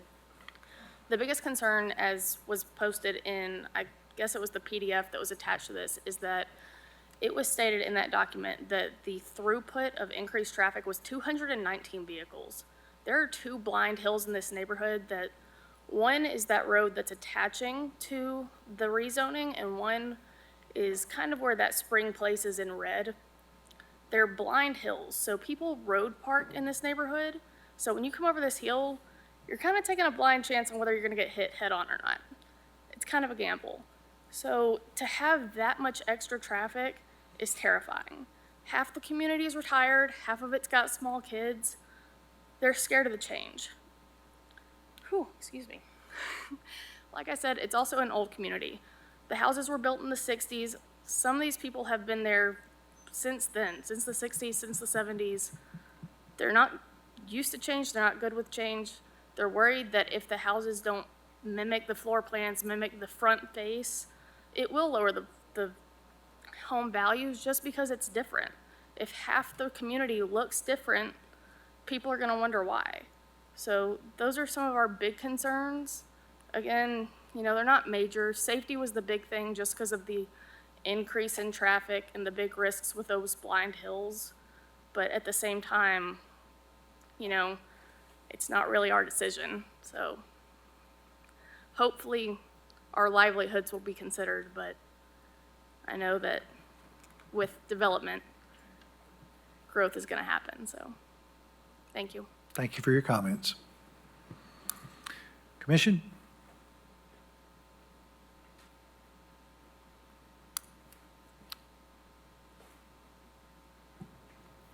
Commissioner Midas.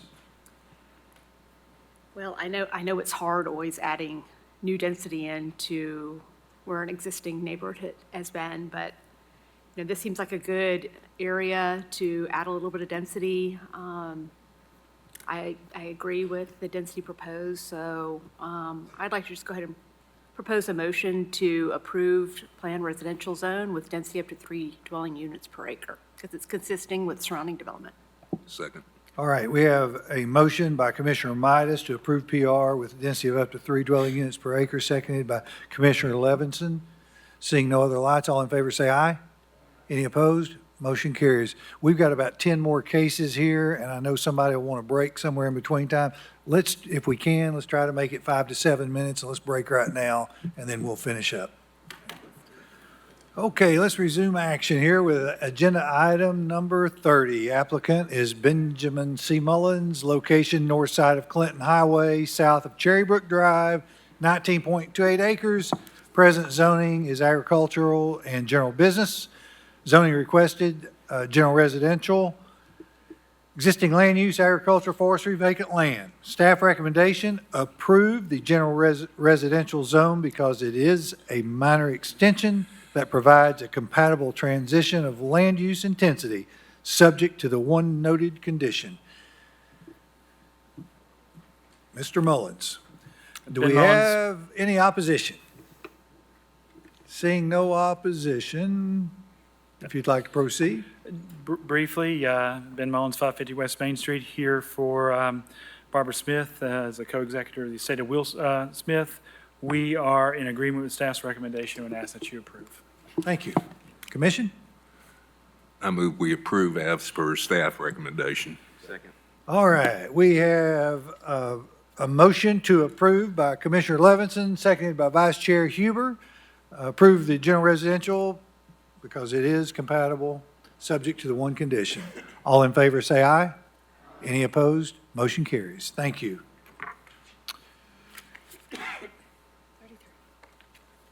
Agenda item 33, Tipton Station subdivision. Applicant developers D.R. Horton. Location south side of Tipton Station Road, east of Lowland Lane. 85.81 acres. Zoning is planned residential, up to 4 dwelling units per acre with conditions, floodway and agricultural. Existing land use, agricultural, forestry, and vacant land. Proposed use, detached residential subdivision. Number of lots, 342. This will require 3 motions. This involving alternative design standards, concept plan, and development plan.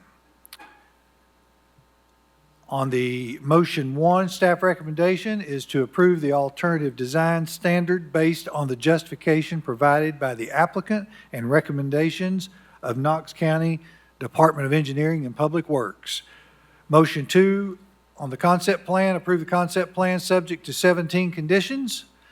And the third recommendation, requiring motion 3, would be approve the development plan for up to 342 detached residential lots subject to the 2 noted conditions. All right. Is the applicant present? Ben Mullins here for the applicant. Any opposition? Do we have anyone signed up to speak? Okay. Would anyone like to speak in opposition? All right. Would you like to proceed or defer, Ms. Mullins? I'll proceed briefly and then Okay. reserve the rest of my time. Ben Mullins, 550 West Main Street, here for the applicant. This was recently rezoned to 4 dwelling units an acre with conditions. We're now moving forward with the concept and development plan. We agree with staff's recommendation. The 11 conditions that they have imposed on this, we have no objection to, including approximately 70 acres south of Stock Creek being placed in a conservation easement, and we'd ask that you approve per staff's recommendation. Thank you. And ma'am, if you'll approach the podium and state your name and address, please. Hello, I'm Victoria Kay. I reside at 2921 Tipton Station Road. I'm here with many of my neighbors who are contiguous property owners or live close by to this property. The applicant did not have a Phase 1 environmental assessment completed with due diligence. According to DDEC, they said it was flawed. TDEC has requested D.R. Horton to conduct a Phase 2 environmental assessment and join TDEC's Voluntary Oversight and Assistance Program. I don't believe at this point a Phase 2 environmental assessment report has been provided. The applicant is still under contract with a sale contingency, and the Alex Schubert family could end up with this property should a Phase 2 Phase 2 assessment proved that residential use is not available on this property. Knox County Planning Commission has the ability to table any approval on a site plan that may end up not being feasible. There are 3 streams on this property, and the current site plan doesn't work around those, nor does it work around the 8 powder magazines that are on that property. You can see the line, it looks like an old road, and there are 8 powder magazines structures that are still there. Yep, you can see them right there. Should the Phase 2 environmental assessment restrict development, why would this body approve a site plan today? Furthermore, there's conversations going on trying to figure out what would happen to the Schubert family if this sale falls through. Should a Phase 2 environmental assessment restrict residential use? So many are watching how this is going to unfold, including the Legacy Park Foundation, because the old Atlas Powder Farm in Chattanooga, where they were storing dynamite in bunkers at the old, what was now the old Volvo plant, there's portions of that property that were not able to be remediated, and now they have passive use around those bunkers that stored dynamite, similar to this property. Chattanooga's solution was to create a passive park around those powder magazines. Our community needs options for this property and not to be pigeonholed into an approved site plan on property that may not be safe for residential use. And our position is that this approval is premature because the potential consequences of a Phase 2 study have not yet been revealed. Thank you. Thank you.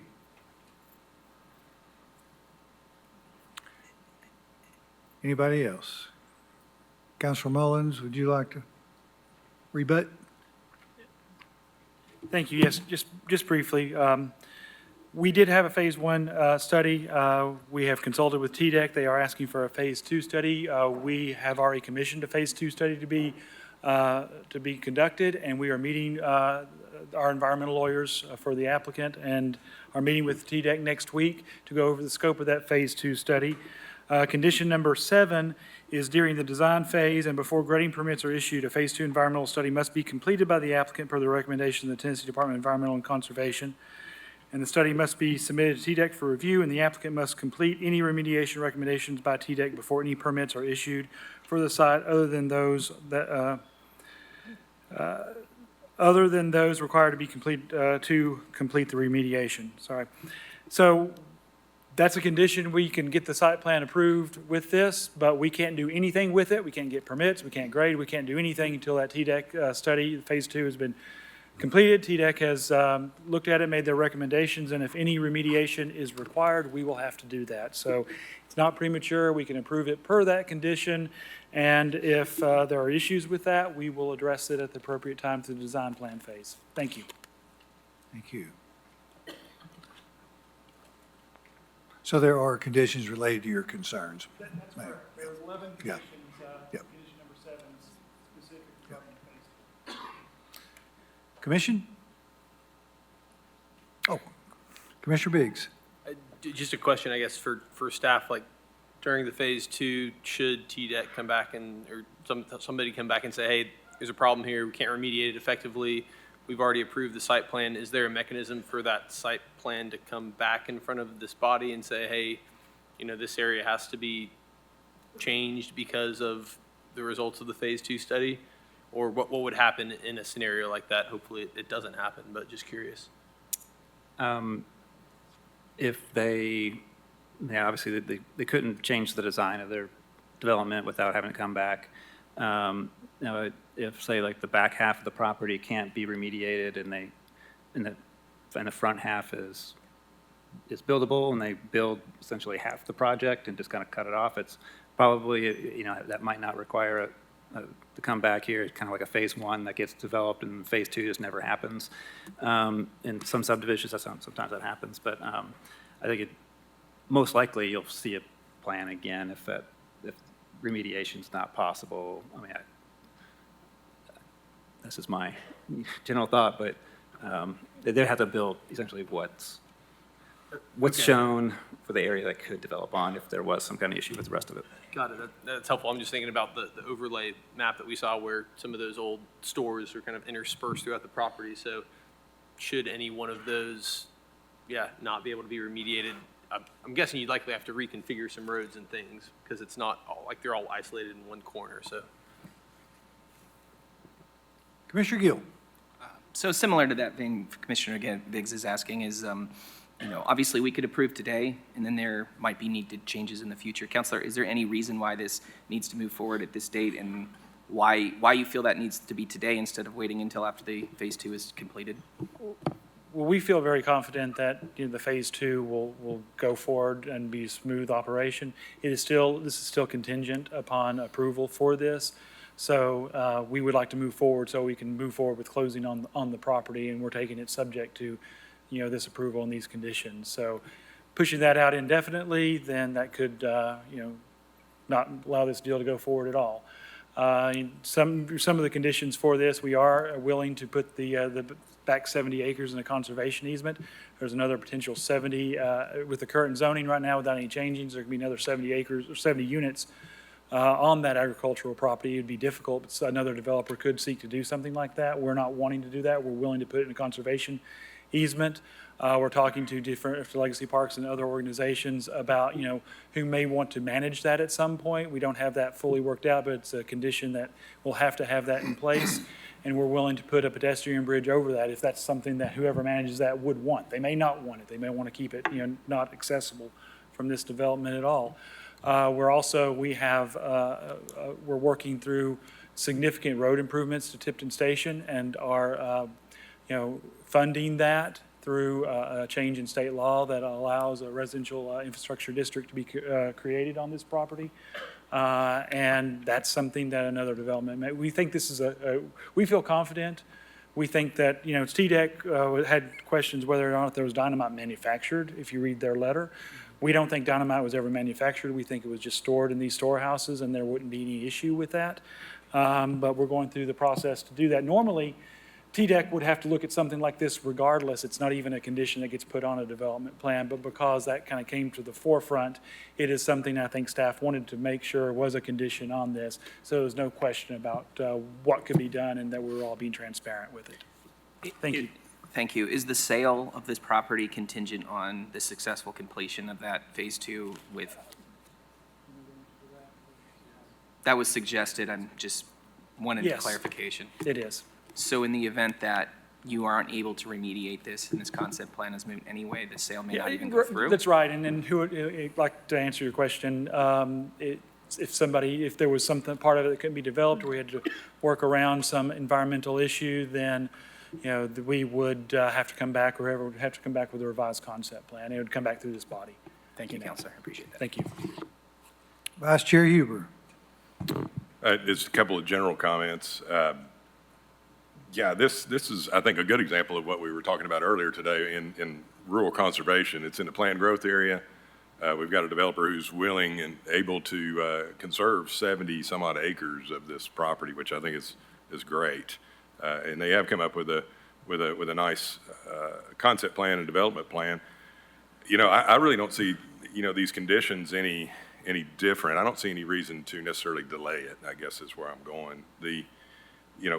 And number 7, they can't do anything until they get this Phase 2 impact done. But it's no different to me than the condition on number 8, where we sometimes condition the road improvements, or, hey, if you want to develop this property, engineering and public works may require you to widen this road. If that happens, then you'll have to enter a memorandum of understanding. You'll have to take care of it. It's effectively the same thing, I think, that's happening here.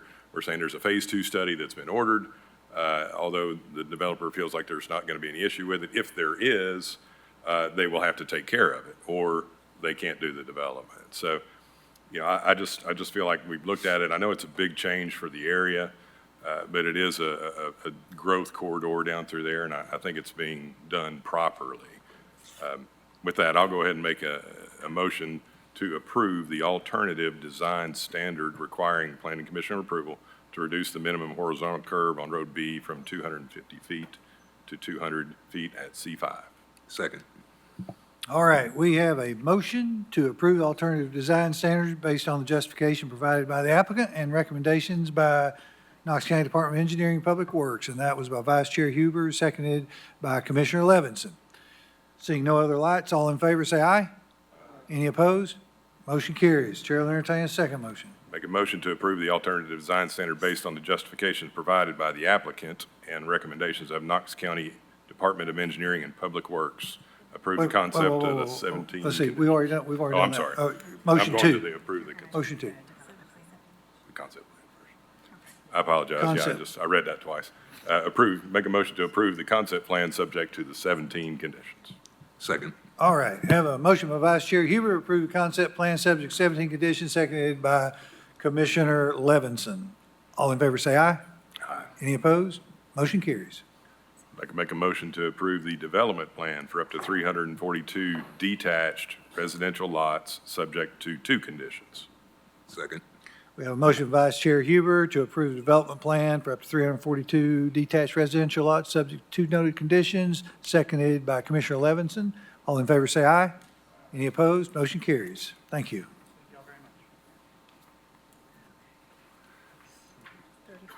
Agenda item 34, Cooper Meadows Lane subdivision. Applicant developer is Masana Investments, LLC. Location is northeast side of Cooper Meadow Lane, northeast of East Emory Road, 5.38 acres. Zoning is planned residential, up to 4 dwelling units per acre. Existing land use, single-family residential, agriculture, forestry, vacant land. Proposed use, single-family subdivision. 21 lots. Subdivision variances are required. This will require 3 motions. Motion 1 related to the variance, approve the variance to reduce the tangent distance between broken back curves from 150 feet to 58.1 feet between stations 3 plus 71.70 and 4 plus 29.80 based on following evidence of hardships. A, the property is irregularly shaped, which causes the variance.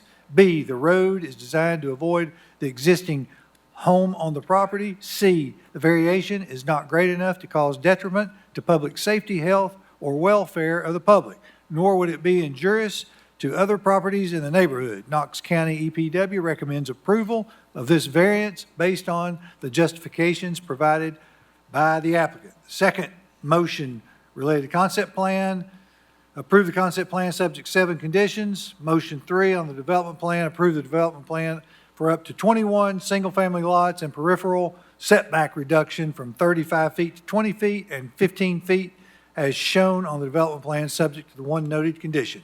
Is the applicant present? Yes, Drew Staton, P.O. Box 11315, Knoxville, Tennessee 37939. Do we have opposition? Any opposition? Seeing no opposition, Mr. Staton, would you like to comment? No, sir, thank you. Commission? I'd like to make a motion, if I could. Yes, you may. Let me get myself pulled up here. Related to the variance. All right, hang on. What's that? And you don't have to read all that, you can just, as per staff recommendation, yes.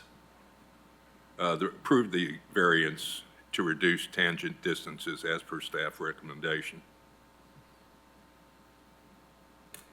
Okay.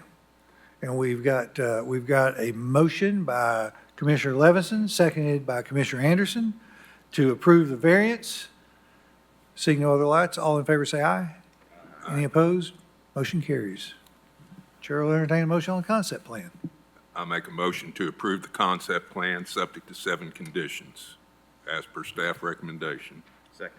We have a motion by Commissioner Levinson to approve the concept plan subject to 7 conditions, seconded by Commissioner Anderson. All in favor say aye. Aye. Any opposed? Motion carries. Chair will entertain a motion. Approve the development plan for up to 21 single-family lots and peripheral setback reduction from 35 to 20 feet and 15 feet as shown on the development plan, subject to 1 condition. Second. We have a motion by Commissioner Levinson, seconded by Commissioner Anderson, related to approve the development plan for up to 21 single-family lots and the peripheral setback reduction from 35 feet, 20, and 15 feet as shown on the development plan, subject to the one condition. All in favor, say aye. Aye. Any opposed? Motion carries. Thank you.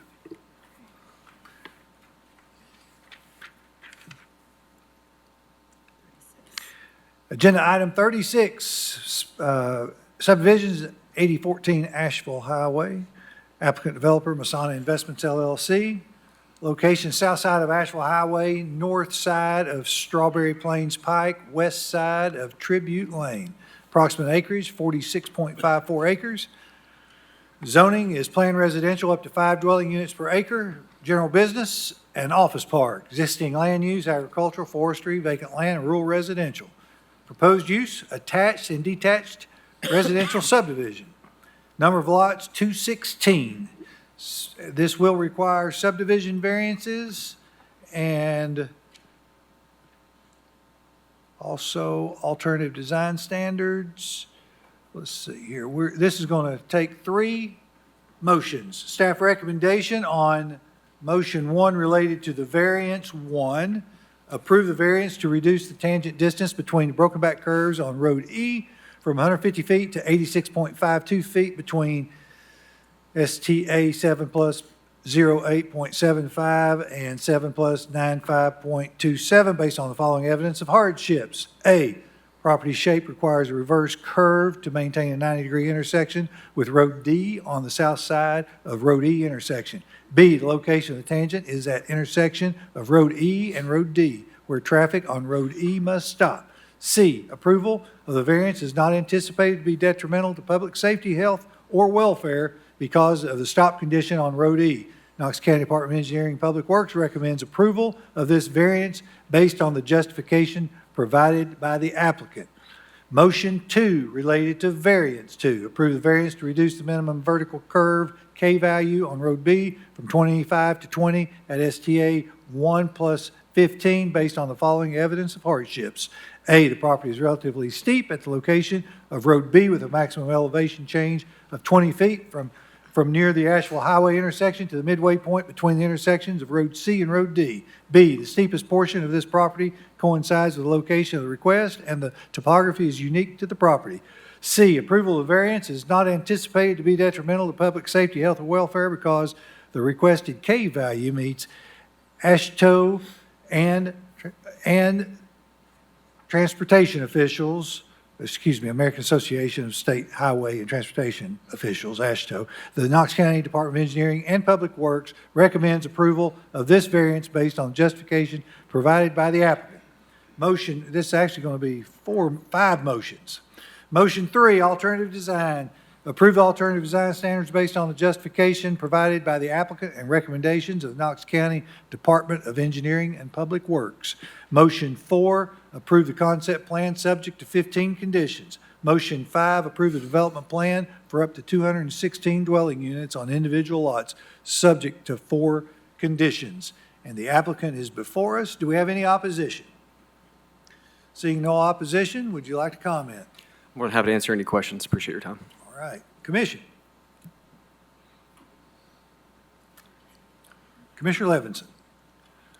Oh, I move that we approve the variance to reduce the tangent distance between broken back curves on Road E, subject to staff recommendation. Second. We have a motion to approve variance 1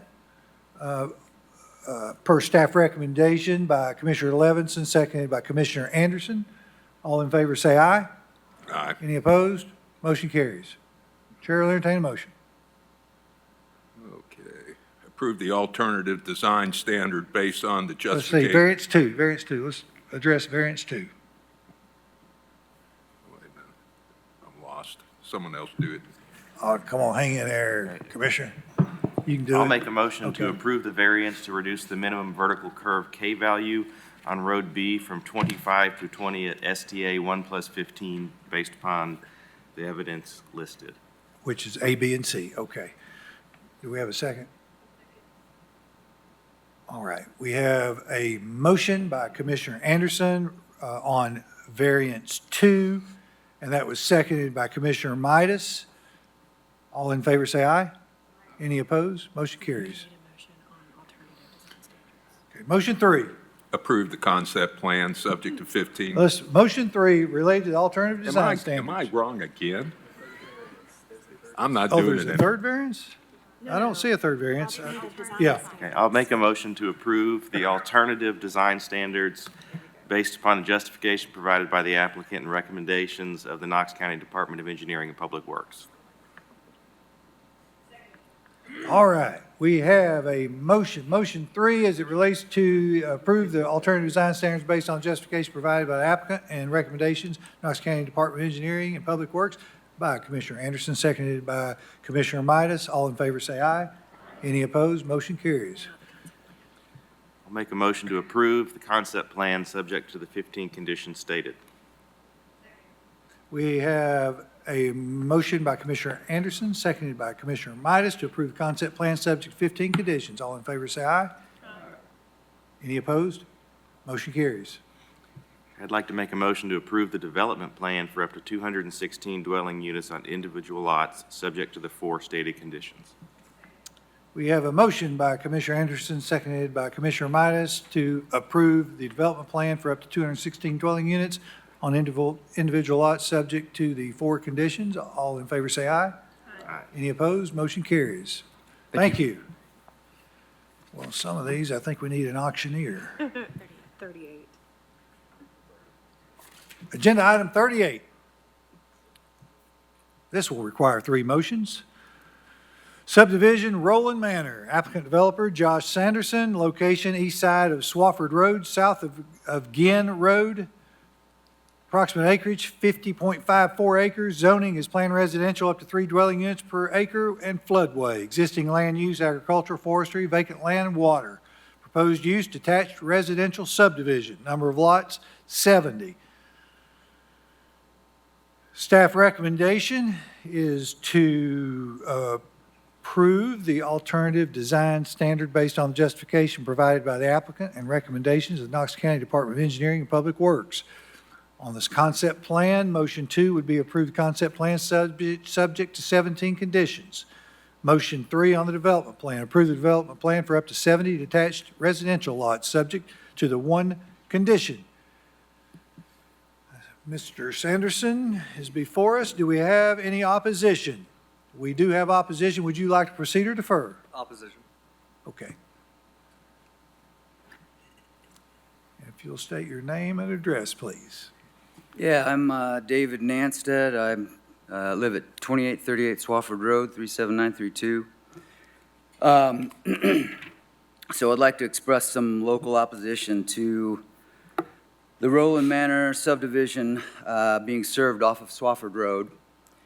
For the commission's benefit, I'll describe Swafford Road as an extremely narrow, rural, local country street with an extremely narrow old bridge that's more narrow than the road it serves. So, and additionally, the bridge is currently on TDEC's bridge inventory with the recommendation to widen it because it's so narrow.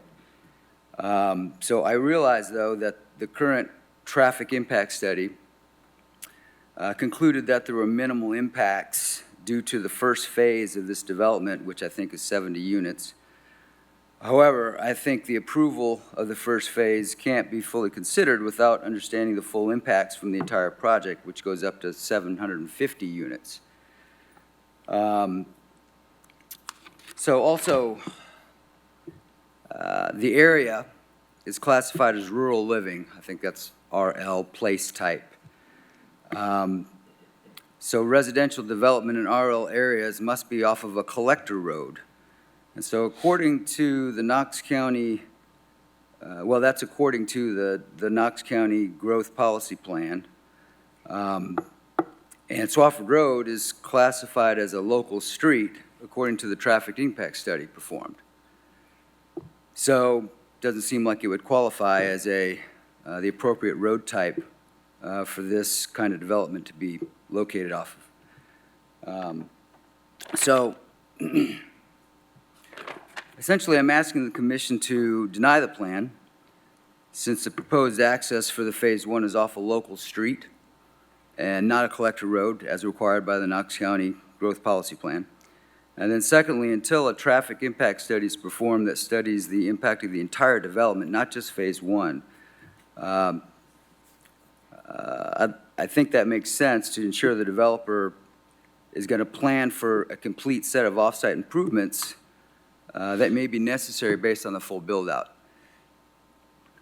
And then finally, I'd like to point the commission to all of the community comments regarding this development, particularly with regard to the explosion of development in the Hardin Valley area, and the risks of overdevelopment in this area, and that's supported by infrastructure that's not appropriate or able to safely support it.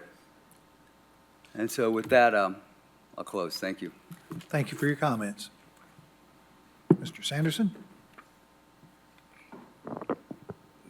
Josh Sanderson, 4909 Ball Road. Good evening. I had the opportunity to meet with Commissioner Kim Frazier and the Planning Alliance at the church last week sometime. And the first thing we wanted to make clear was that when we bought this land 4 or 5 years ago, we have no intention of the main access being off Swofford and Gwen.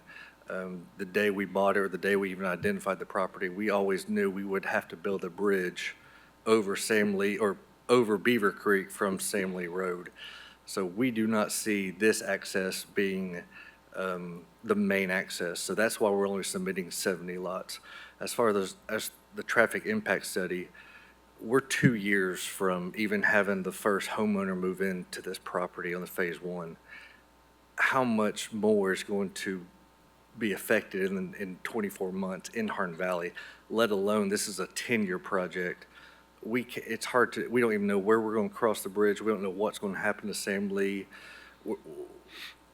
It might be that we could do a traffic impact study and the offsite right now could come back minimum, or just fix the bridge and fix what they're talking about.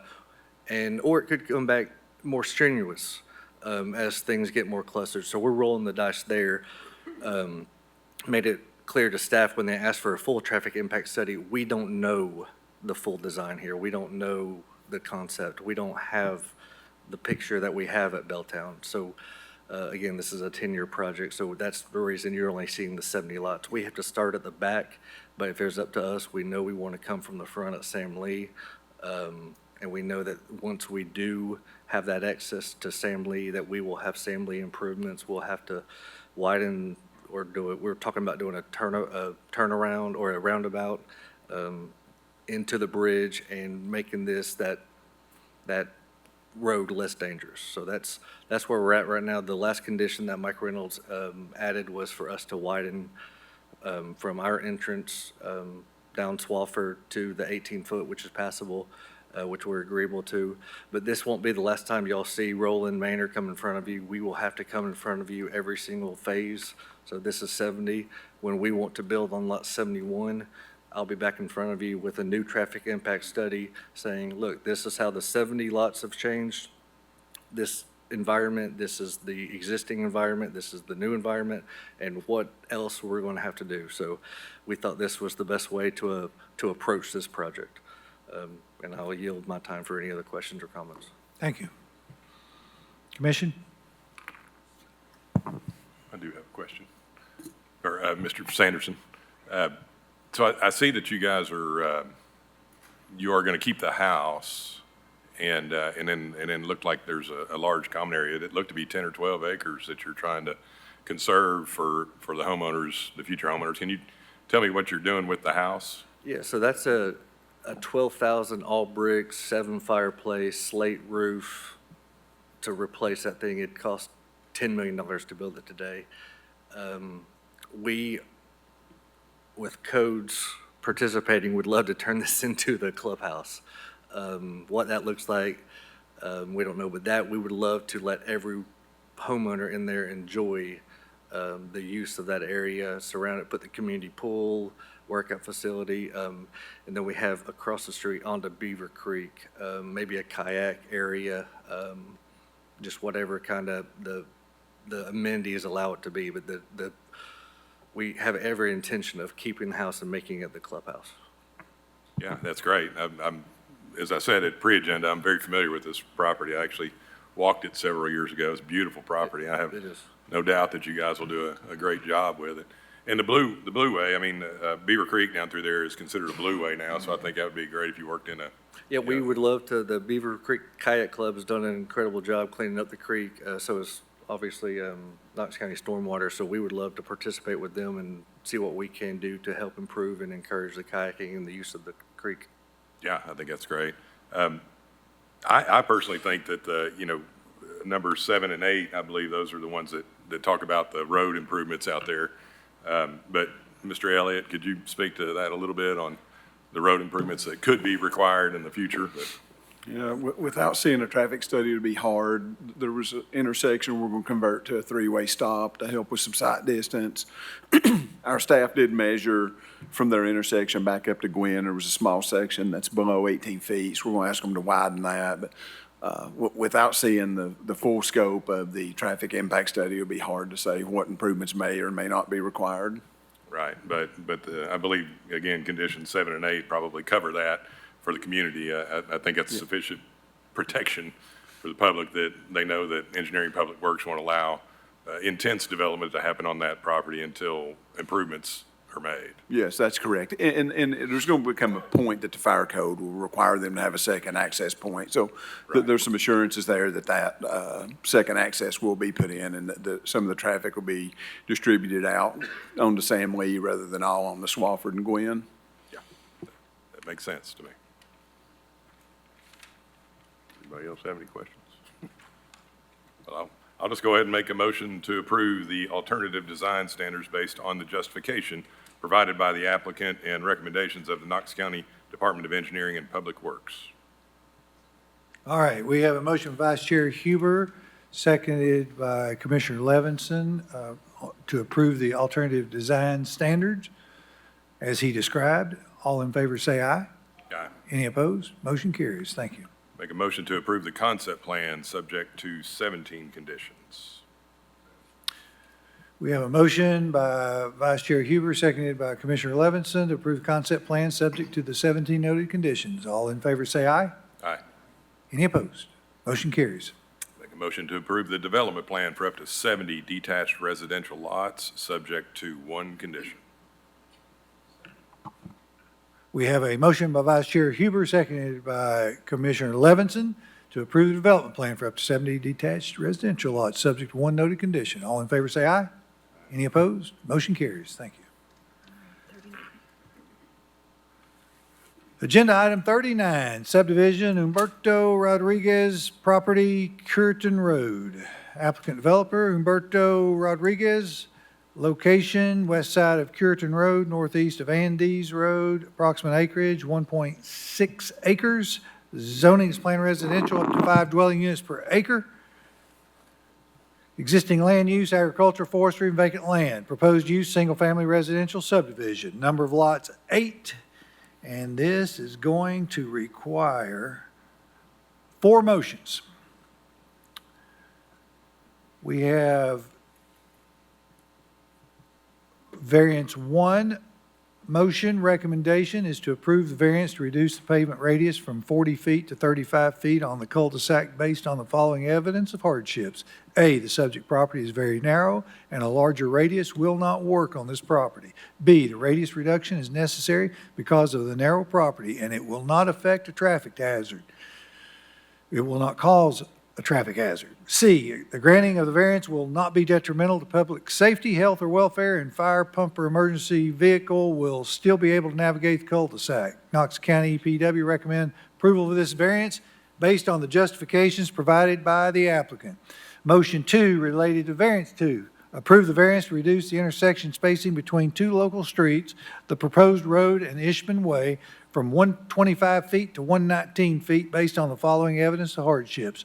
A, subject property is very narrow and the southern corner is located across Curtin Road from Ishman Way. The proximity of this property to Ishman Way causes the need for a variance. B, the intersection spacing is necessary because of the property's proximity to Ishman Way and because it is narrow. It will not cause a traffic hazard. C, granting of the variance will not be detrimental to public safety, health, or welfare because the placement of the proposed road maximizes sight distance. Knox County EPW recommend approval of this variance based on justifications provided by the applicant. Motion 3, concept plan. Approve the concept plan subject to 5 noted conditions. Motion 4, development plan. Approve the development plan for up to 8 single-family houses on individual lots and reduce to the peripheral setback from 35 to 25 feet and 20 feet as shown on the development plan, subject to the one noted condition. Is the applicant before us? Yes. All right, do we have opposition? Any opposition? Seeing no opposition, would you like to proceed? We urge that you approve per staff recommendation, please. Commission?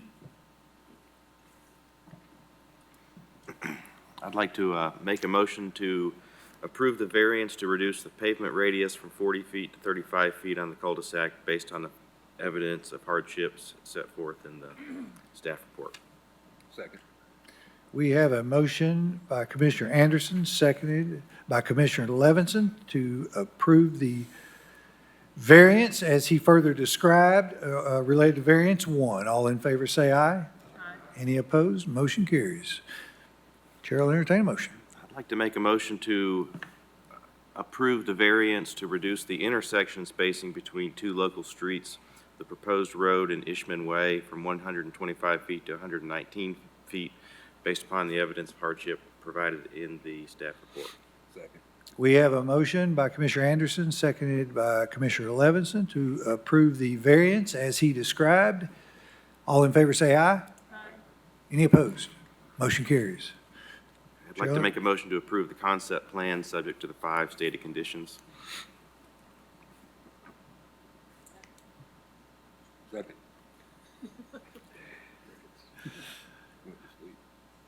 Where were we? Concept plan? Okay. Motion 3, approve the concept plan subject to the 5 noted conditions, and that motion was made by Commissioner Levinson and Anderson, seconded by Commissioner Overton.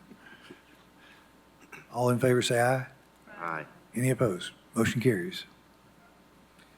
Chair will entertain a motion. I'd like to make a motion to approve the development plan for up to 8 single-family houses on individual lots and reduce to the peripheral setback from 35 feet to 25 feet and 20 feet as shown in the development plan subject to the 1 stated condition. Second. We have a motion by Commissioner Anderson, seconded by Commissioner Levinson to approve the development plan for up to 8 single-family houses on individual lots, and as he further described. All in favor say aye. Any opposed? Motion carries. Thank you. Agenda item 40, subdivisions Black Ridge Point. Applicant developer is Justin Brainer. Location, south side of Black Road, northeast of North Campbell Station Road. Approximate acreage is 8.35 acres. Zoning is planned residential up to 2.99 dwelling units per acre. Existing land use, rural residential, agricultural, forestry, and vacant land. Proposed use, attached residential subdivision. Number of lots, 24. This will require 4 motions.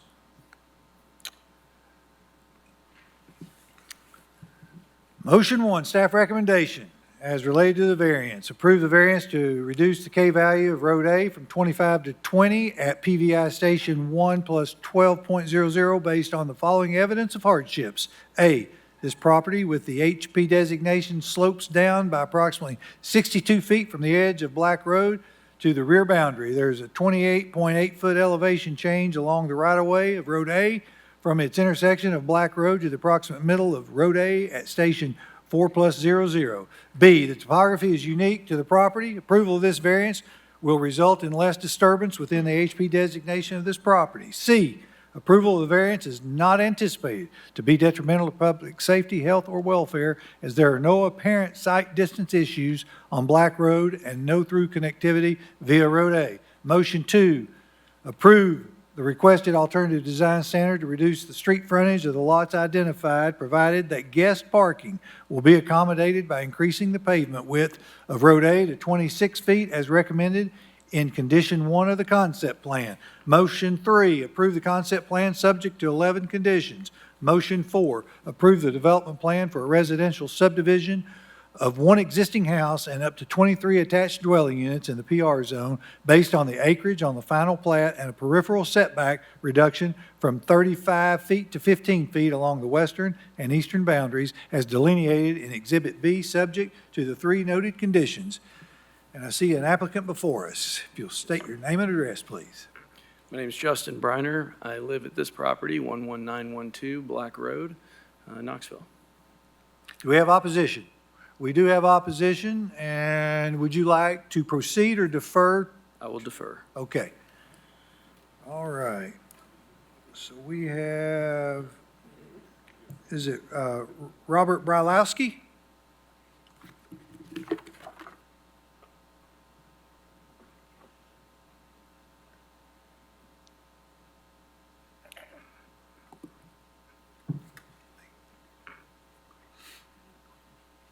Yeah, I get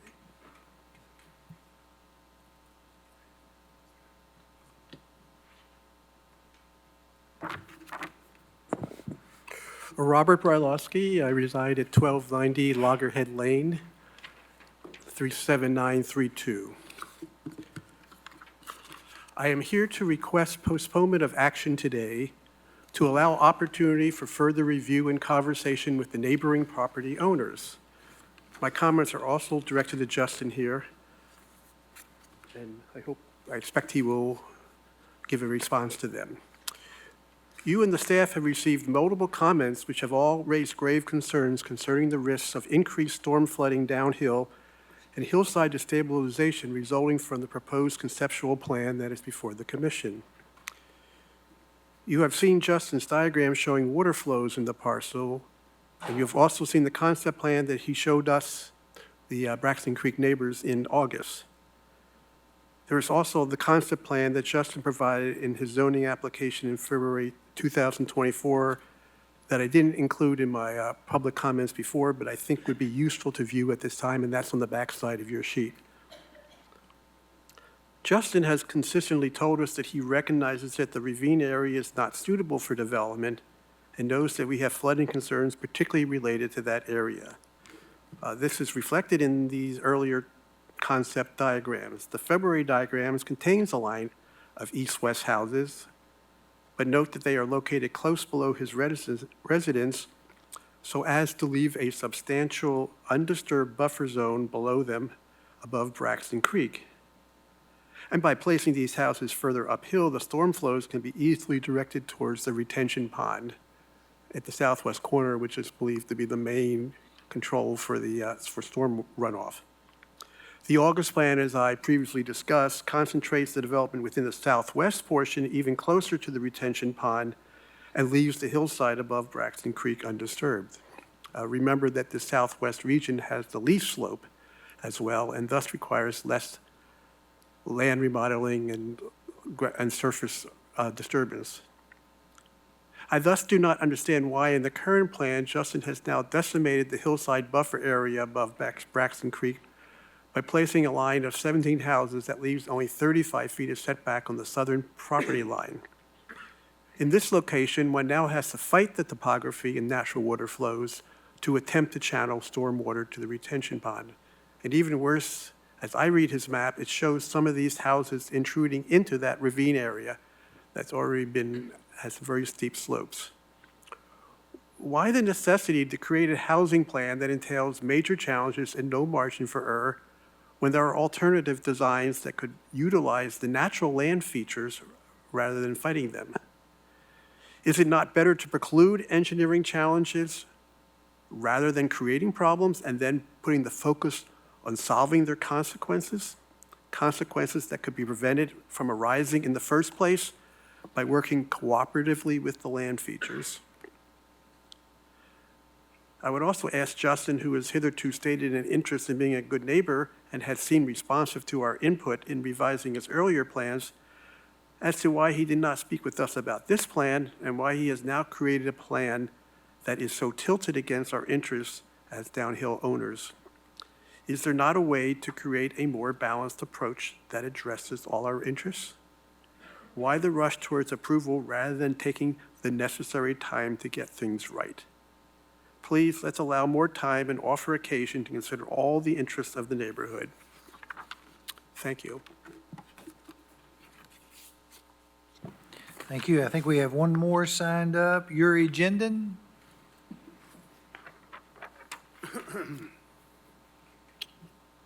Yes, so my name is Yuri Jindin and I live at 11924 Black Road.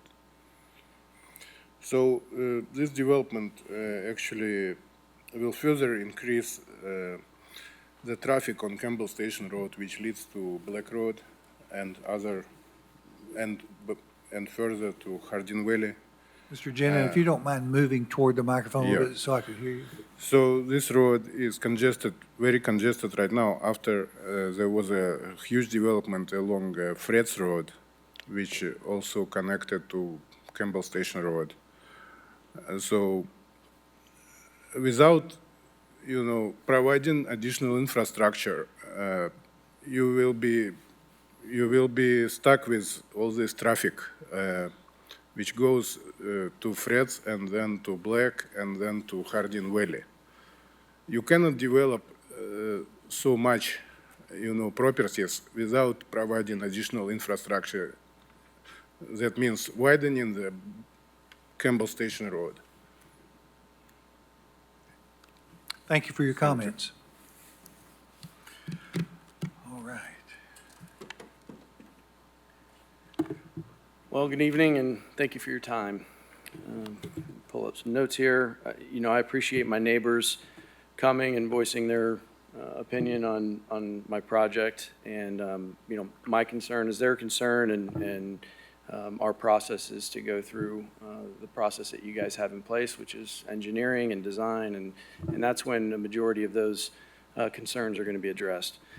I'd like to take this time to talk about the conditions that you guys have set for approval. I think it's 11 conditions you guys have on the approval for the concept, and that's what I'm concerned with, some of the language in there, and I don't know if you want to go through those one at a time or just me tell you about it. Why don't you just give us an overview there of your concerns? Okay. So number one was increasing the pavement width of the road to 26 feet to accommodate on-street guest parking. During the process, going back and forth with staff and EPW, there's limited information on what that requirement is. And my team, my engineers need to better understand what that requirement is to be able to put it down to paper, let alone design, a subdivision around it. So I'm just asking that since EPW kind of, handles the approval process on that we can maybe change some language on there. So I'm going to start off by saying, we started submitting the ADS from requesting a reduction in the driving surface width from 26 to 24. Per the coordination with EPW would prefer a 22-foot road width with some off-street parking.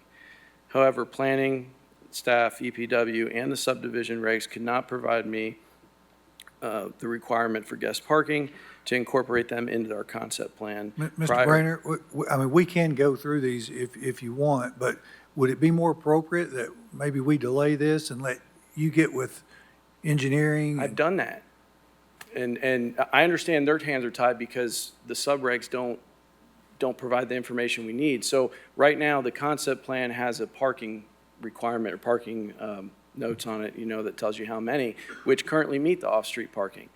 But this whole guest parking, if anybody here can tell me, that'd be great. Mr. Elliott, would you like to comment on that? The subregs just say provide off-street parking. There's no guidance on how many or what. Obviously, with the narrowness of the lots, we didn't feel like 22-foot wide pavement was adequate for on-street parking. So we either ask that they provide off-street parking or 26-foot wide streets.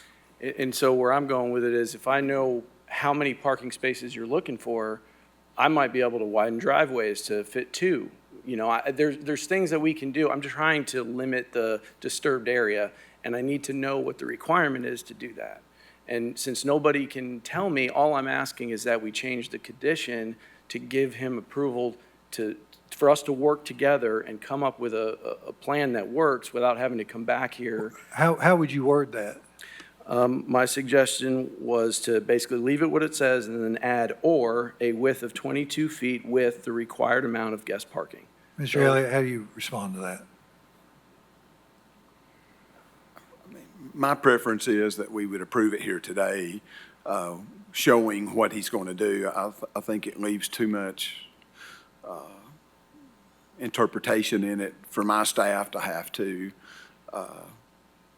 decide what is appropriate and what's not. I'd much rather this body review it, allow there to be public input, and approve it here rather than have my staff be the deciding factor. I also want to add that go ahead, Samuel.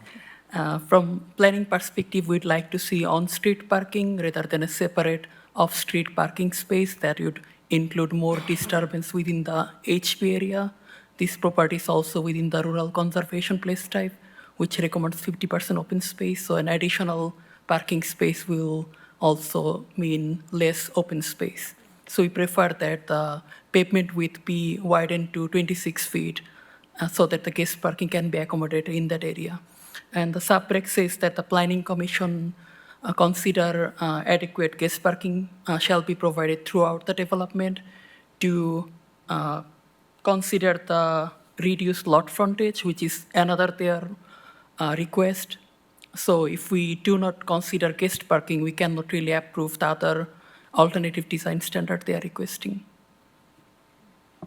It all boils back down to knowing how much parking would be required to get that, and nobody can tell me that. And so I'm just... Mr. Elliott? I think if he provides a 26-foot wide street, he's providing adequate on-street parking that would satisfy the condition. Okay. Maybe that's where the confusion's coming in, is that? Yeah, no, I mean, it could, but, you know, that 4-foot difference would also make a difference in the disturbed area. You know, again, we haven't gone through design. All I'm trying to do is give us some options to work through when we go to do the design on the road. If 22-foot is less disturbance and we can accommodate a 2-car garage and a wider driveway or something to get 3 units or 3 parking spaces per unit instead of 4. Mr. Elliott? I don't think driveway or 2-car garage would satisfy the condition of off-street parking. That's parking for the home. The subregs say off-street parking specifically. The zoning ordinance also defines the off-street parking as garage, driveway, I can't remember. So we, even though we have most of the evening here before us, let's try to cut through this. So okay, that's your one request on item 1. How many others you got? Not many. Number 10, I was just would like some additional language there where basically it says providing a type B landscape screen along the rear boundary between 14 through 30. And then I would like it to be added where a reduction in peripheral setback is approved. So it's not expecting it to go all the way across, just where you approve the reduction in the setback per my request. The next one is related to the approve on the development. I'm sorry? May I ask a question? Yeah, sure. 2 things, actually. One, the comment that was just made about the buffer. I don't see why the buffer would change based upon a setback. And since there are additional ones, this really does seem like it should go back to planning to discuss some of these specific items. Yeah, I wouldn't necessarily disagree Yeah. with that myself. I know the goal is to help this Right. happen. To keep and it move it forward, but I mean, you've got some very, very specific questions that we can't really answer right here today. I understand. That's why I was just trying to give language to work it out with EPW. But again, if what Mr. Elliott's saying is correct, where, off-street parking doesn't count in garage and driveway, and 26 is the answer, then I'm fine with that approval. I just would hate to get into it to realize that I don't have to disturb as much area because it does count towards it. So that's all, I'm just kind of in this area where I'm trying to provide information on things that might be able to be worked out in design. Well, in my experience, the engineering public works is very good to work with, so I wouldn't be concerned about that. Okay. Okay. The last, really my other one is regarding the approval on the development plan. Number 2, I just wanted some clarity because I know, obviously you can't build half a unit. And so in past where the density works out to be, needs to be reduced down, I would thought that basically if it doesn't work out to an even number, you would round up instead of down. So I'm just, if that's the case, the 10.034 acres gives you an even number of 30, but if I understand correctly, 9.87 would also give me the 30 units. So I'm just trying to, I say 30, I was talking about the whole subdivision, but that's just because that's what this is talking about. I think traditionally, some of you could probably speak to this, but I think it's always been the process to round it down. Is that not accurate? That is correct. Yeah, I mean, it's just the way it's always worked. If Okay. it's 3.99, it's really 3. Okay. That's how many units you get. Okay, I just wanted clarity on that. And then the last one, which I think you guys have talked about in some other cases, is in regards to that, what the heck is it, the MAU, I think it was. Trying to jump forward on the things that matter to you.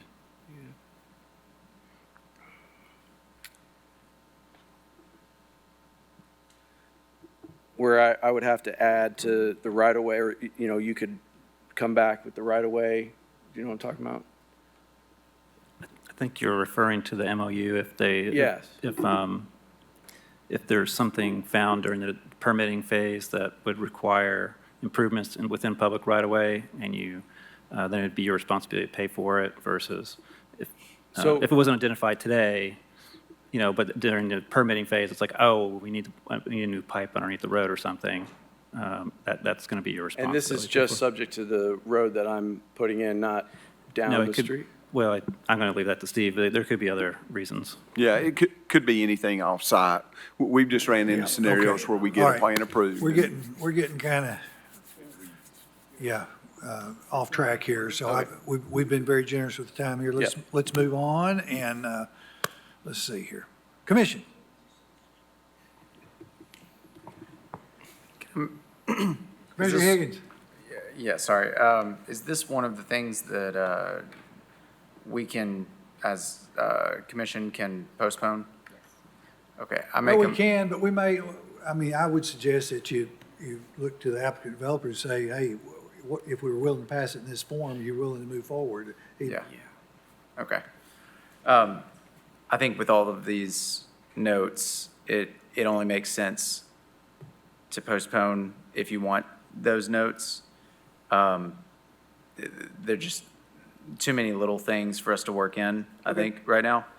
Does that sound good to you, or do you want us to just vote on as is? Vote on it based on staff recommendation. Okay. Okay. In that case, I'll make a motion to approve per staff's recommendation for the first motion,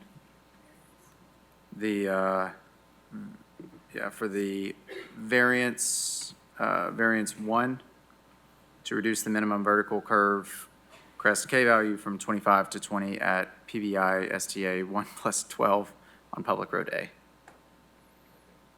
We have a motion related to variance 1 by Commissioner Higgins, and Commissioner Anderson gave us a second.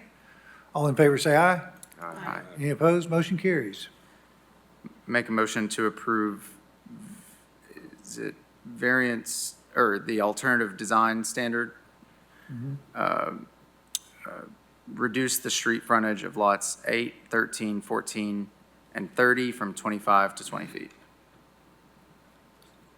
Per staff's recommendation. Okay.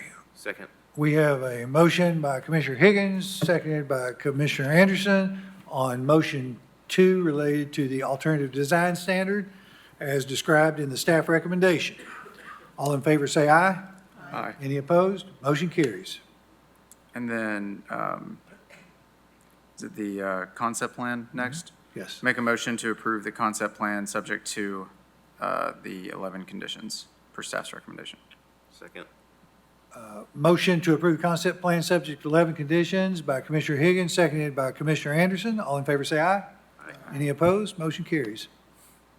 And then make a motion to approve the development plan for residential subdivision of 1 existing house and up to 23 attached dwelling units in the PR zone based on the acreage on the final plat and peripheral setback reduction from 35 to 15 feet along the western and eastern boundaries as delineated in Exhibit B, subject to the following 3 conditions.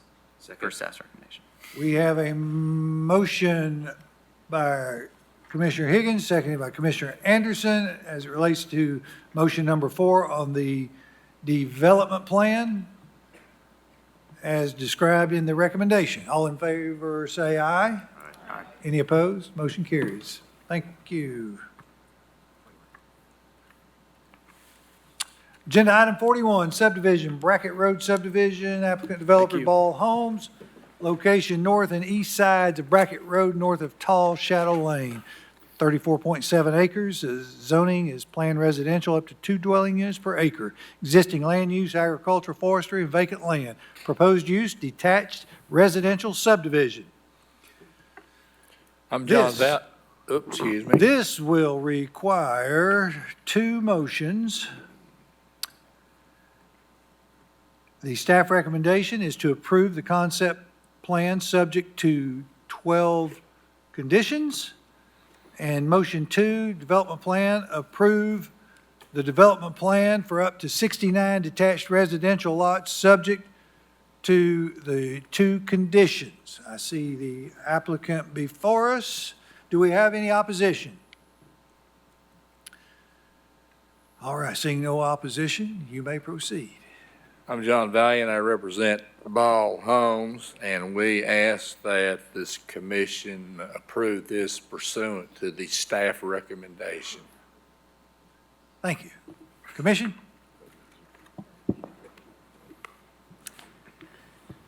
I'll make a motion. Commissioner Midas. Go ahead, Commissioner Huber. Commissioner Huber, Vice Chair Huber. Okay, sorry, anybody. Okay, so I'd make a motion to approve the concept plan, subject to 12 conditions stated. Second.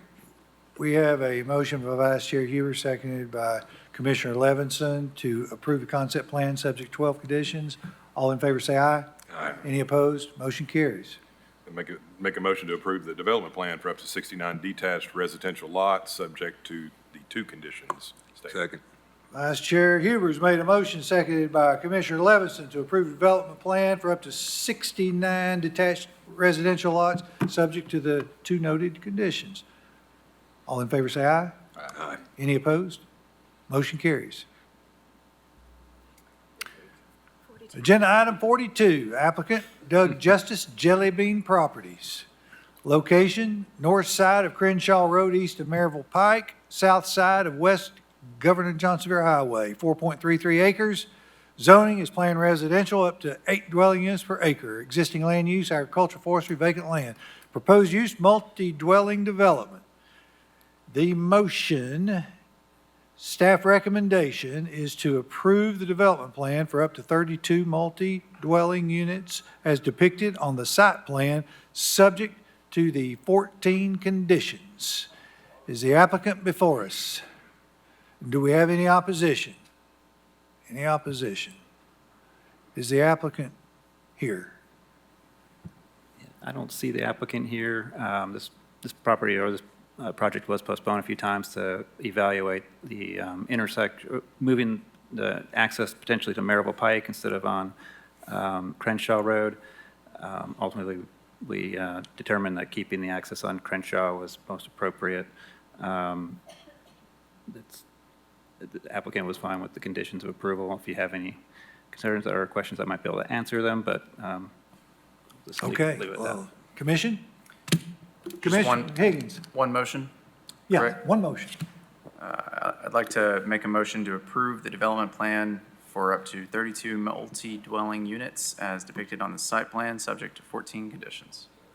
We have a motion by Commissioner Higgins, seconded by Commissioner Levinson, to approve the development plan for up to 32 multi-dwelling units as depicted on the site plan, subject to the 14 noted conditions.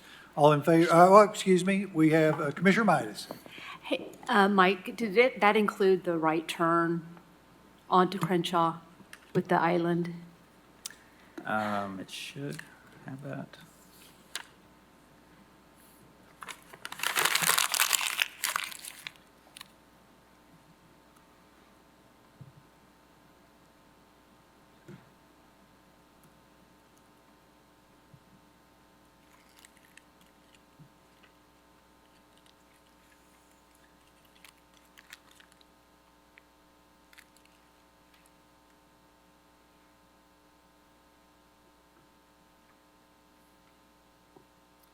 Yes, condition number 13 is to limit vehicles to a right out only onto Crenshaw Road by providing a curbed island in the driveway per the requirements of Knox County Engineering Public Works. Perfect, thank you.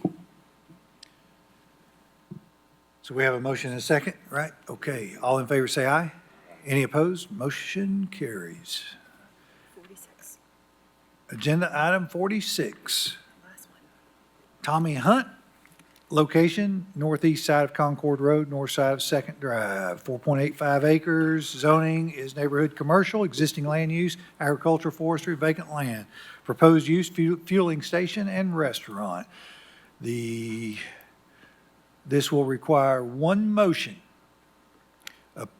Staff recommendation, approve the requested fuel station and restaurant, subject to 11 conditions to ensure the proposed use is consistent with development standards for uses permitted on review.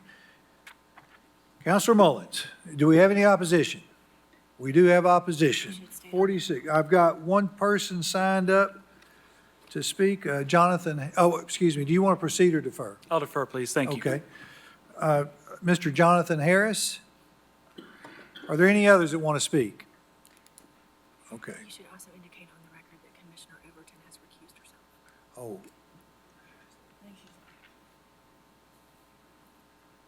Do you know it was a recusal? Was it a recusal? Yes, it was. Okay. Commissioner Overton is recusing herself related to this case.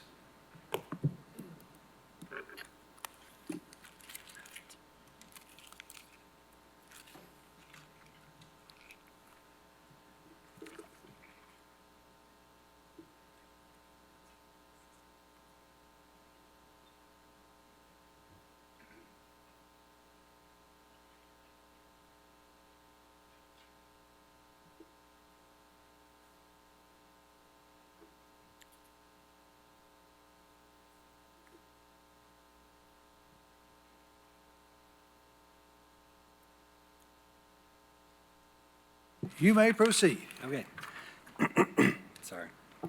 John Harris, 1009 Olive Road, 37934.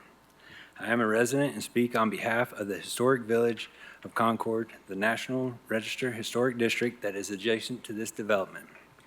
In the spirit of compromise, we support approval of all of the staff recommended conditions.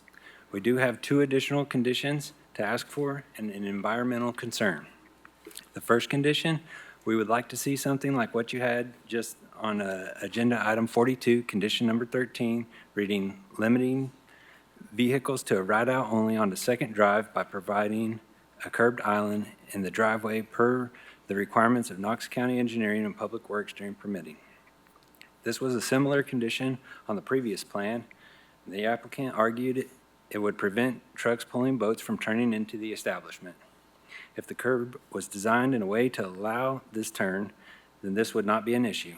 Engineering and Public Works can provide you with more information and help today if you'll ask them to do so. A sign for local-only traffic is not effective. It will not prevent through traffic due to GPS routing. If a GPS says to turn left, drivers will turn left. How many of you blindly follow GPS directions? We have 2 bus stops on Second Drive where children wait for school. There is no shoulder on this road. A few months ago, a student in the next neighborhood was struck while waiting for the bus. The driver was cutting through their neighborhood in order to avoid traffic on Concord Road. What if one of our children is injured or even killed because of cut-through traffic due to leaving this gas station? The second condition is the removal of the drive lanes behind the building. These lanes invite vehicles to the rear section of the property, along with the noise, light, and exhaust that this traffic or idling delivery trucks will bring. Elimination of the 2 drive lanes would reduce the impervious surface by more than 5,000 square feet, reducing runoff and the size of the required detention ponds. There's also an excess of 22 parking spots above the 42 required spots. This is 4,000 square feet of impervious surface additionally. The lanes are not required for the suppliers to deliver.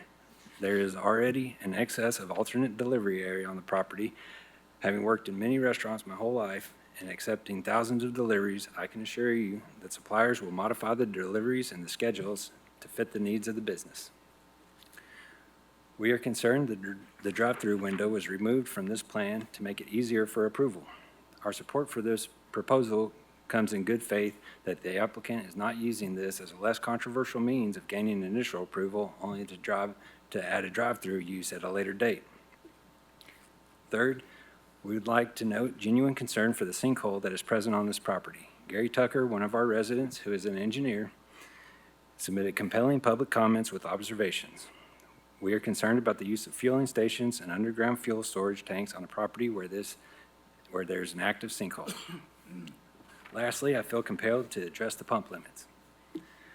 We just don't have time to lay out a full argument for this point. We support the staff recommendation and the limit on the number of pumps. It is self-evident that unlimited is not appropriate for the CN zone. Therefore, it is entirely appropriate to limit the number of pumps in this case. Planning Commission has the authority to impose conditions regarding the location, character, or other features of the proposed use of land or buildings as it may deem advisable in the furtherance of the general purpose of the regulations. The hallmark of the CN zone is limits. It limits the building height, square footage, signage, and setbacks. These limits focus on the intensity and lessening the impact of the adjacent neighborhood. In conclusion, the review process is not about maximizing profitability for a business, but compatibility with residential areas. Profitability is not a design performance standard.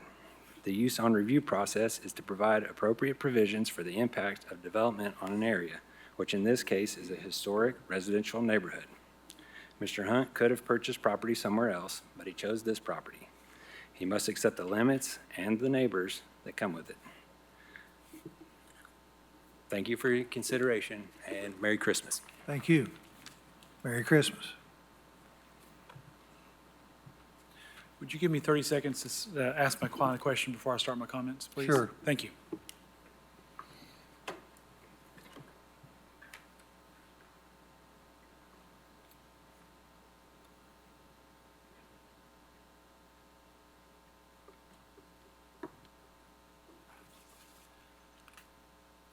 Thank you. Ben Mullins, 550 West Main Street. I'm sorry.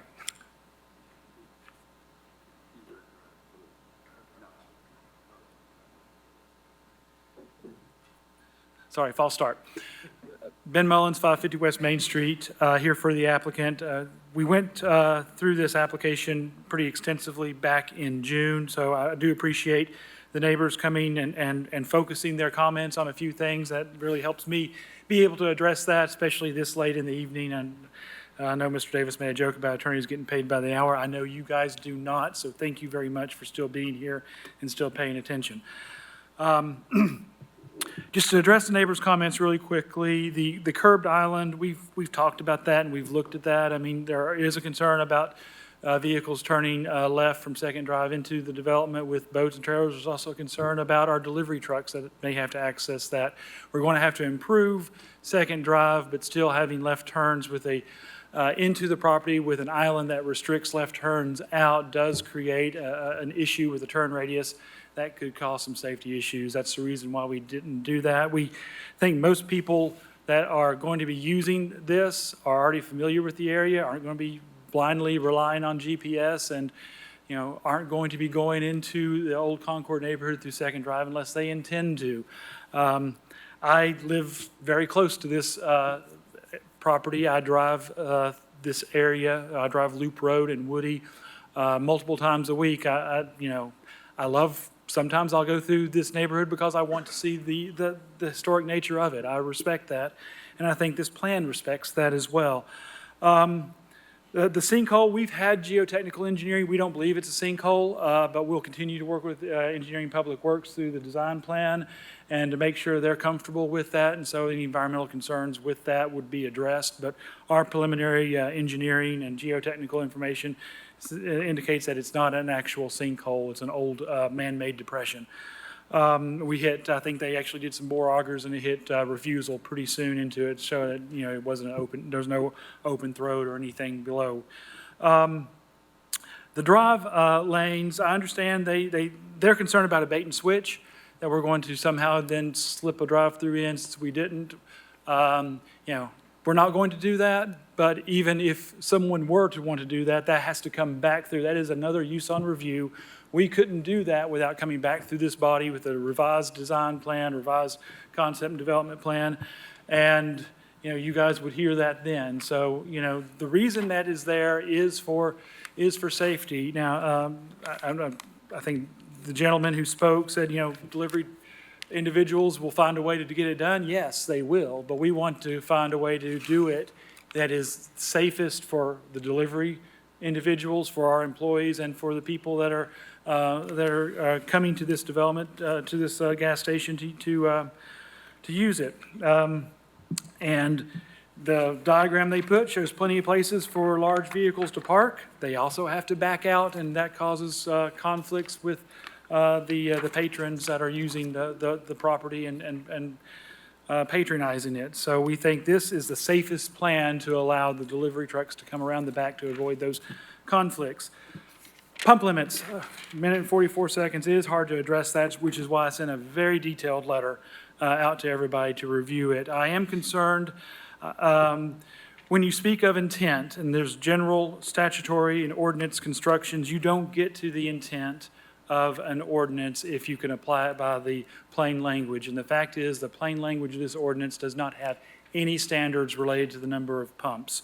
I have cited cases after cases where on a use on review, you have to do things within existing standards. You can't just create a standard because you think it's more appropriate. Mr. Reynolds, I respect his opinions. He said on agenda review, at some point you just know when it's too big. Well, that's a subjective standard. We've had other developments, other neighborhood commercial developments for gas stations where they have come up with a different decision. Saying 4 is more appropriate, but not 5, not 6, not 7, not 8. That is the very definition of arbitrary. And we ask that condition be removed. I believe it was Commissioner Huber said you don't want us to set ourselves up for failure. And yes, this would set this up to where we would not be successful. If people are coming to a gas station and they have to wait for pumps, they're not going to come back. And that's what's going to happen. So when you look at what makes sense for the pumps, you look at the average daily vehicle traffic. On Concord here, with a $20 million investment per 2023 TPO, it's 15,482. Every other gas station with the same number of pumps have less traffic than this. So average, we're trying to intercept that traffic, and that is in the context of the neighborhood, is that it fronts Concord Road. Be happy to answer any questions, and thank you all for your patience. Thank you. Commissioner Higgins. Thank you. Quick question for the applicant, starting off. I completely understand the rationale for the wraparound behind the building. Why 2 lanes? Why not just make it 1 lane, 1 way? Is there a reason for that? Yeah, if you look at C103, it'll kind of explain that delivery for food services are unloaded in the back of the door, adding operational efficiency and providing additional safety for vendors. Do you want to answer this question, Tom? Yeah, You could probably- most of our food Hunt, deliveries if will be you'll at, state your name and address, Sure. please. Tommy Hunt, Callaway Oil, Easy Stop Food Marts, 1313 Turnberry Lane, Maryville, Tennessee. Most of the deliveries that we will be getting will be tractor trailers. Hackney has short tractor trailers, Coke, Pepsi, and that's the turning radius that they need to be able to clear and come behind the building and get out of the customer's way. So it's not really two separate lanes as much as it is just the width of the one yeah, wide right. lane. Okay. And same thing for the garbage trucks. Their length, their turning radiuses require wider. Okay, that's kind of what I figured, but wanted to confirm. Because also, I'm assuming that if you could save on asphalt, you would shave that down and make it smaller and save costs there. If we got one truck parked and one coming in, they've got to be able to get around. So in regards to the pumps, I think that the number of pumps with the smaller building almost feels even more out of proportion now, with the building footprint being smaller. So I agree with staff, and I understand that there's some disagreement with that process, and I think for the scope of this discussion, we'll go with what staff says is possible and let y'all figure out. I'll figure that out outside of this. So with that, I'd like to make a motion to approve per staff's recommendation. Second. Vice Chair Huber. Well, I was going to throw out a question too, though. I mean, with respect to number 12, that the opposition was bringing up about the island again, would you be open to doing a painted island? Have you ever seen that? Yeah, instead of raising it, it's just a little more of a visual out there. If you have the signage, I agree. Sometimes the signage is a little bit. We don't mind doing striping, on the turn. The Kerbal ones, Farragut would not allow a left turn lane at the other driveway. Right. That's the Farragut city limit, so we figure trucks, probably 50% are coming down south, others are coming off North Shore, so they've got to be able to turn and get in, so their drag wheels will go over, and right. You'll have lawnmowers falling off and Yes. and weed eaters, so we prefer, if we have to, just Yeah, go strike. and I was just throwing it out there as a, because visually it might help a little bit, but, I mean, there's a motion on the floor right now anyway. But, with respect to the pumps, I've put a lot of thought into it as well, and, Mr. Harris even mentioned, a minute ago that with neighborhood commercial, the hallmark is limitations. There's limitations on, as we know, building size now, limitations on height, limitations on uses, limitations on everything. But what it doesn't limit is gas pumps. And I think that's telling, there's a lot of different examples around. And this is why I asked Mike at pre-agenda, I hadn't even seen any of this other information yet, but I asked him what the traffic count was on Concord Road in that area. And it was spelled out very nicely from the counselor here, in comparison to other ones. So that's where, my mind went. There's one on Harvey Road that it got compared to that has 8 points of sale, 4 pumps, but this location is triple the traffic count. I mean, it's 3 times as much. There's another one on Gleason has another one, but this location has twice as much traffic. Ebenezer Road, again, there's 5,000 more cars a day at the location we're talking about, with more pumps. So to me, it bodes that there needs to be more pumps. This is a service thing. People are going to be driving by. I almost would say it could be unsafe with 4 pumps because it's going to cause a stacking problem. People pulling in, they're just going to start, hey, I need to get some gas. I'm going to run in here real quick. And all of a sudden you've got people backing up out on the second drive or trying to navigate and negotiate inside there. I just see that as a potential issue. Again, it's not limited in neighborhood commercial, I think, for a reason. There's many other examples on lesser trafficked roads that have more pumps. So I get it with the neighborhood, but I don't think a difference between 3 gas pumps is going to make a difference. The gas station is going to be there, the restaurant's going to be there. I just don't think it's a stretch. Well, we do have a motion and a second on the floor. If that one fails, maybe we can address that. Okay, Commissioner Gill. Okay, sure, thank you. So I understand Counselor's point about the pumps. I think this is a sticking point where we simply say, there is no regulation on this, therefore you can't impose the condition. But I do want to point out that even within your own thing, you say you can't deny a special use if it's not on a regulation. That's fine, but one of the things that is stated in the zoning is that you have the use, it has to be in harmony with the general purpose and intent of that zoning ordinance, and it can't be disruptive to the neighborhood. That's not something that you can put a number to. That is a subjective thing as discussed with the board in front of here. So if the intent is to say you can't tell us how many gas pumps there are going to be, we won't settle for anything less than what we have decided is the correct thing, then you're putting it on this body to decide whether or not that is actually in keeping with the neighborhood. And it's my opinion that 4 is the appropriate number for this area based on that use. And I don't want to limit you. If you want to have more than 7, or you want to have 7 or 8 pumps, great, but then I wouldn't be able to support this. This is one of those projects that has come before us before. It was quite contentious. I was on record at that time being a little bit opposed to it based on these arbitrary numbers of trying to have more than 7,000 or more than 5,000 square feet. I felt that was a bait and switch at that time. This is one of these projects that I do feel like, hey, you met those needs, you've met those requirements. I'm more than happy to see a gas station there, but it is not unreasonable at this point to say, again, we're not trying to maximize the use of this space. We didn't put 7,500 square feet on there. That got kicked back for a reason. It is not trying to be maximally profitable. I don't think that is an unreasonable consideration. So if that 4 pumps is a compromise that can be put into as a condition, then I think that does meet the intent of the zone, even though there is no specific statutory regulation on how many pumps that is.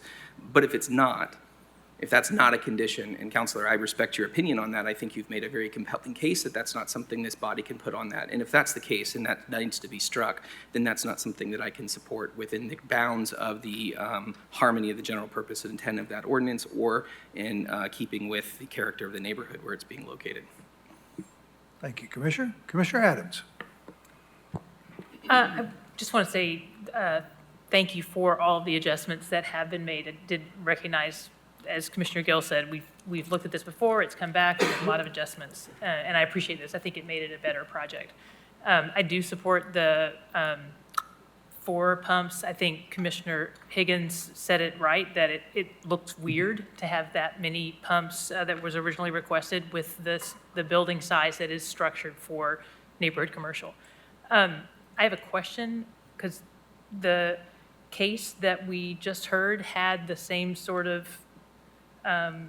curb, and there weren't issues raised about that. But the council just said that there were issues raised about this curb. And I actually want to ask engineering, because they were invoked, so I'd just like to know what's the difference here? Why is this one problematic and the other one wasn't? We're not opposed to a concrete island here. On the other one, we wanted that right out put in to make traffic avoid a dangerous intersection. In this case, there's not one. I would propose, rather than paint, maybe we do some sort of roll-over curb where tires can go over it, trailers can go over it, and not do the painted. I think those are pretty successful on roundabouts. So I think you could do something with an island, a splitter island with some rollover curb in it, if the applicant would be open to that. You know, I'll just say, I think with the other project, it was a multifamily project that will really largely see passenger vehicles and maybe a larger vehicle, on occasion. So it's probably their concern is they're going to see a lot more larger vehicles, and not only just larger vehicles, but vehicles with, as they mentioned, towing trailers and things that will have a larger radius. So I think that's the difference between this project and the other one. Commissioner I'm sorry, are we, Commissioner Adams, I'm not trying to cut you short. I know, my light just started doing some crazy stuff. I'm not exactly sure how to phrase what you described as, you said it's different than paint, but it is. Yeah, they could do a raised island with some rollover curb on it. Would you, Commissioner Higgins, welcome a friendly amendment to add this? Yes? Yeah, that's why I had my light on. Oh, excellent. And who seconded? I did. Yeah, would you also? Oh, okay. If you would then add that language as an additional item. Yeah, with my motion, I would like to add what number would that be?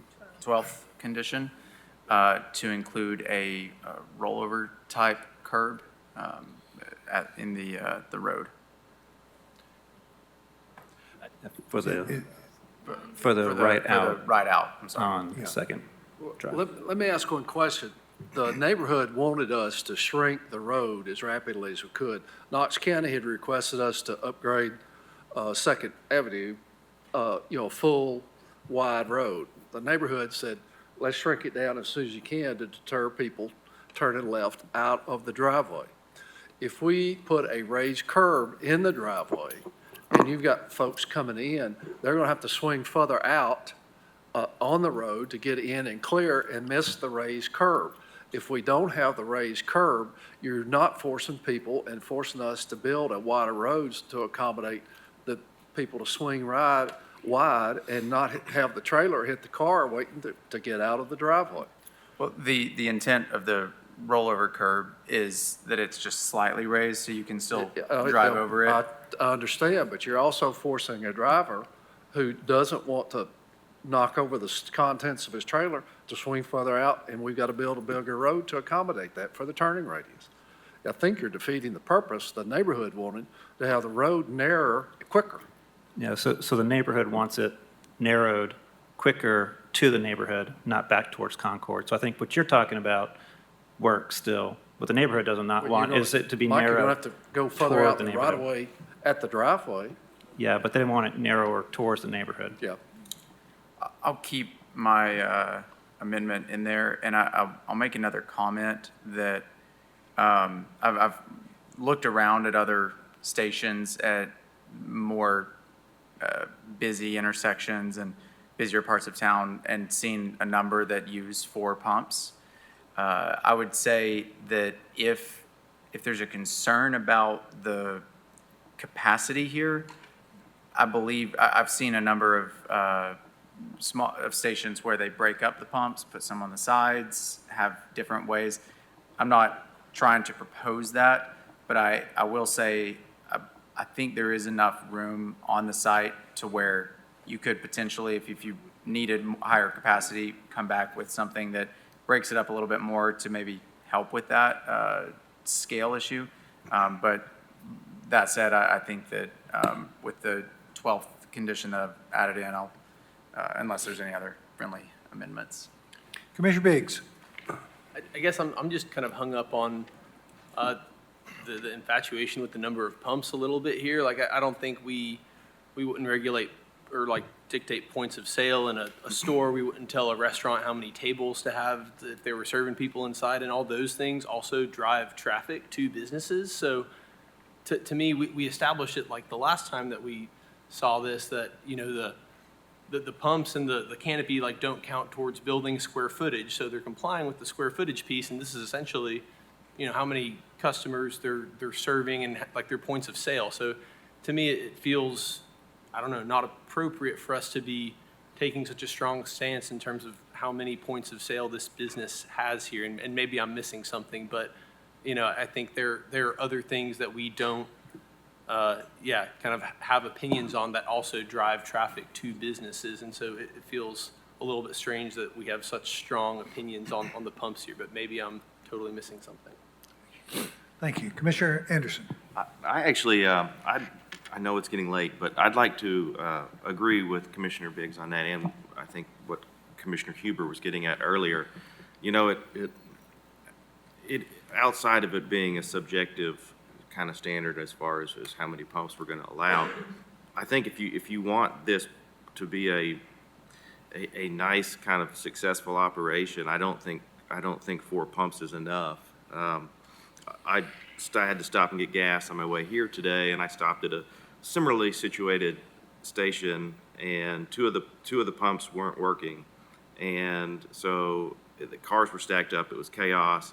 There were landscaping trucks and workers parked all over the parking lot because I guess they wanted to go in and get something to eat and whatnot. And I don't see why we're arbitrarily saying, 4 pumps, eight points of sale. The applicants made a lot of concessions, and it does seem like it's actually better for the project, for the people that are going to use it, to have more pumps. I don't know how many that needs to be or whether we need to make that determination, but I also think in a store like this, you have to consider that if they are going to be thinking about landscaping trailers and boats and whatnot, they're going to need an ethanol-free pump. Well, can they combine that with an existing point of sale, or is that going to be a separate pump? And then, is there diesel that needs to be sold? And so, I don't know. I mean, it looks like a nice project to me. I feel like the neighborhood's concerns have been addressed, and making it so that they can have a few more pumps to ensure that it is a successful store, both for them and for the community, just doesn't seem like a big ask. Commissioner Browning. Yes, I completely agree with Commissioner Biggs and Commissioner Anderson and Huber. Hats off to you, Mr. Hunt. I mean, this is a use that is really needed over there on Concord. It's been needed for a long time. I mean, frankly, I think we ought to give him as many pumps as he wants. I mean, I'm serious. I mean, I agree with Huber that, 4 is gonna be it's gonna be a traffic nightmare over there, and it's gonna cause more potential for traffic problems and wrecks than anything else. And I just don't see any problem with giving him a lot more pumps than 4 myself. Thank you. Commissioner Levinson. I'm not going to address the pumps, but the islands are issues. Bringing boats in, bringing trailers in, semis. I mean, it's just an accident waiting, and I think that's a bad idea. I don't care whether it's a roll-up or not. People will do the swing out, and a lot of these people who pull these trailers are not very good drivers. I don't know. Do I tow a trailer? Yes, but I do it well. So I think we're picking this apart to a point to it's crazy. I think you need enough pumps in order to succeed, and I think that the way you've designed it is really good. You've accommodated the neighbors. I live there. I mean, I go by it every day, and I think that if you only had those pumps, that it would be a mess. I also, again, reiterate, the islands are a bad idea in a gas station or in a fuel station. Thank you. Commissioner Midas. Well, I was hesitant to say something because I know we're running late. I'm going to try to be Late's quick. late. We might as well. What's the difference? Oh, I'm sorry.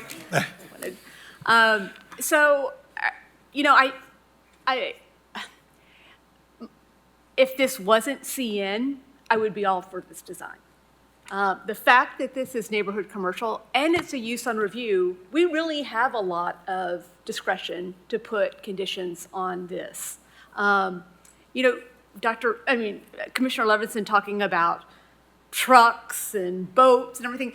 I mean, that's what the neighborhood's concerned about. That's why this is a use on review in neighborhood commercial. And limiting the pumps makes a lot of sense, especially because this is butting up to a residential. It's also butting up to the only historic area outside of the city of Knoxville.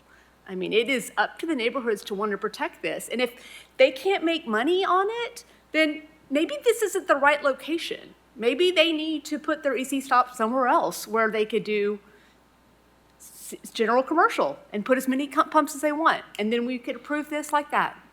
So I understand where you're coming from, but my preference in making this decision is to what is going to be best and most cohesive with the neighborhood. Thank you. Thank you, Commissioner Midas. Commissioner Gill. I'm sorry, final thing. I want to point out that we keep going over the number of pumps and the number of things as though 4 pumps is just dramatically too little. I mean, in my neighborhood, the gas station I visited this morning is in a CN zone. It has exactly 2 pumps and 4 points of sale. It has been there for the 18 years I've been in the area. It is successful. It has been supported by that neighborhood that it's in. It's not impossible for a gas station to exist in harmony with a neighborhood with less points of sale. The broader point, and I have to concur with Commissioner Midas on this, is that, and I said this I think when this came up the first time, is that why didn't we ask to have this not be CN? The point of CN is to be a small, limited impact. The point of that is to do that. And now we're trying to do something that would be better off in a different zone. And we're saying, oh, well, it's not unreasonable for them to have this many pumps. It's, sure, in a different zone, but this is commercial neighborhood. Thank you, Commissioner Gill. I got a feeling it's going to be a roll call vote before it's all over. All right, Vice Chair Huber, you got a light on? Ready to vote. Okay.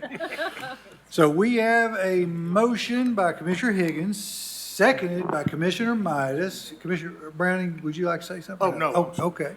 All right, and that is to approve the requested fuel station and restaurant subject to 11 conditions, actually to 11 conditions plus a new one, 12 conditions to ensure the proposed use is consistent with development standards for uses permitted on review. And do I need to repeat that 12th one? Or I think for the okay. purpose of the record, So it give would be me, good give it to do me, that. Commissioner Higgins. What that 12th condition is? To include a rollover curb for, what is it, right out. Okay. So, Onto Second Avenue. okay. Got it. Everybody know what we're voting for, right? Okay. Commissioner Perez, are you, okay, all right. Okay, here we go. All in favor of that motion and second, say aye. Any opposed? No. Let's call the roll, Mr. DeArmond. Commissioner Huber. No. Commissioner Browning. No. Commissioner Levinson. No. Commissioner Perez. Yes. Commissioner Anderson. No. Commissioner Higgins. Yes. Commissioner Biggs. No. Commissioner Gill. Yes. Commissioner Midas. Yes. Commissioner Adams. Yes. Commissioner Hill.